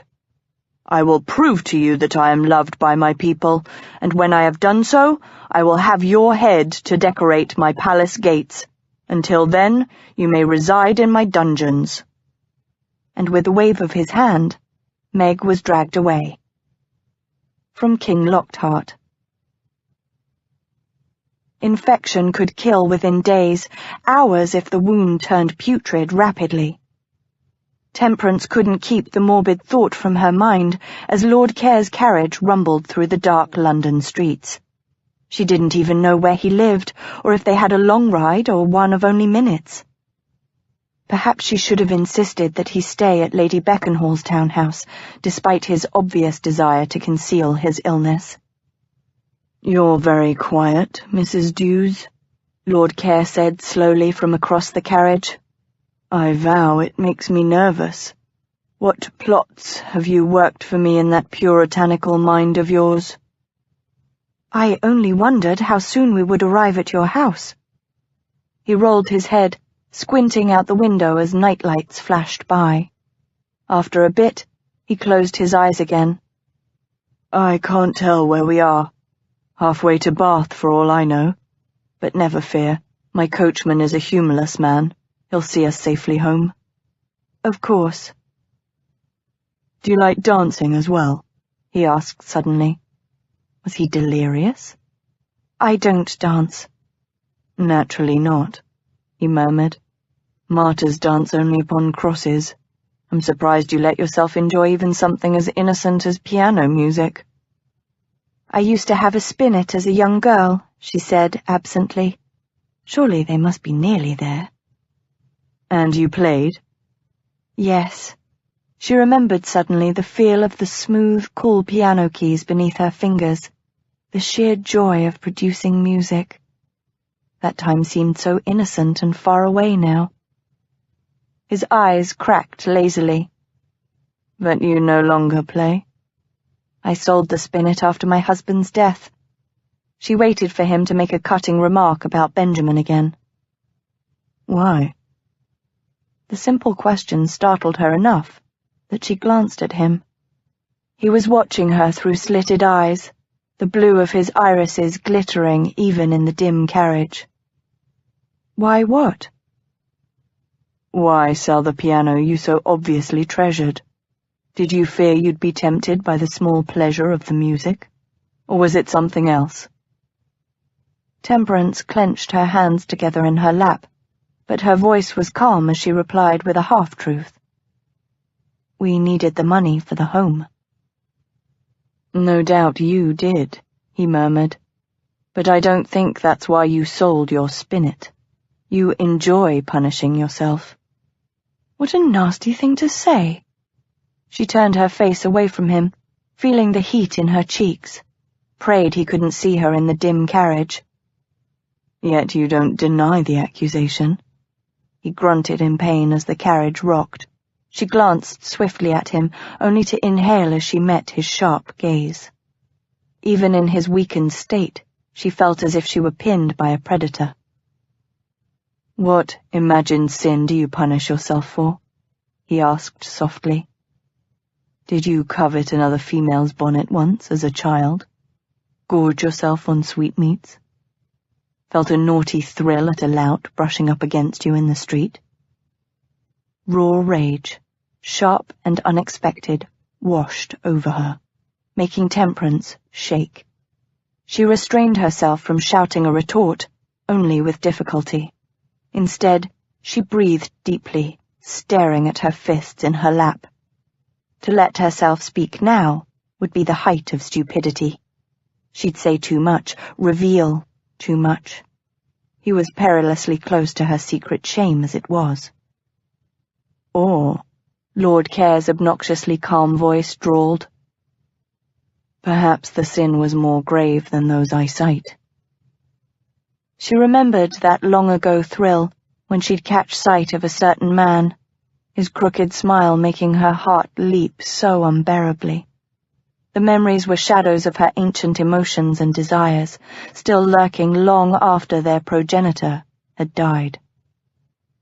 Temperance lifted her head, staring into his wicked blue eyes, her jaw clenched. A slight smile played about his wide mouth, sensuous and seductive. Did he torture her out of curiosity? Did he enjoy her pain?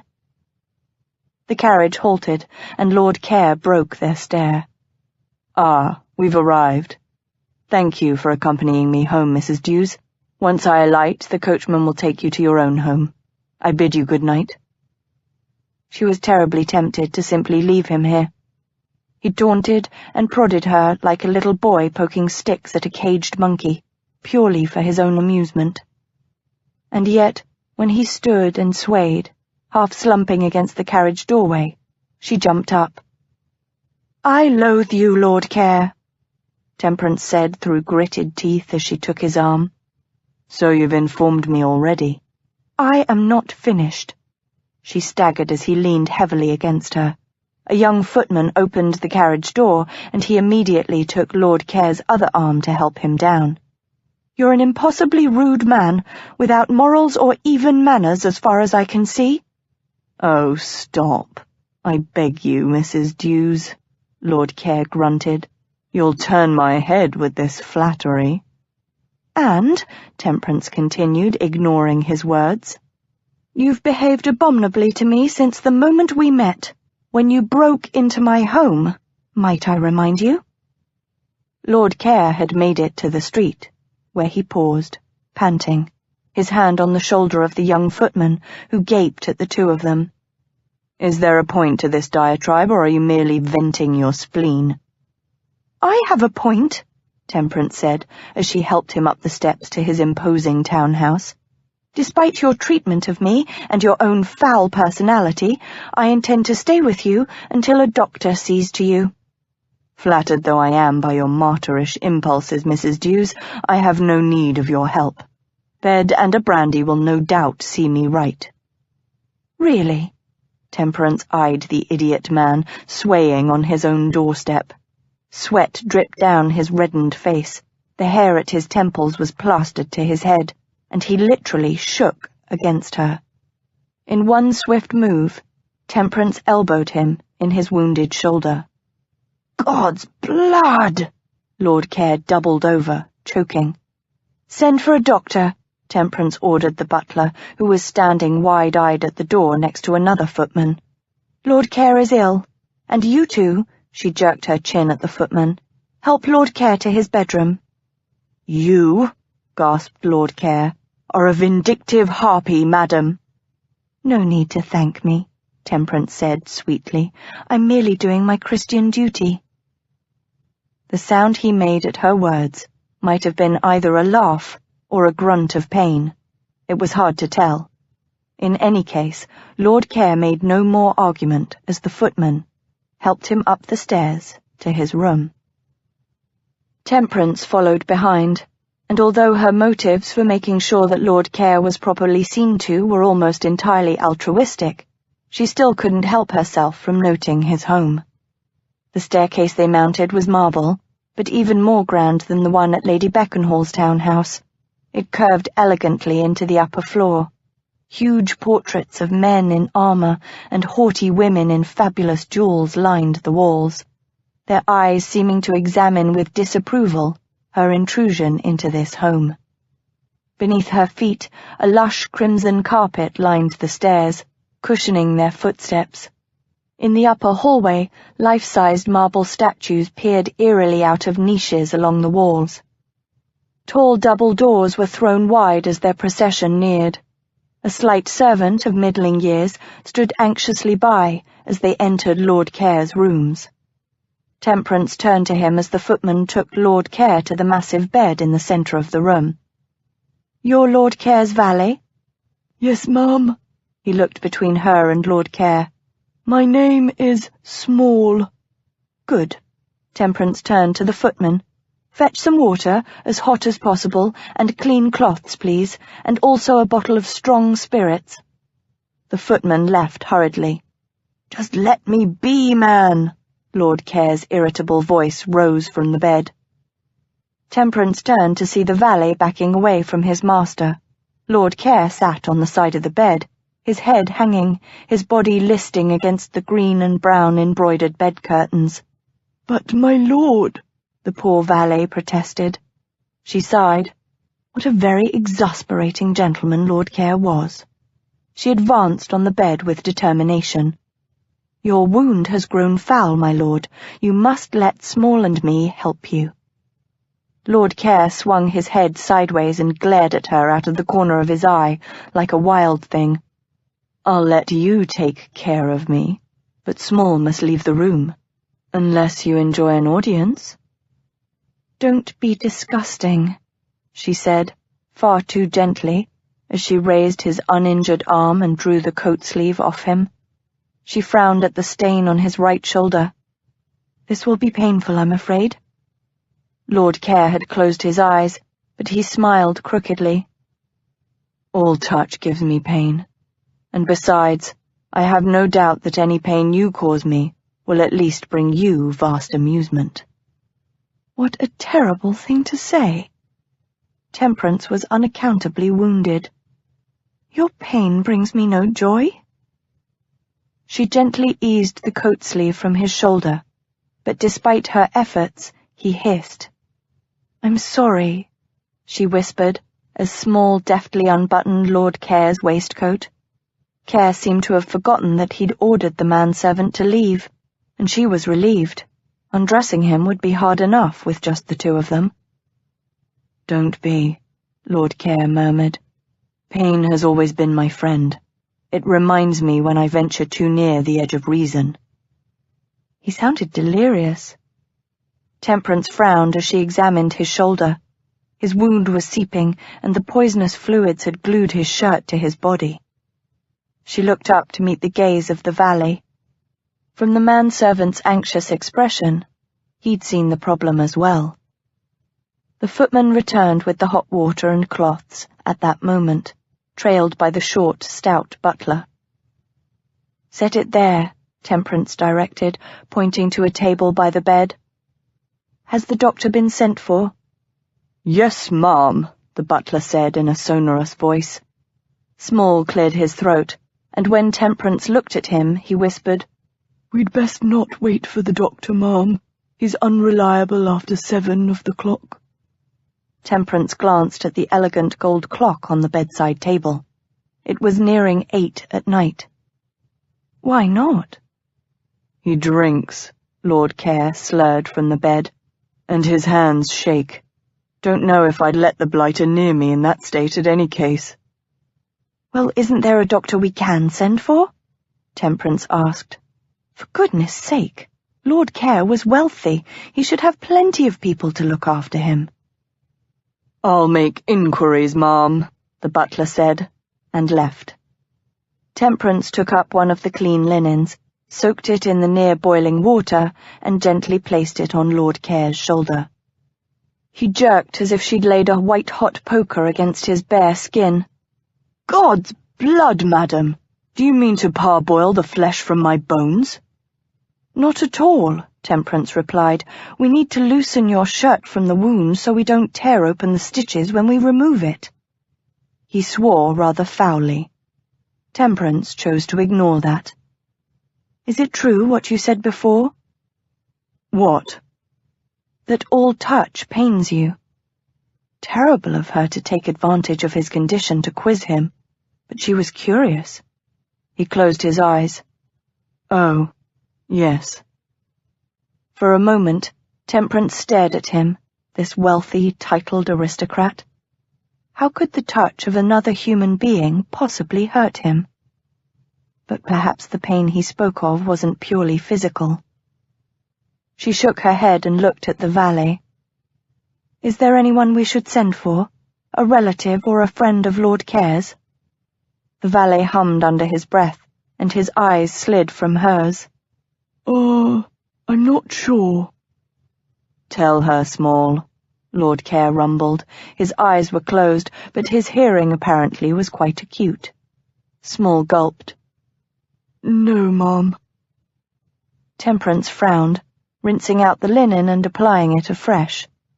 I know you're estranged from your mother. No. She sighed. Surely there's someone, Care. Both men were silent. Oddly, the valet seemed more embarrassed than Lord Care. Care merely looked bored. What about, Temperance kept her eyes on the hot linen she was holding to his shoulder, the heat rising in her cheeks. A female you might be close to? Lord Care chuckled softly and opened his eyes. They were far too bright. Small, When was the last time you saw a female other than a maidservant step foot in this house? Never. The valet's eyes were fixed on his shoes.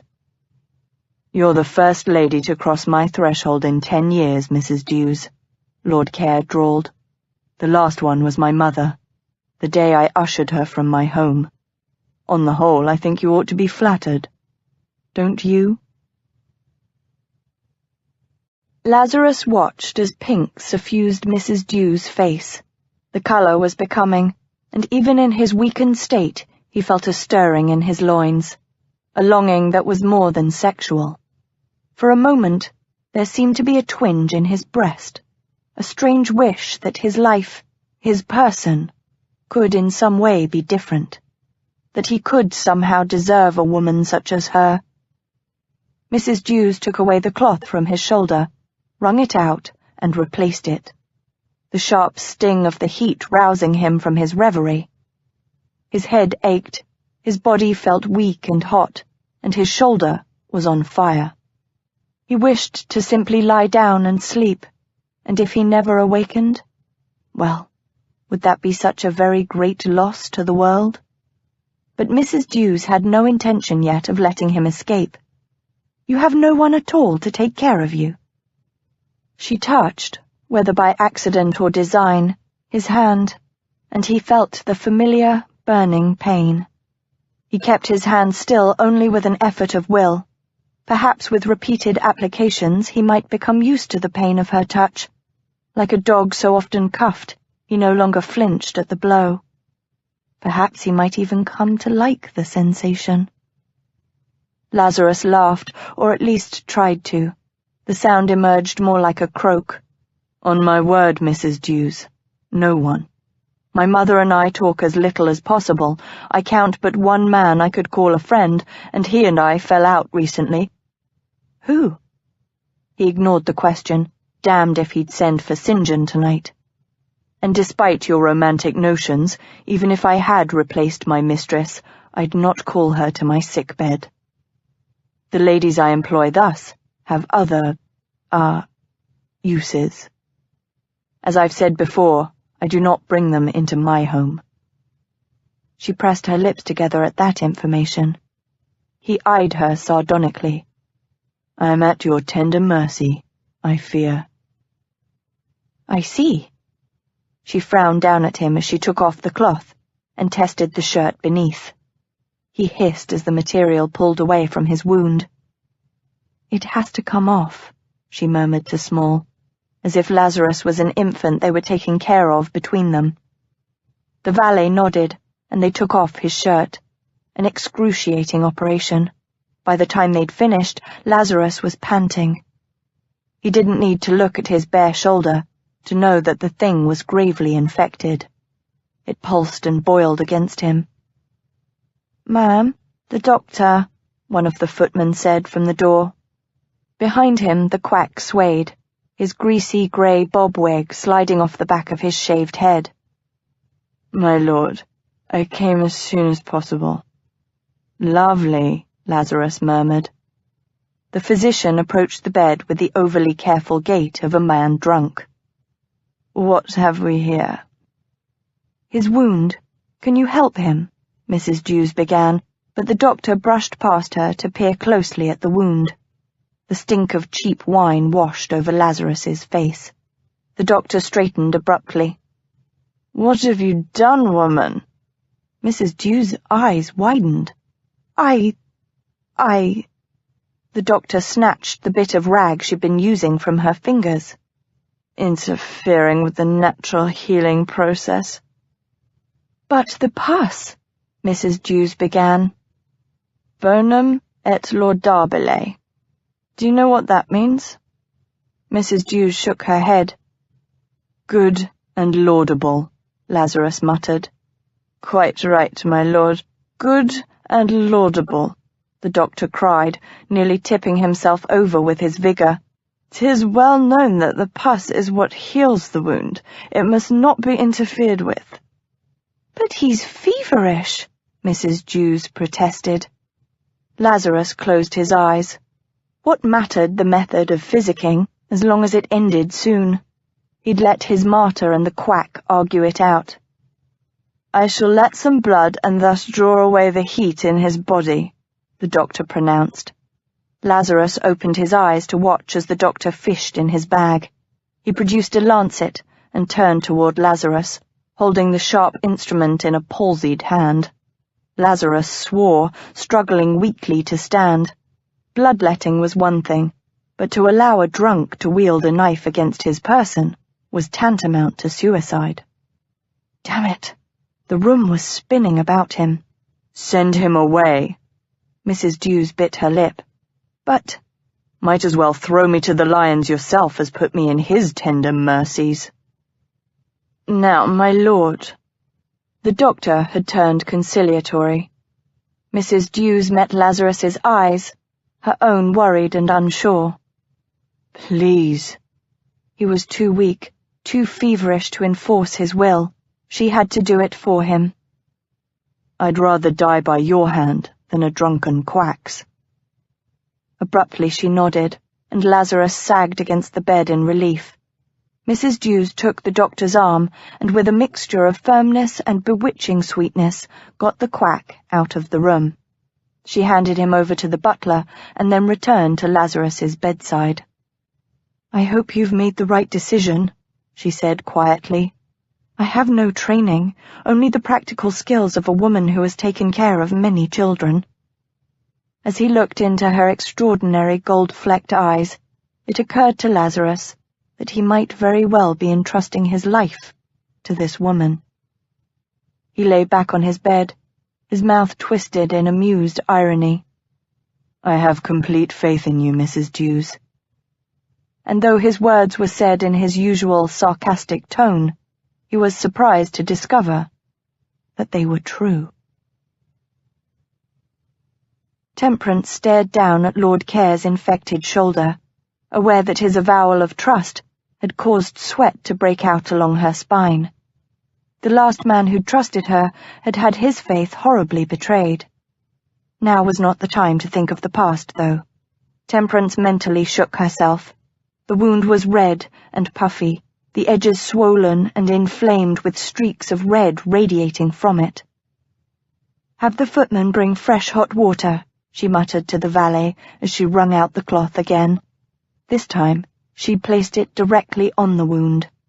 Sometimes the infection could be drawn out by heat. Lord Care stiffened at her touch, but otherwise he made no sign that he felt what must be awful pain.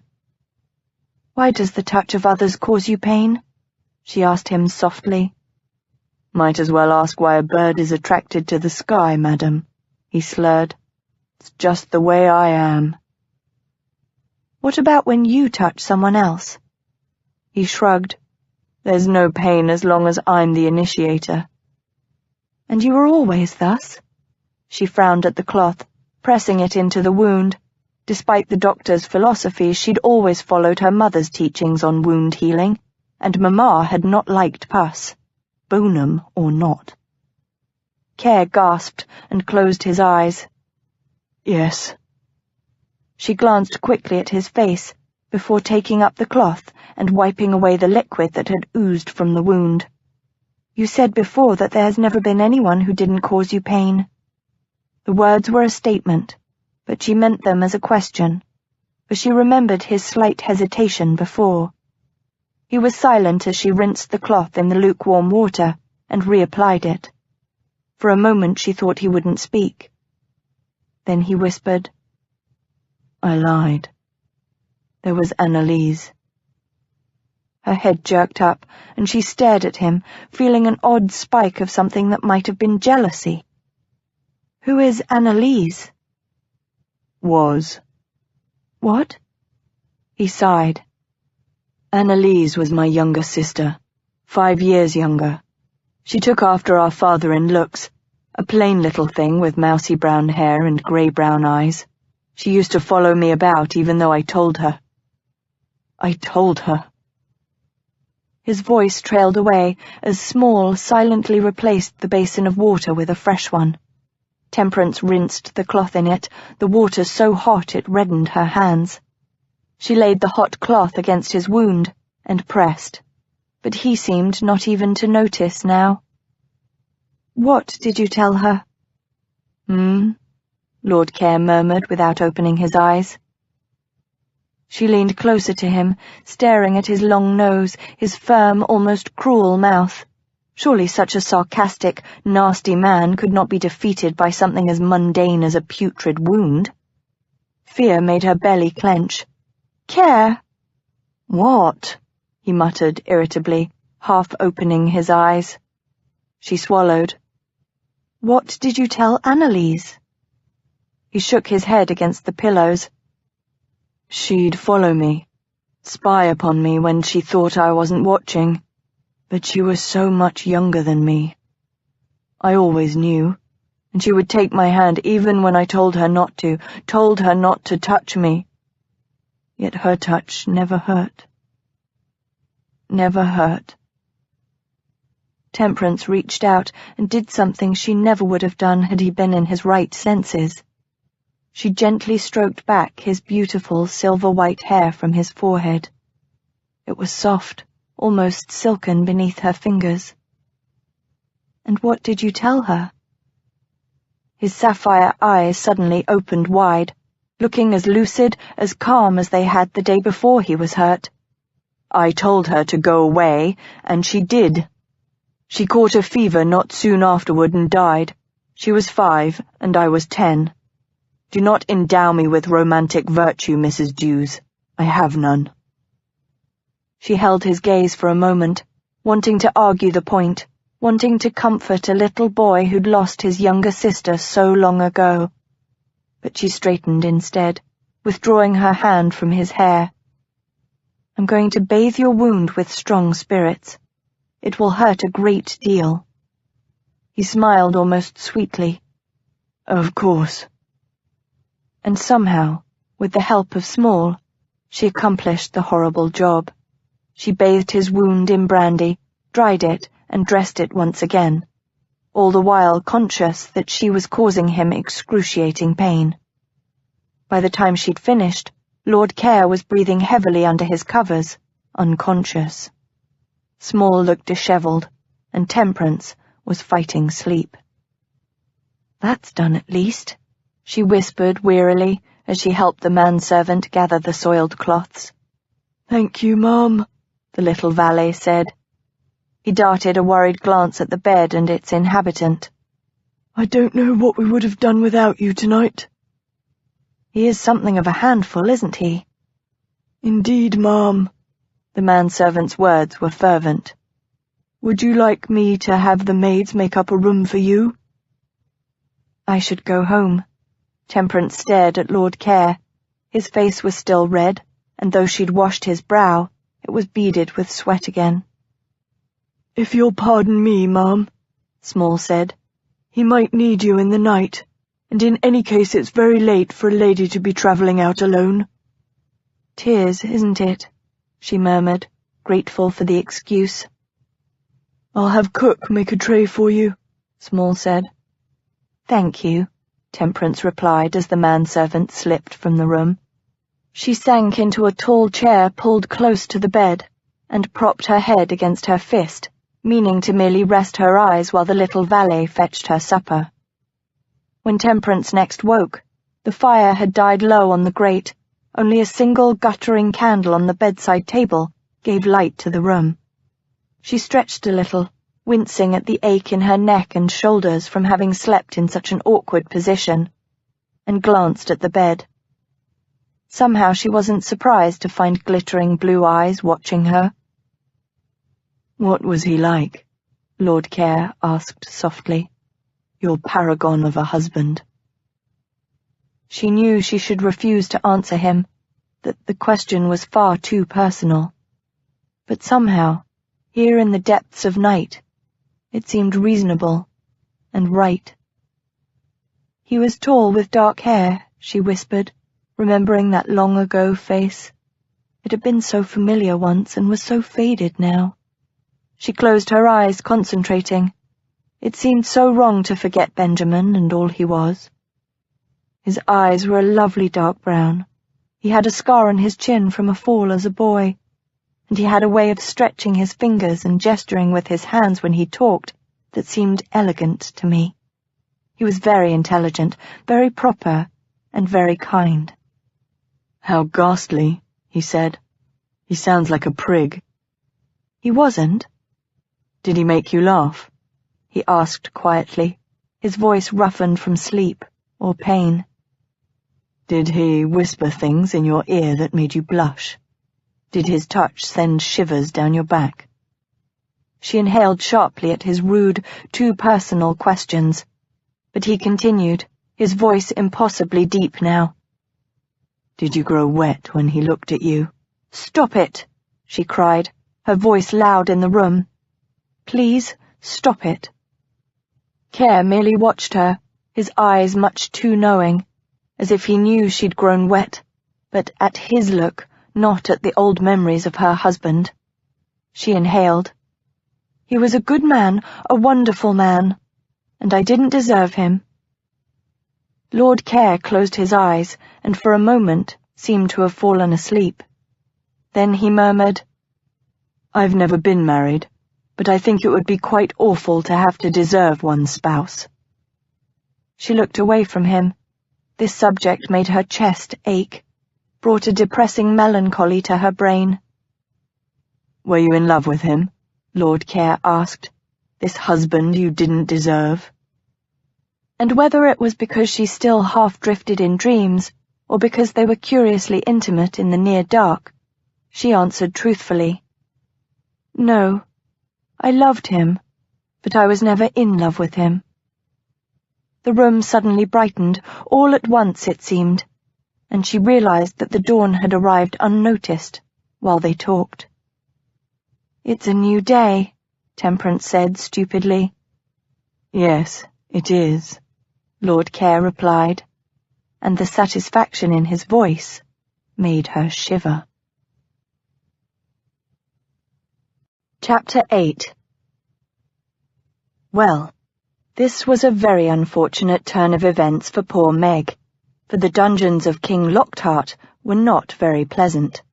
The walls dripped with fetid water, and rats and other vermin skittered across the corridors. There was no light and no heat, and in the distance could be heard the cries of the other sad inhabitants of that place. Things looked very desperate, but as Meg had never had it very easy in her life, she resolved to face this crisis with as much bravery as she could summon. And she vowed as well that whatever happened, she would tell nothing but the truth. From King Lockhart. Temperance rode home in Lord Care's carriage as the new day dawned on London. She fell asleep during the journey, waking only when the carriage halted at the end of Maiden Lane. In fact, she was so exhausted from tending Care that the consequences of a night spent away from home never even occurred to her until they descended like a great heavy boulder on her head when she entered the home. "Where," Concord, her eldest brother, inquired, in a deeply disapproving voice, "have you been?" Perhaps it was unfair to compare Concord to a great boulder, but finding him just inside the foundling home's doorway was something of a shock. He nearly filled the hallway, his displeasure palpable. Temperance stuttered, not very eloquently. Concord frowned heavily, his bushy grey and brown eyebrows meeting over his stern nose. "If you were held against your will by this aristocrat Winter has told us about, we will seek reparations." "We'll beat his bloody face in is what we'll do," Asa, her next eldest brother, growled from behind Concord. Temperance blinked at the sight of Asa. She hadn't seen him in months. Oh dear, this was not good. Asa and Concord rarely agreed on anything, and, in fact, had made pains to speak to each other as little as possible for years.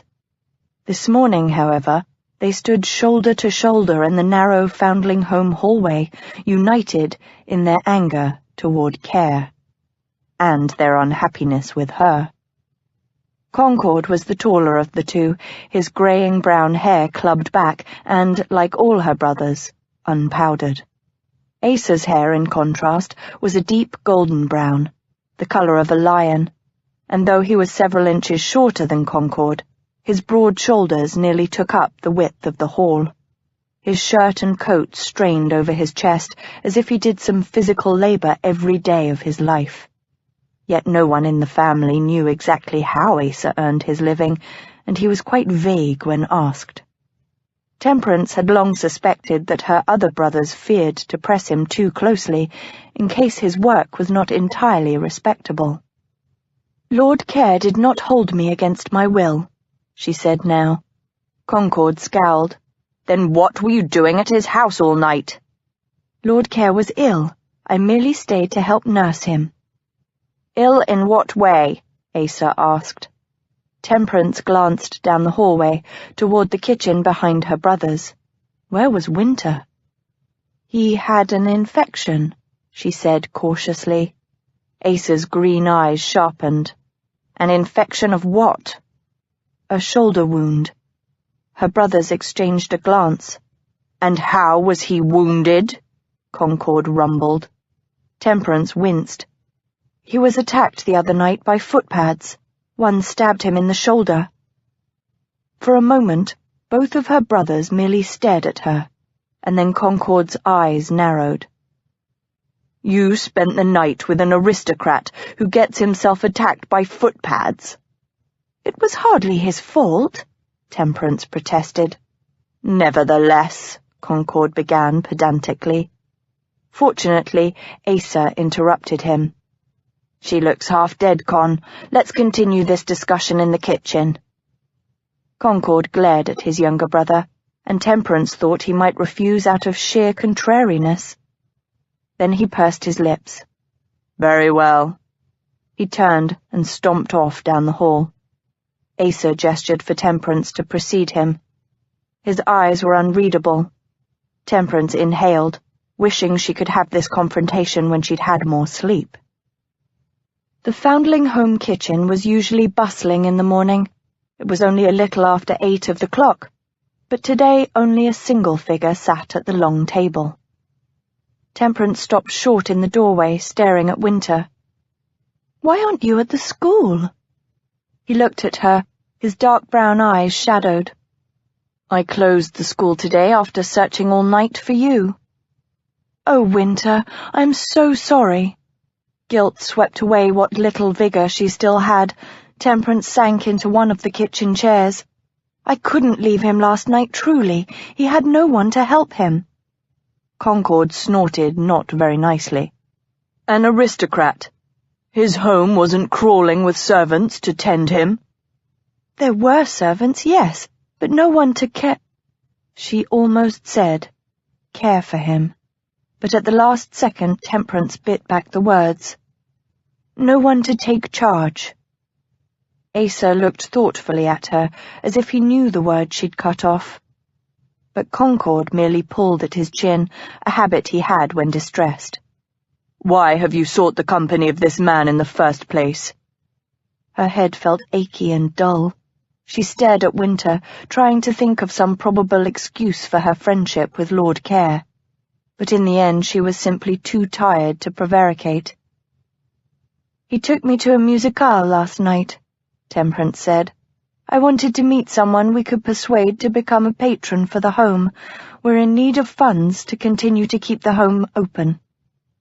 She glanced at Winter as she ended her explanation and saw him close his eyes.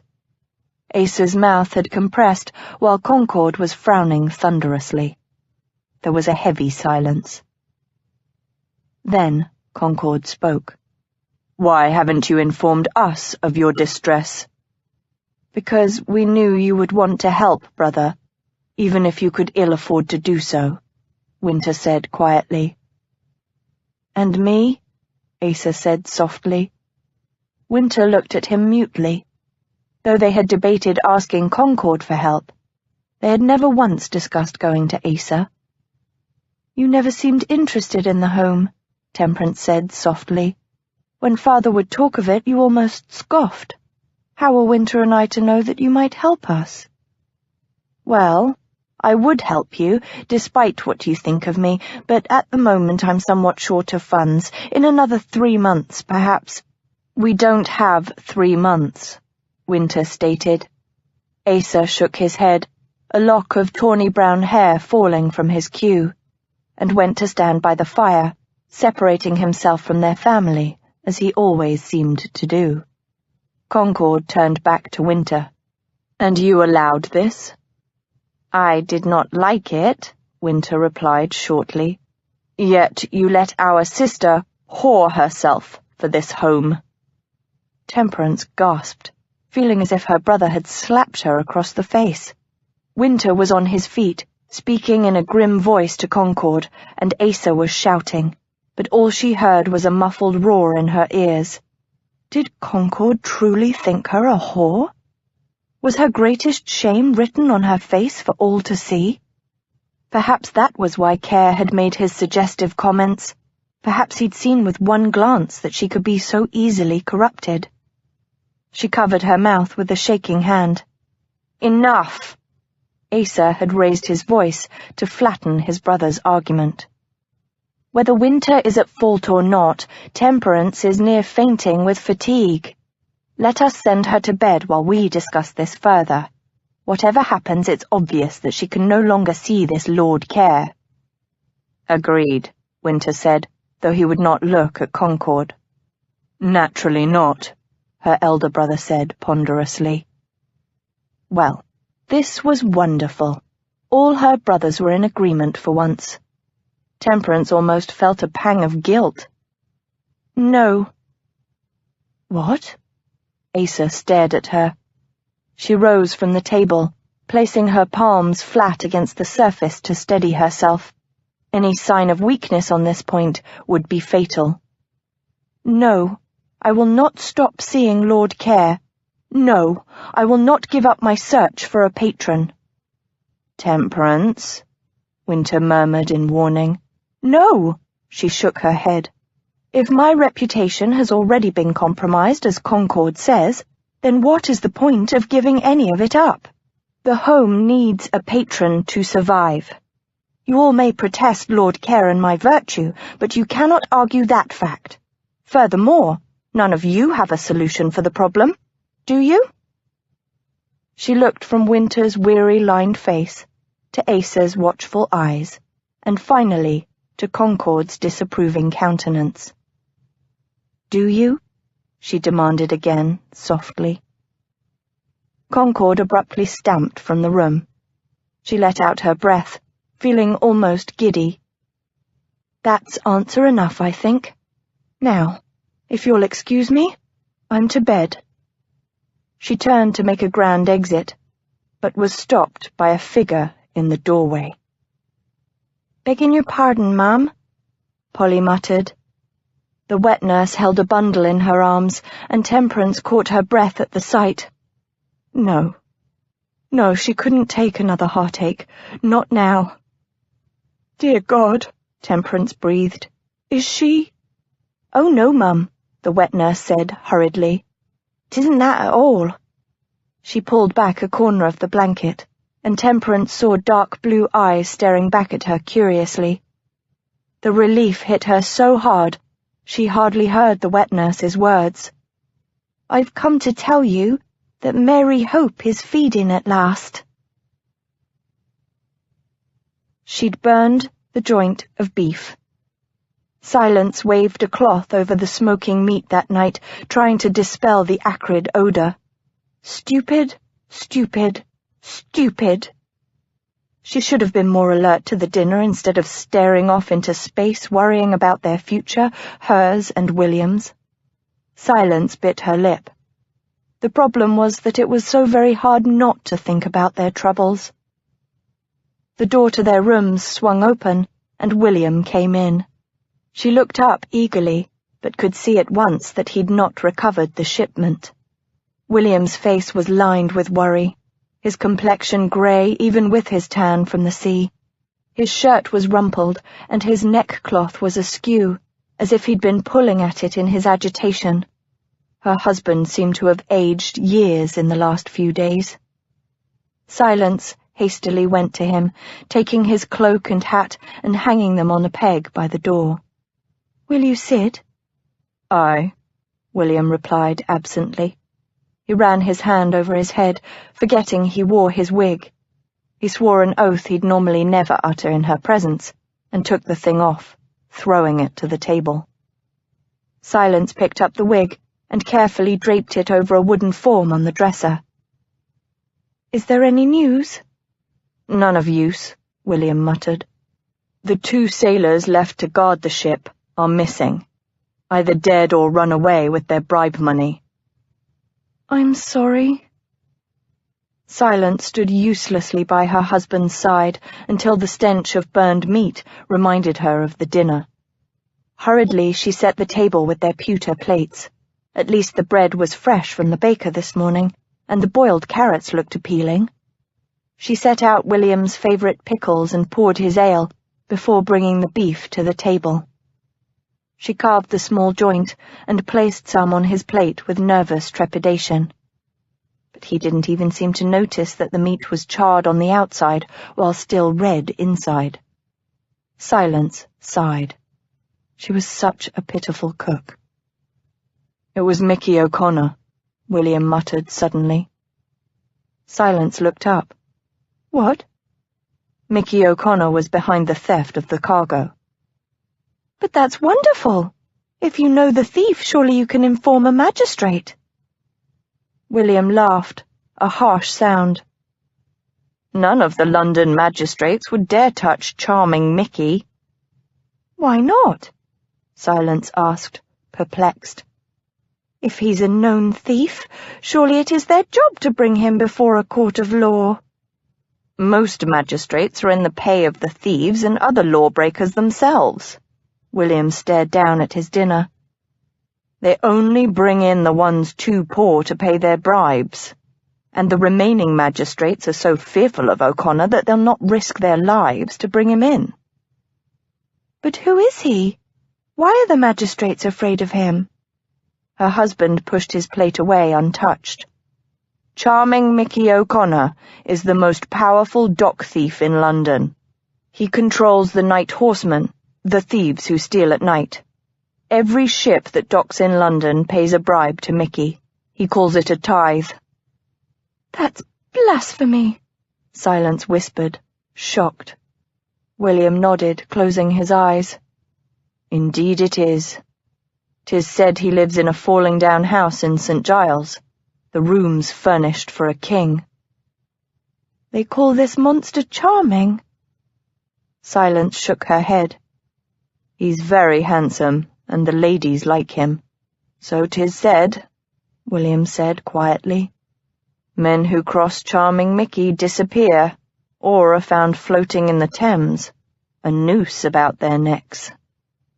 "And no one will touch him?" "No one." Silence stared at her own plate, no longer hungry. "What shall we do, William?" "I don't know," her husband replied. "I don't know. The owners are saying now that I must have had a hand in the theft." "That's ridiculous." William was one of the most honest men Silence had ever known.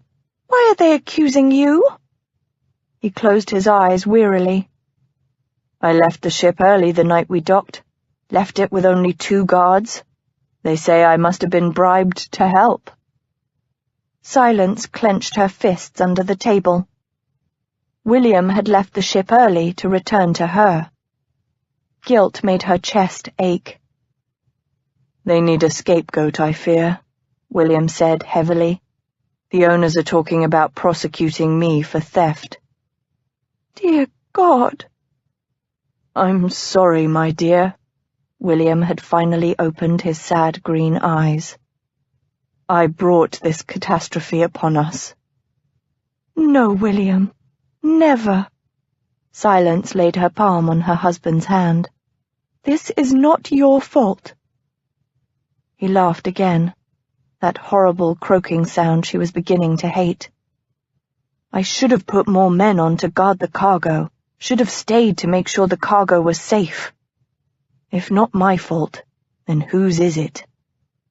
"This charming Mickey's, that's who," Silence said in sudden anger. "He's the one who makes his living off the backs of honest men.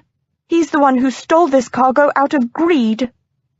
William shook his head, withdrawing his hand from hers as he rose from the table. "That may be, but we have no way of seeking redress from the man. He has no care for us or anyone else." He stood a moment looking at her, and for the first time, Silence saw hopeless despair in his face. "We are doomed, I fear." He turned and left the room, closing the bedroom door behind him. Silence stared at the pitiful meal she'd prepared. She wanted to sweep the old dishes, the burnt meat, and mushy carrots to the floor. She wanted to scream and cry, to pull at her hair and let the world know her despair. But she didn't do any of that. None of those actions would help the man she loved.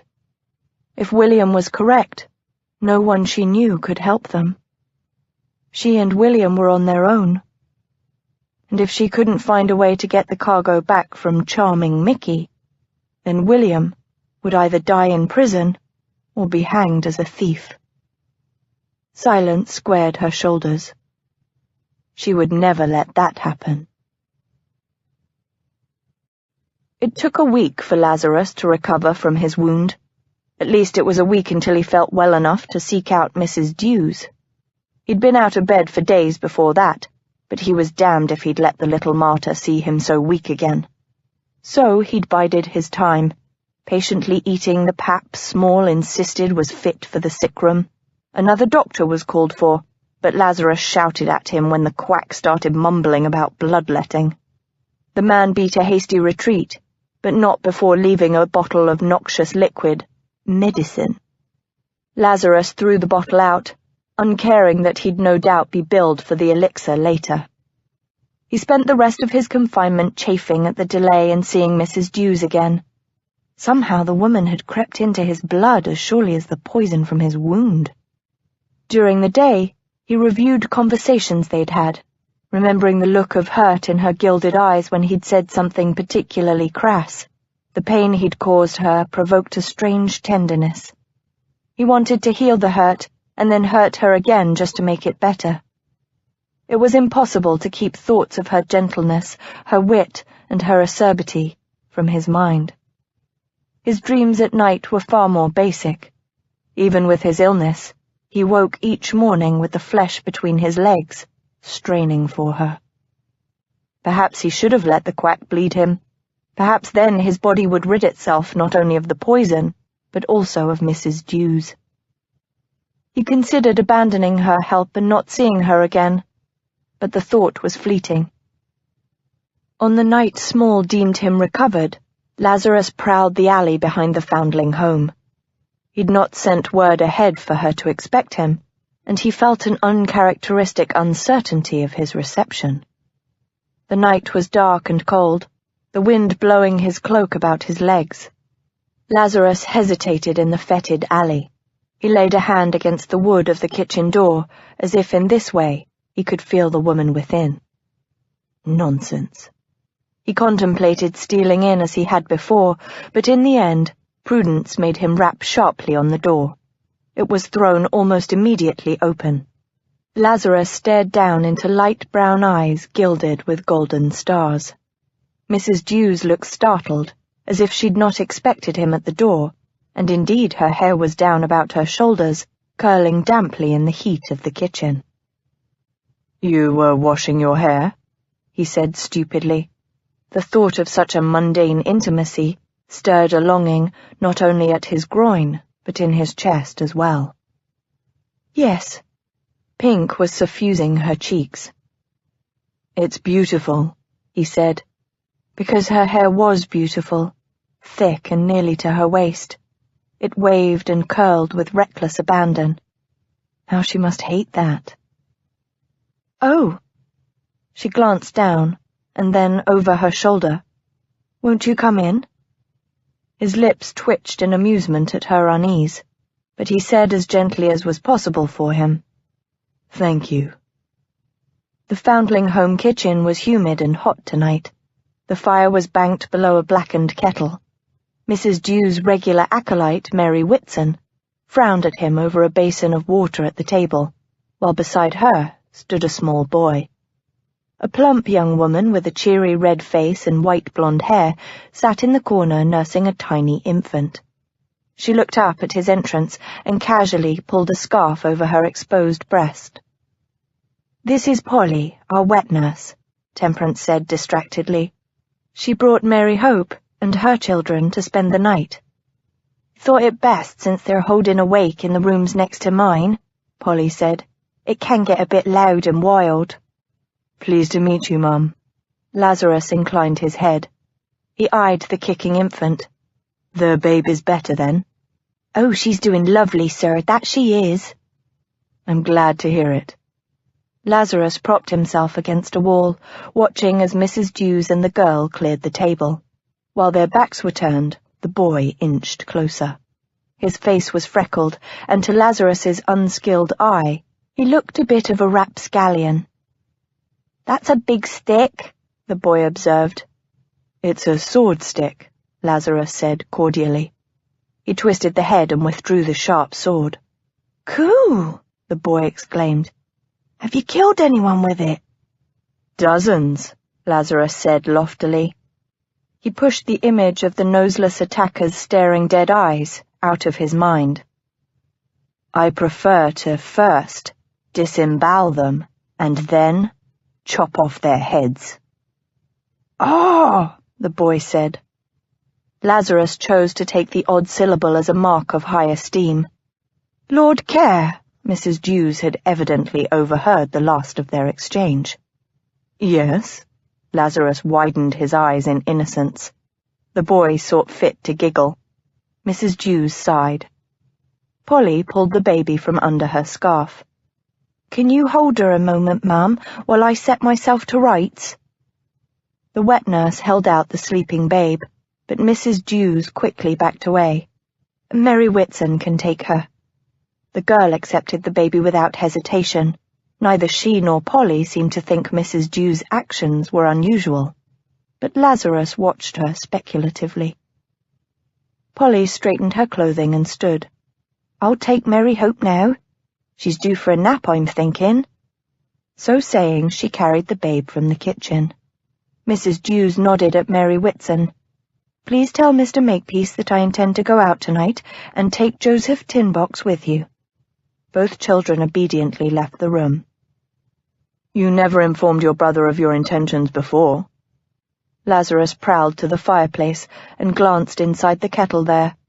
A puddle of some type of soup sputtered at the bottom.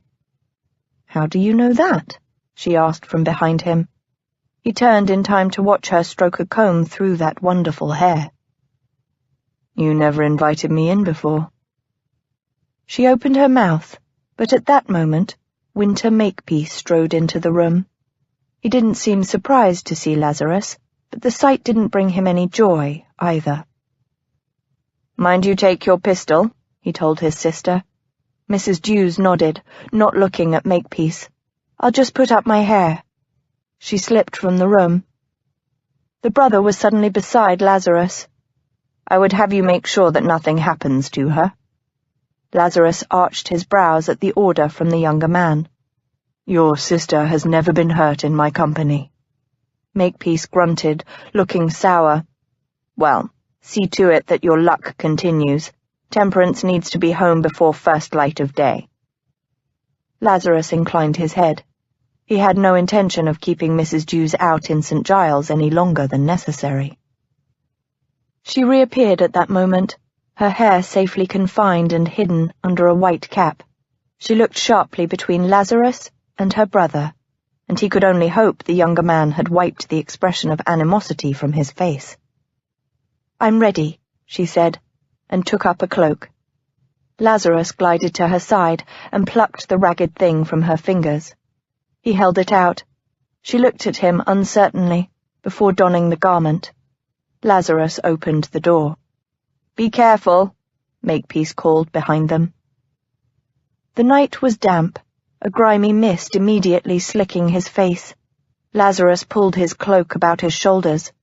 "Stay close to me. No doubt your brother would have me drawn and quartered should I bring you back with even a hair on your head misplaced." "He worries for me." Lazarus glanced around, and then down at her. "As do I. That attack we suffered last time was a purpose." Her gold-flecked eyes widened. "You're sure?" He shrugged and began walking. "I saw one of the assassins at Mother Heartsease's shop. That's quite a coincidence." She stopped suddenly, making him stop as well or risk outpacing her. "But that means someone tried to kill you." "Yes, it does." He hesitated, and then said slowly, "Twice now, I think. The night we first met, I was attacked by what I thought was a common footpad." "The man we saw you kneeling over?" "Yes." He looked at her. "Now I wonder if he was after my life instead of my purse." "Dear God." She looked down at her toes thoughtfully. "If the man without a nose was at Mother Heartsease's, then it stands to reason that the murderer was there as well." He inclined his head, watching her. She met his eyes, her own fearless. "Then we should return to Mother Heartsease and see if she knows the man." "That is my hope," he said, as he set out again. "But I want to impress upon you the seriousness of this business. Before, I merely had to deal with the everyday dangers of St. Giles. Now it seems I may actually have caught the attention of a ruthless murderer." He glanced sideways at her. "If you wish to quit this hunt, Mrs. Dews, I will still honor my side of the bargain." The hood of her cloak obscured most of her profile, but he could still see her lips purse primly. "I'll not renege on our bargain." He leaned over her, bending his head to hers. "Then you had better stay close to my side." She looked up at him, and he saw that her eyebrows were knit. "Who had you spoken to the night we met, the night you were first attacked?" "One of Marie's neighbors, a prostitute." His lips twisted. "Or at least I tried to talk to her. The woman slammed her door in my face once she found out what I sought." "I don't understand." "What?" "They must be linked somehow. The prostitute and Mother Heartsease's gin shop. But I don't see how." He shrugged. "Perhaps it's only the area. The murderer found out I was questioning Marie's neighbor and also knew I'd questioned Mother Heartsease." She shook her head. "He'd have to be very quick to take fright then, if he sent an assassin after you merely for asking questions." "No, I think you must have found something out." She looked at him in question. "If I did, I don't know what it is myself." He laughed a little grimly. They walked the rest of the way to Mother Heartsease's shop in silence.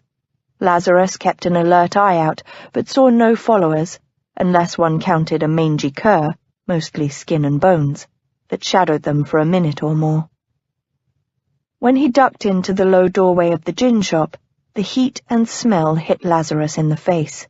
He caught Mrs. Dew's arm, scanning the crowded room. A fire roared on the hearth in the back, and a group of sailors were singing drunkenly at one long table. The one-eyed barmaid scurried between tables, avoiding all eyes, especially his own. Mother Heartsease was not in sight. Mrs. Dews tugged at his arm and stood on tiptoe to shout in his ear over the noise of the room. "Give me some coins." He looked at her, his eyebrow arched, and then took out his purse and shook some shillings into her hand. She nodded, and without a word began weaving her way through the throng, patiently stalking the barmaid. Lazarus wasn't about to leave her side in this company. He trailed behind, watching her movements, glaring when a sailor tried to catch her hand. Mrs. Dews finally ran the one-eyed barmaid to ground near the fireplace. The girl reluctantly turned, looking a bit more interested when Mrs. Dews pressed a coin into her palm. There was a whispered conferral, and the barmaid slipped away. Mrs. Dews turned back to Lazarus. She says that Mother Heartsease is in the back room. Lazarus glanced at the curtained doorway. Then let's seek her out. He lifted the curtain and led the way.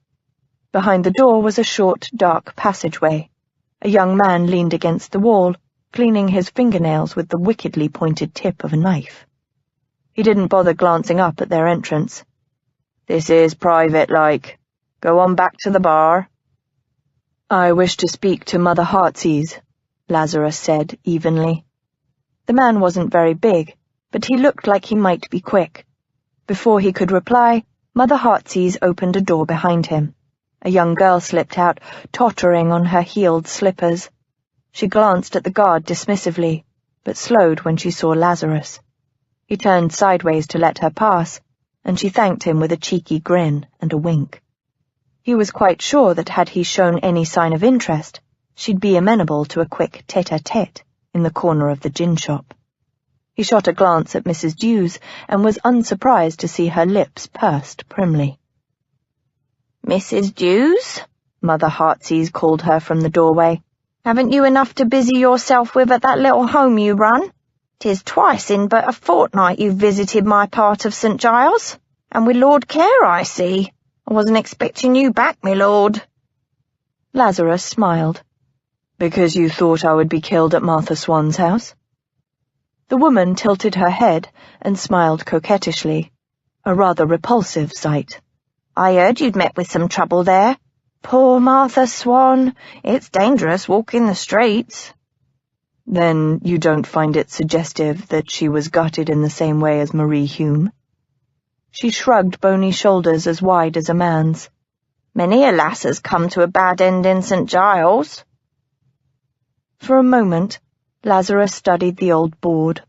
She was undoubtedly playing some kind of game, but whether it was for money, simply to protect her own mysterious interests, or because she had a more sinister intent, he wasn't sure.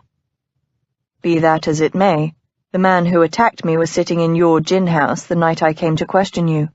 He wore a patch over his nose. She nodded.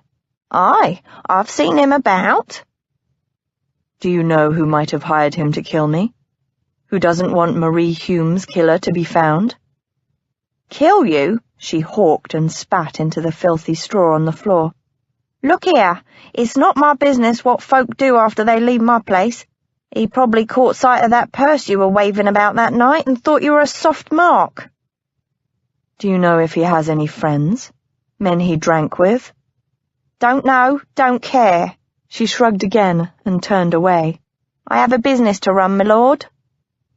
Lazarus watched as she shut the door behind her. Mother Heartsease had seemed eager enough for his payment the first night they'd come, but tonight she'd not even hinted at money. Was she afraid? Had someone warned her off? Mrs. Dews sighed beside him. "That's it, then.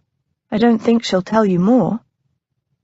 The young man who'd been leaning against the wall all this time cleared his throat.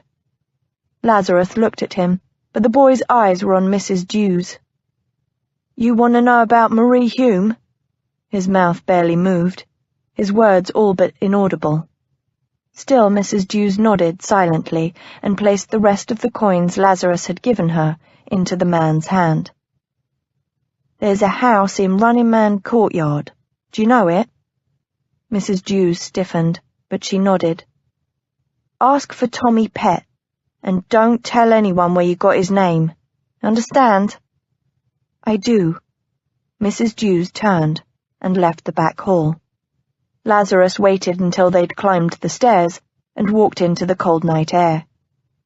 "You know the way to this Running Man Courtyard?" She pressed her lips together as if not well pleased.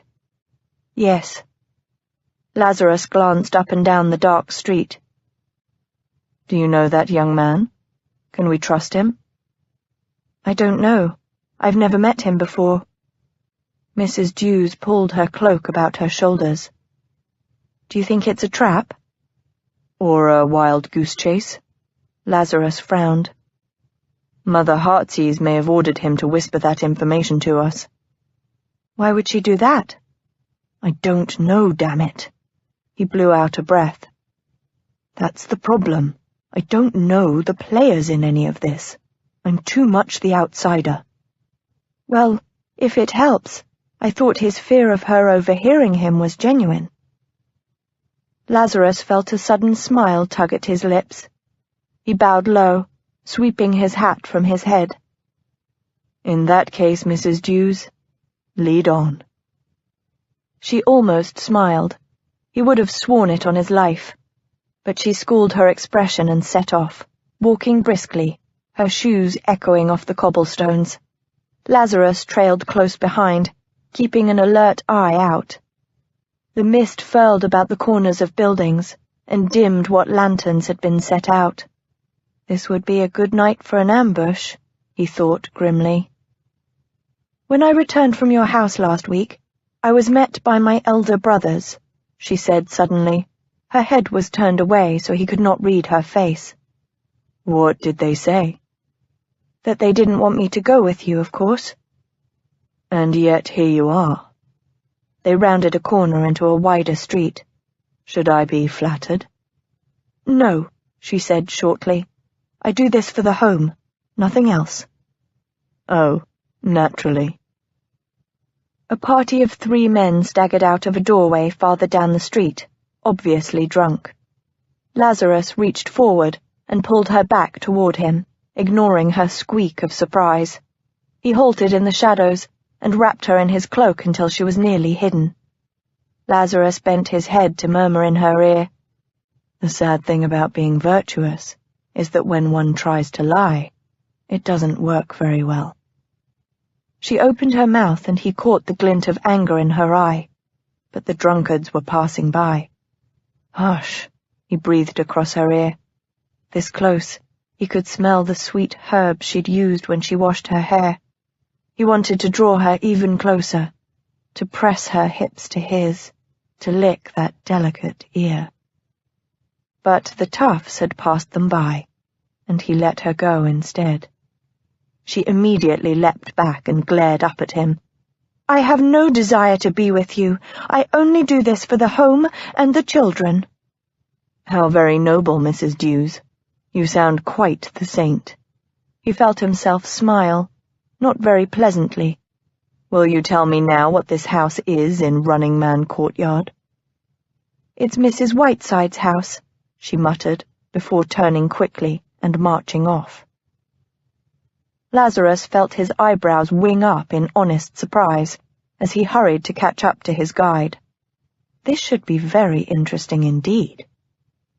For Mrs. Whiteside ran the most notorious brothel in St. Giles.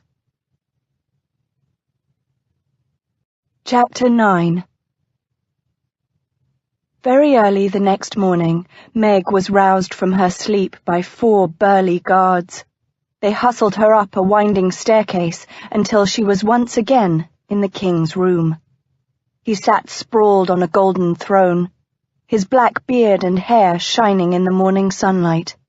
Before him were several dozen guards, standing at attention in strict rows. "There you are," the king snapped.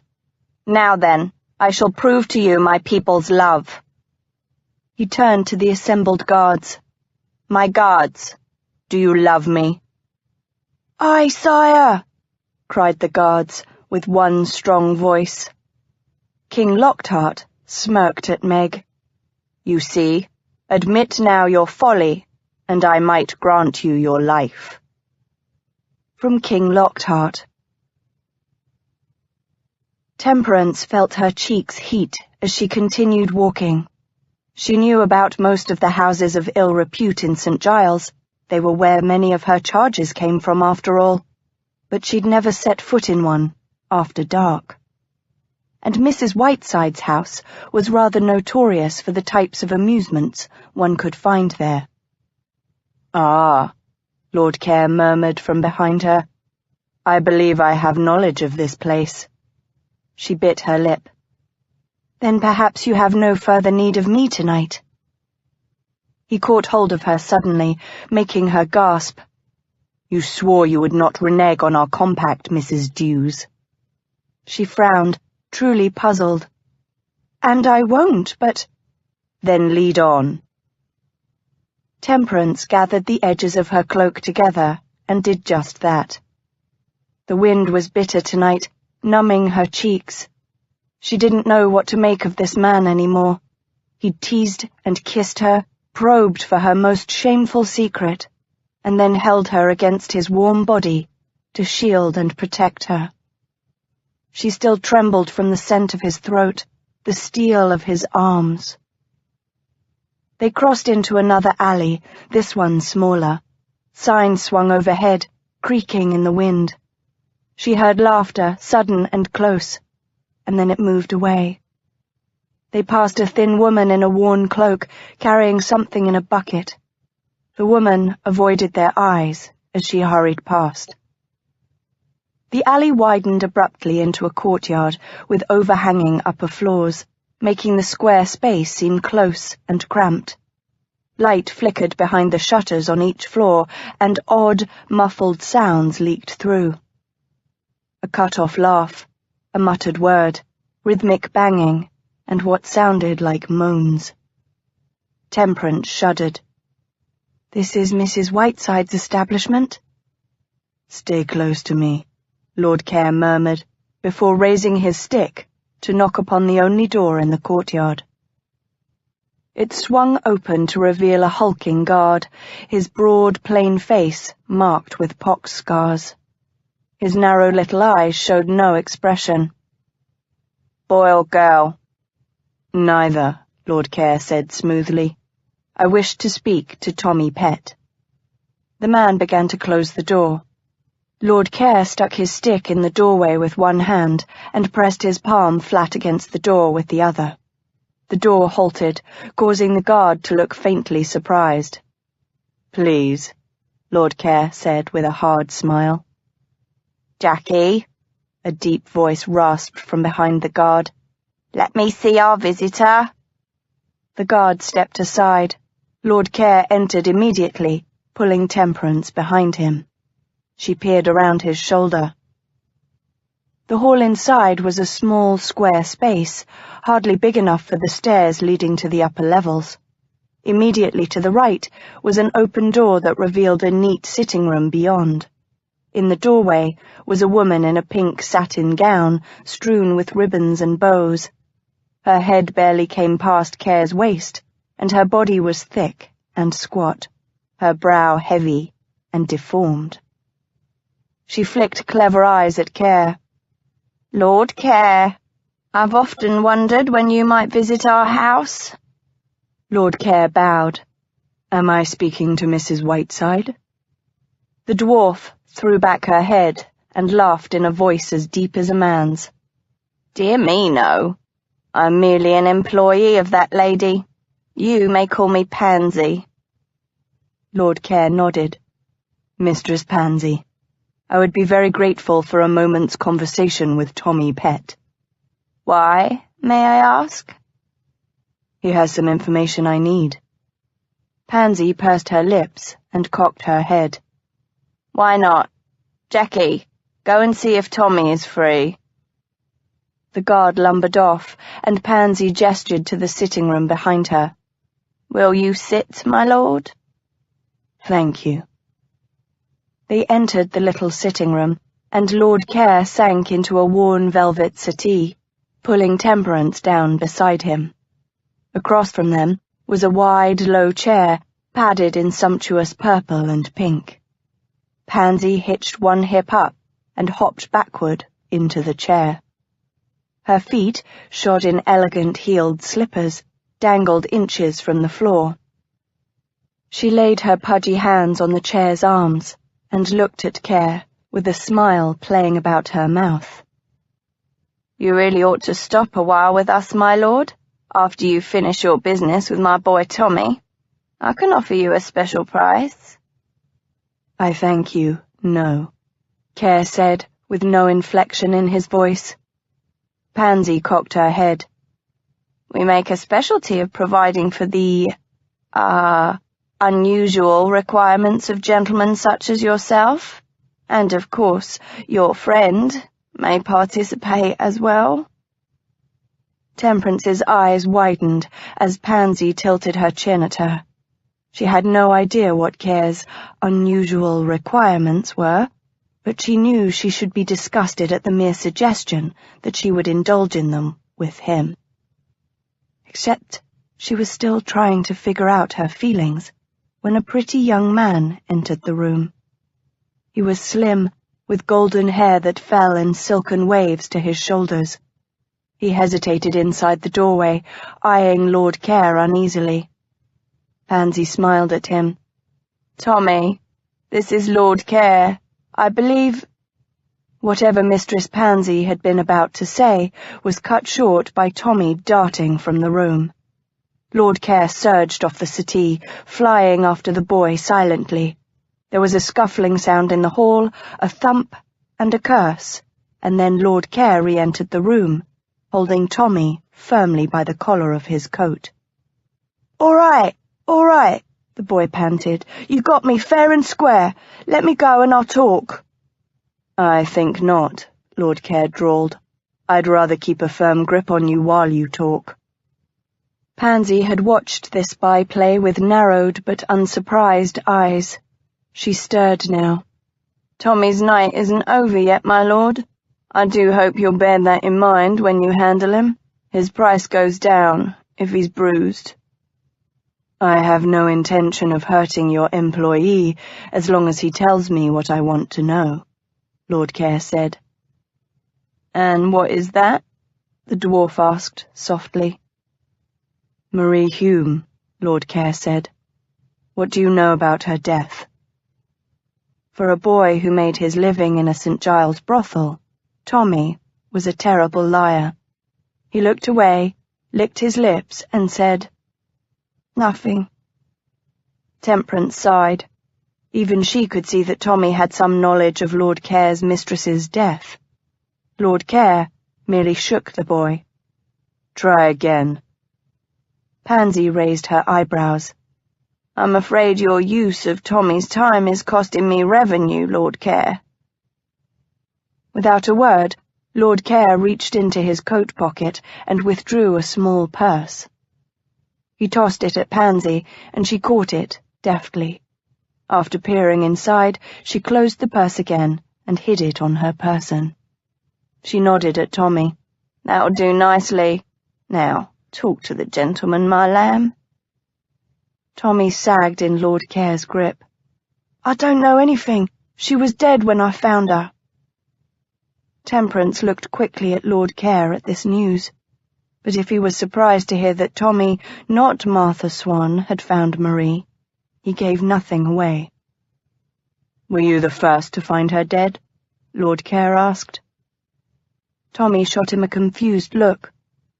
"Weren't no one else there, if that's what you're asking." "When did you find her?" Tommy screwed up his face. "It was a while back, 2 months or more." "What day?" "Saturday." Tommy darted a look at Pansy. "Saturday morn is my day off." "And what time did you arrive at Marie's rooms?" Tommy shrugged. "Maybe 9 o'clock or 10, before noon anyway." Lord Care shook him again. "Describe it." Tommy licked his lips, glancing at Pansy as if for permission. The little woman nodded her head. He sighed. "Her rooms were on the 2nd floor at the back of the house. 'Tweren't no one about when I went to climb the stairs, save a charwoman scrubbing the front step. I was going to knock at her door, Marie's, but it gave under my hand. It wasn't latched, so I went in. The front room was neat as a pin. Marie liked to keep her things orderly. But the bedroom—" Tommy halted in his narrative, staring at the floor. He gulped visibly. "There was blood all about, on the walls and floor and even the ceiling. Lord, I've never seen such blood in my life. Her mattress was black with it, and Marie—" "What about Marie?" Lord Care's voice was soft, but Temperance didn't mistake it for gentleness or pity. "She was slit open," Tommy said, "from throat to her privates. I could see her insides peeking out like grey snakes." He gulped once more, his face having turned ashen. "I cast up what I had inside me then, all over the floor. I couldn't help it. The smell was that terrible." "And what did you do then?" Lord Care asked. "Why, I ran from the room," Tommy said, but his eyes slid away again. Lord Care shook him. "You never thought to search the room? She had jewels, a diamond hairpin and pearl earrings, as well as diamond chip buckles for her shoes and a garnet ring." "I never—" Tommy began, but Lord Care shook him so hard he couldn't speak. "Tommy, my darling lamb," Pansy sighed. "Answer Lord Care truthfully, or I won't have any use for you." Tommy hung his head sullenly. "She didn't need them no more. She was dead right enough. And if I'd left them there, they would have just been stole by a landlord. I had more right to them than anyone." "Why is that?" Temperance asked. Tommy lifted his head, staring at her as if seeing her for the first time. "Why?" "Because I was her brother." Temperance glanced at Lord Care. He was expressionless, but he'd frozen, as if in surprise. She returned her attention to Tommy. "You were Marie Hume's brother?" "Aye, haven't I just said so?" the boy sputtered. "Had the same mother we did, though Marie was 10 or more years older than me." Temperance frowned. She caught a fleeting glance between Lord Care and Pansy. Something didn't make any sense. She felt like she was missing some information that everyone else had in the room. "Then you knew her well?" Tommy shrugged uncomfortably. "Fairly well, I guess." "Did she have any other visitors other than Lord Care and yourself?" Temperance asked. "As to that, I don't know," Tommy said slowly. "I saw her but once a week." Temperance leaned forward. "But surely you talked about each other's lives? She must have told you about her days." The boy looked at his toes. "Mostly, I asked for money from her." Temperance blinked, appalled at his lack of fraternal love. She would have thought that the boy was prevaricating to avoid giving more information, were he not such a terrible liar. "Can you guess who might have killed her?" Lord Care asked suddenly. The boy's eyes widened.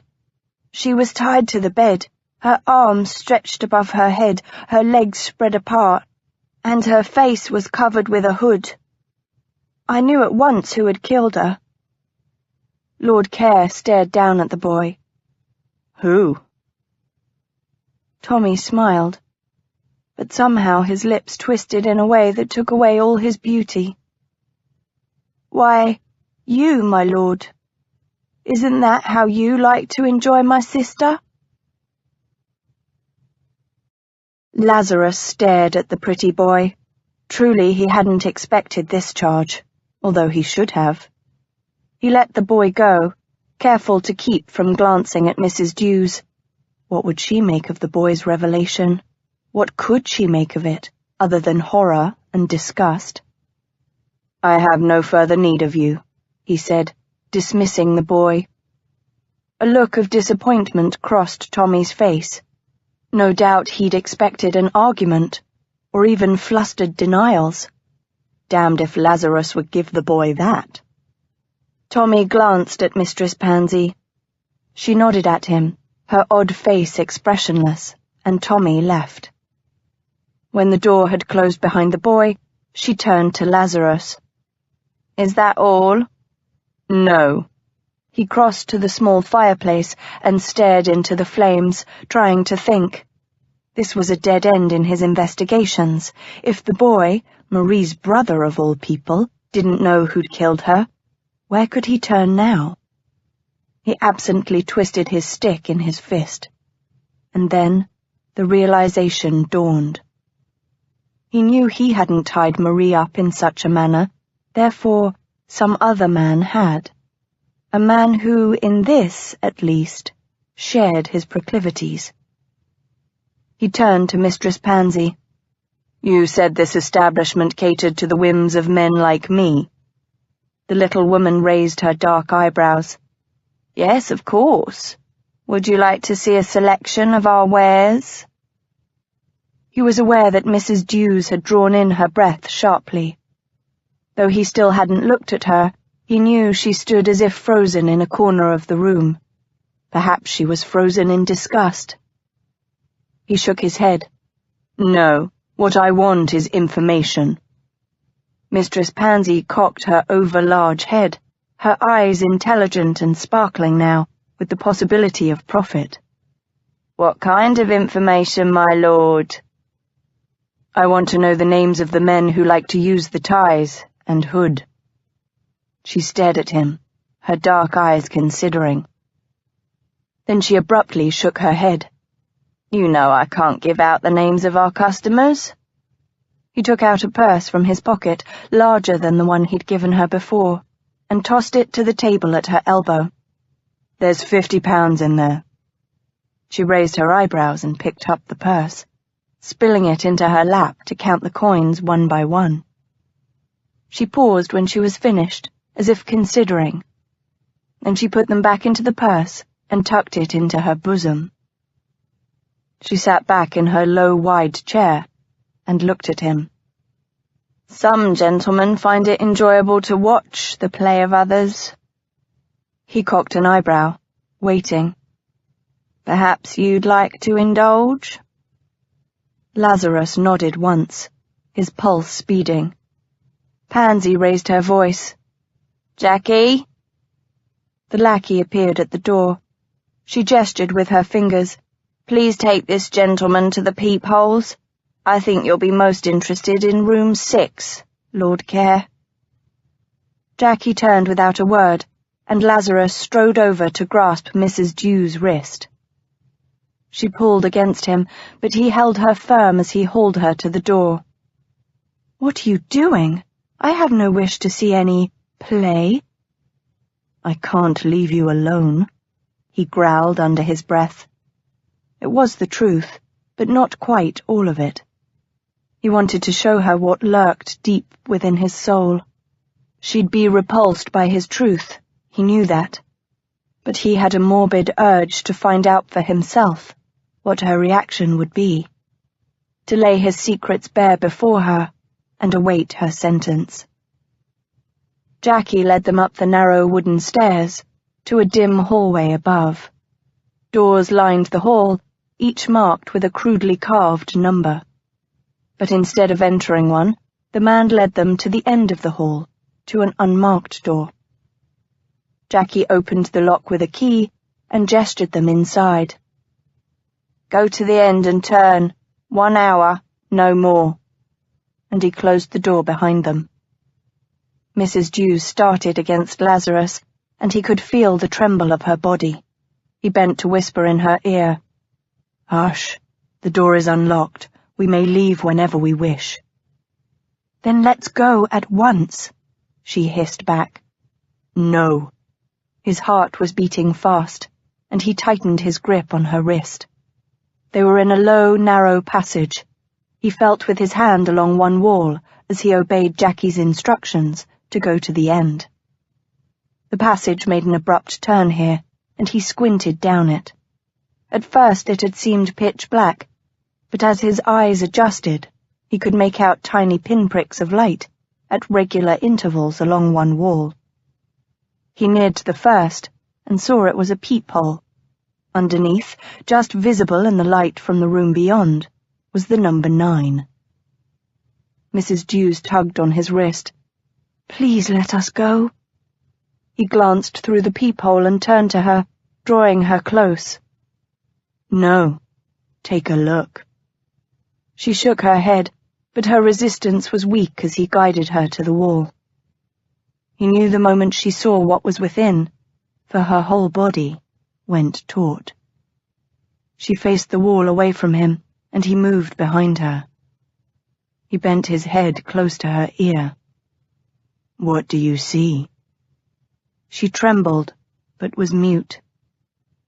Not that he needed her words to know what was in the room beyond. He'd seen it all when he'd looked. A man and a woman. The man entirely naked, the woman still wearing a chemise. The woman knelt at the man's feet, his tool between her lips. "Do you like it?" he whispered. "Does it arouse you?" He felt her tremble against him, a hair within the hawk's grasp. She was so proper on the surface, but he knew, in a part of him beyond mind and spirit, that she had carnal depths that she struggled to hide. He wanted to explore those depths, bring them to the light of day and revel in them. They were as much a part of her as the gold flecks in her eyes, and he longed to feast upon her cravings. "Come, let us see what else there is to see." He took her hand, less resisting now, and led her to the second peephole. A quick glance proved the room was empty, but the next certainly was not.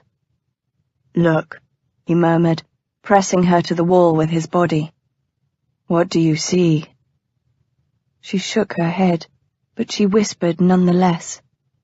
"He's taking her from behind." "Like a stallion covering a mare," he said low, his body hard against hers. She nodded jerkily. "Do you like it?" But she refused to reply to that. He drew her away, checking at the next little hole, the one Mistress Pansy had sent them to view. The sight within made him swallow convulsively. He turned and guided Mrs. Dews to the hole without a word. He knew the moment she understood. Her body stilled, and the hand clutching his squeezed hard. He moved behind her, covering and pressing her to the wall so that there was no escape possible. She was warm and soft beneath his larger body. "What do you see?"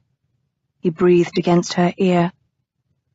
She shook her head, but he took both her hands, spreading them wide against the wall, his own hands covering hers. He felt his cock, thick and throbbing, pressing against the fall of his breeches, pressing into her soft backside. "Tell me," he demanded. Her swallow was audible in the quiet of the dark passage. "The woman is beautiful. She has red hair and white skin." And she's naked and tied to the bed." "How?" He smoothed his mouth against her neck. Her scent was strong this close, the scent of a woman. He wished he could cast off the plain white cap she wore, tear the pins from her hair, and bury his face in her tresses. "Tell me how."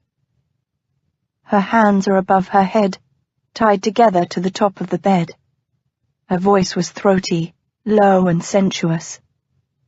Her legs are spread apart, her ankles tied to the posts at the end of the bed. She's quite naked, and her... She gulped, unable to voice the word. "Her cunny," he drawled against her cheek. His hips surged instinctively against her at the word, as if seeking out that part of her. "Yes, that. She's completely exposed," she whimpered as he licked the side of her throat. "And?" he prompted. "Oh!" She took a breath as if to steady herself. "She has a scarf tied over her eyes." "The man?" "He's tall and dark, and he's completely dressed. Even his wig is still in place." He smiled against her skin, grinding his hips into her bottom. He would raise her skirt right now, seek that soft, wet place at her center, if he was not sure it would draw her from her trance. "What is he doing?" He bit gently on her ear. She gasped. "He's kneeling between her legs and he's... Oh, God!" He chuckled darkly. He's worshipping her cunny, isn't he? He's tonguing her, kissing her, licking right through her pink lips, tasting her essence. She moaned and pressed back against him, but not in escape. Her bottom rubbed his hard cock, and triumph leapt within him. He tongued her ear, licking around the delicate outer edge. Would you like that? Would you like my mouth against your center, my tongue against your bud? I'd lick you there, tasting you, savoring you, until you bucked beneath me. But I wouldn't let you go. I'd hold you down, your thighs wide spread, your cunny open to me. And I'd lick you until you came, over and over.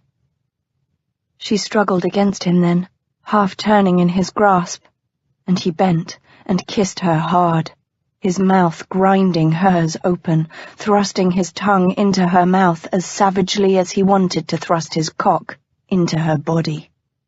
God, he was in danger of coming in his britches, and he didn't give a damn. She was finally breaking, his little martyr, and her surrender was sweeter than any honey. He jammed his leg between hers, high so that she was forced to ride him. He caught at her skirts, yanking them up, his entire being on but one goal. He no longer cared where they were, who she was and who he was and his own damnable past. All he wanted was her warm, wet flesh around him. Now. But she dug her nails into his hair and pulled suddenly, surprising an exclamation of pain from him. It was all she needed. She darted, a fleeing hare before a hawk, wildly dashing down the dark corridor.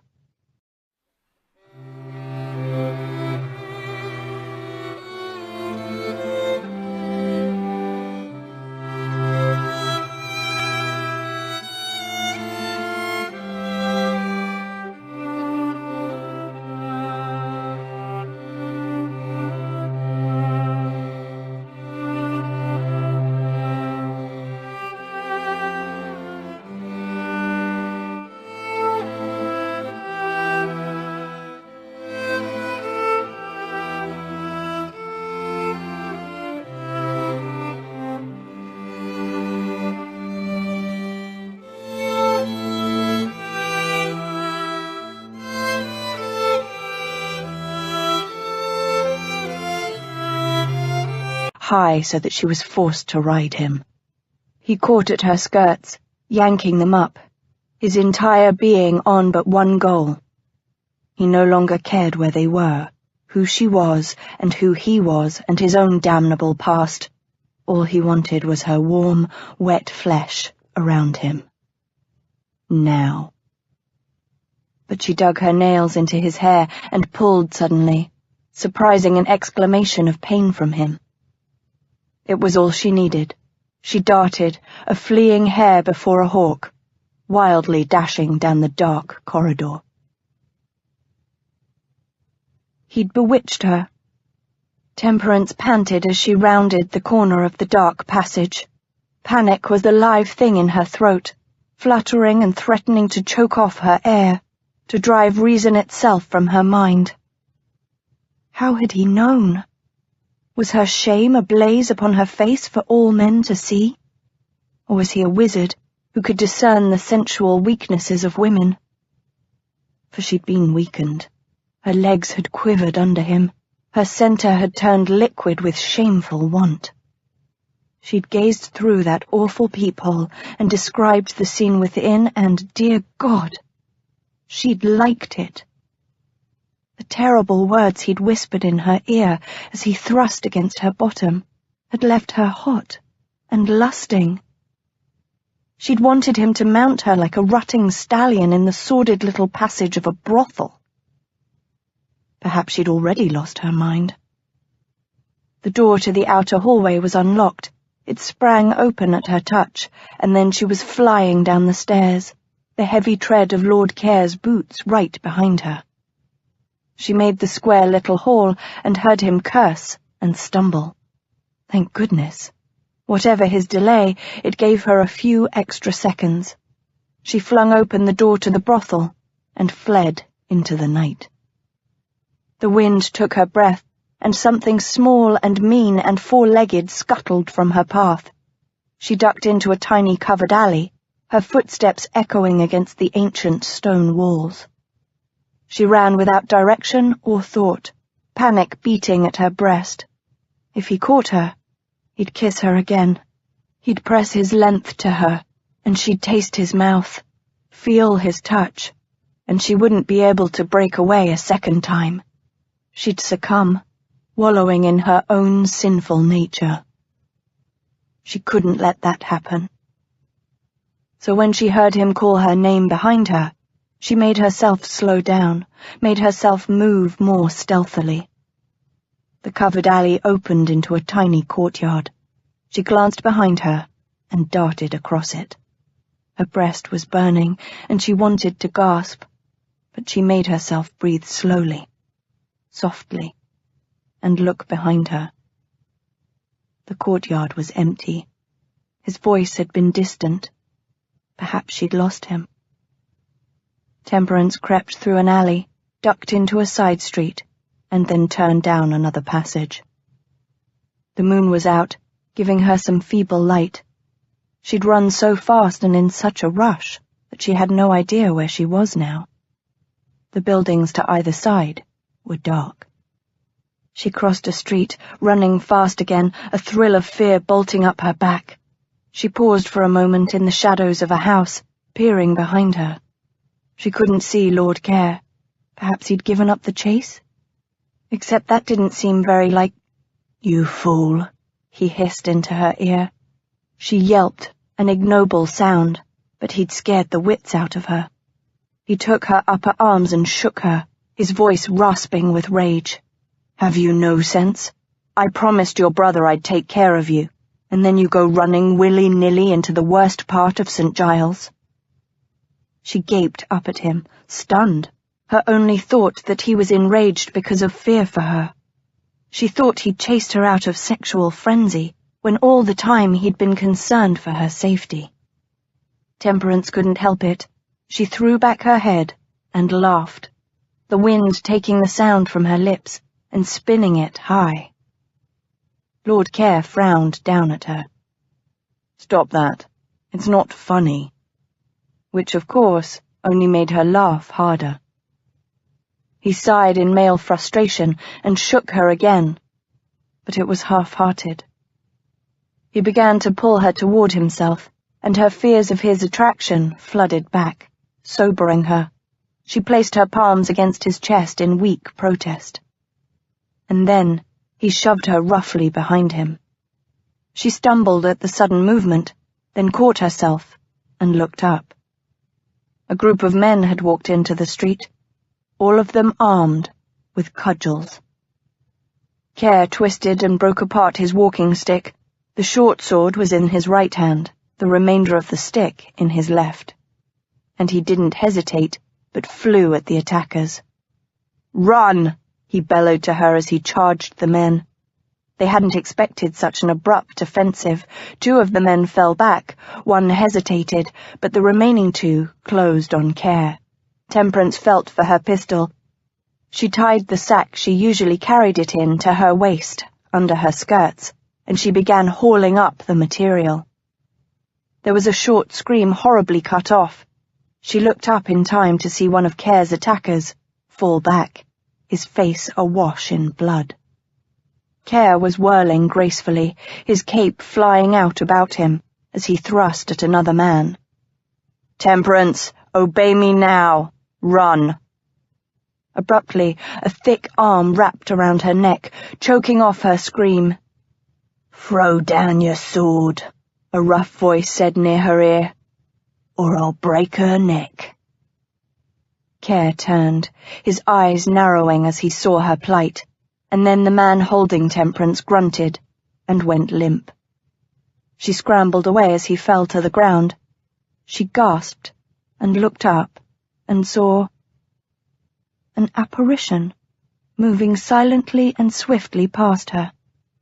The attackers never even knew he It was there until one was run through. Was she dreaming? Had she been killed and not even known it? For the thing that fought silently and deadly beside Care now was like nothing she'd ever seen. He was tall and lean and wearing a black and red motley tunic. His breeches, jackboots, and wide-brimmed hat were all black. A black half-mask covered the upper part of his face, the nose grotesquely long, and eerie lines carved around the eyes and protruding cheeks. He held a glittering sword in one hand and a long dagger in the other, and he used both at once with deadly agility, skipping nimbly over the cobblestones as he fought. Care stood back to back with the apparition, both figures fighting with grim precision. Care blocked a blow with the stick in his left hand and followed through with a jab from the sword in his right. The remaining attackers circled the two men like a pack of rabid dogs. But Care and the Harlequin moved together as if they'd fought like this all their lives. No matter how the attackers tried to breach their defenses, they could find no hole. The apparition slashed a man across the chest, even as Care stabbed one in the thigh. One of the attackers gave a shout, and suddenly they fled, disappearing into the St. Giles night. Even the man who'd caught her from behind had recovered enough to run away. In the silence, Temperance could hear her own breath rasping in her throat. The pistol in her hand shook violently. The apparition turned gracefully, his boots whispering against the cobblestones. He swept the hat from his head as he bowed low. A scarlet feather fluttered in his hat as he replaced it on his head. Then he was gone as well. Temperance stared at Care. "Are you badly hurt? Who was that?" "I have no idea." He shook his head, his silver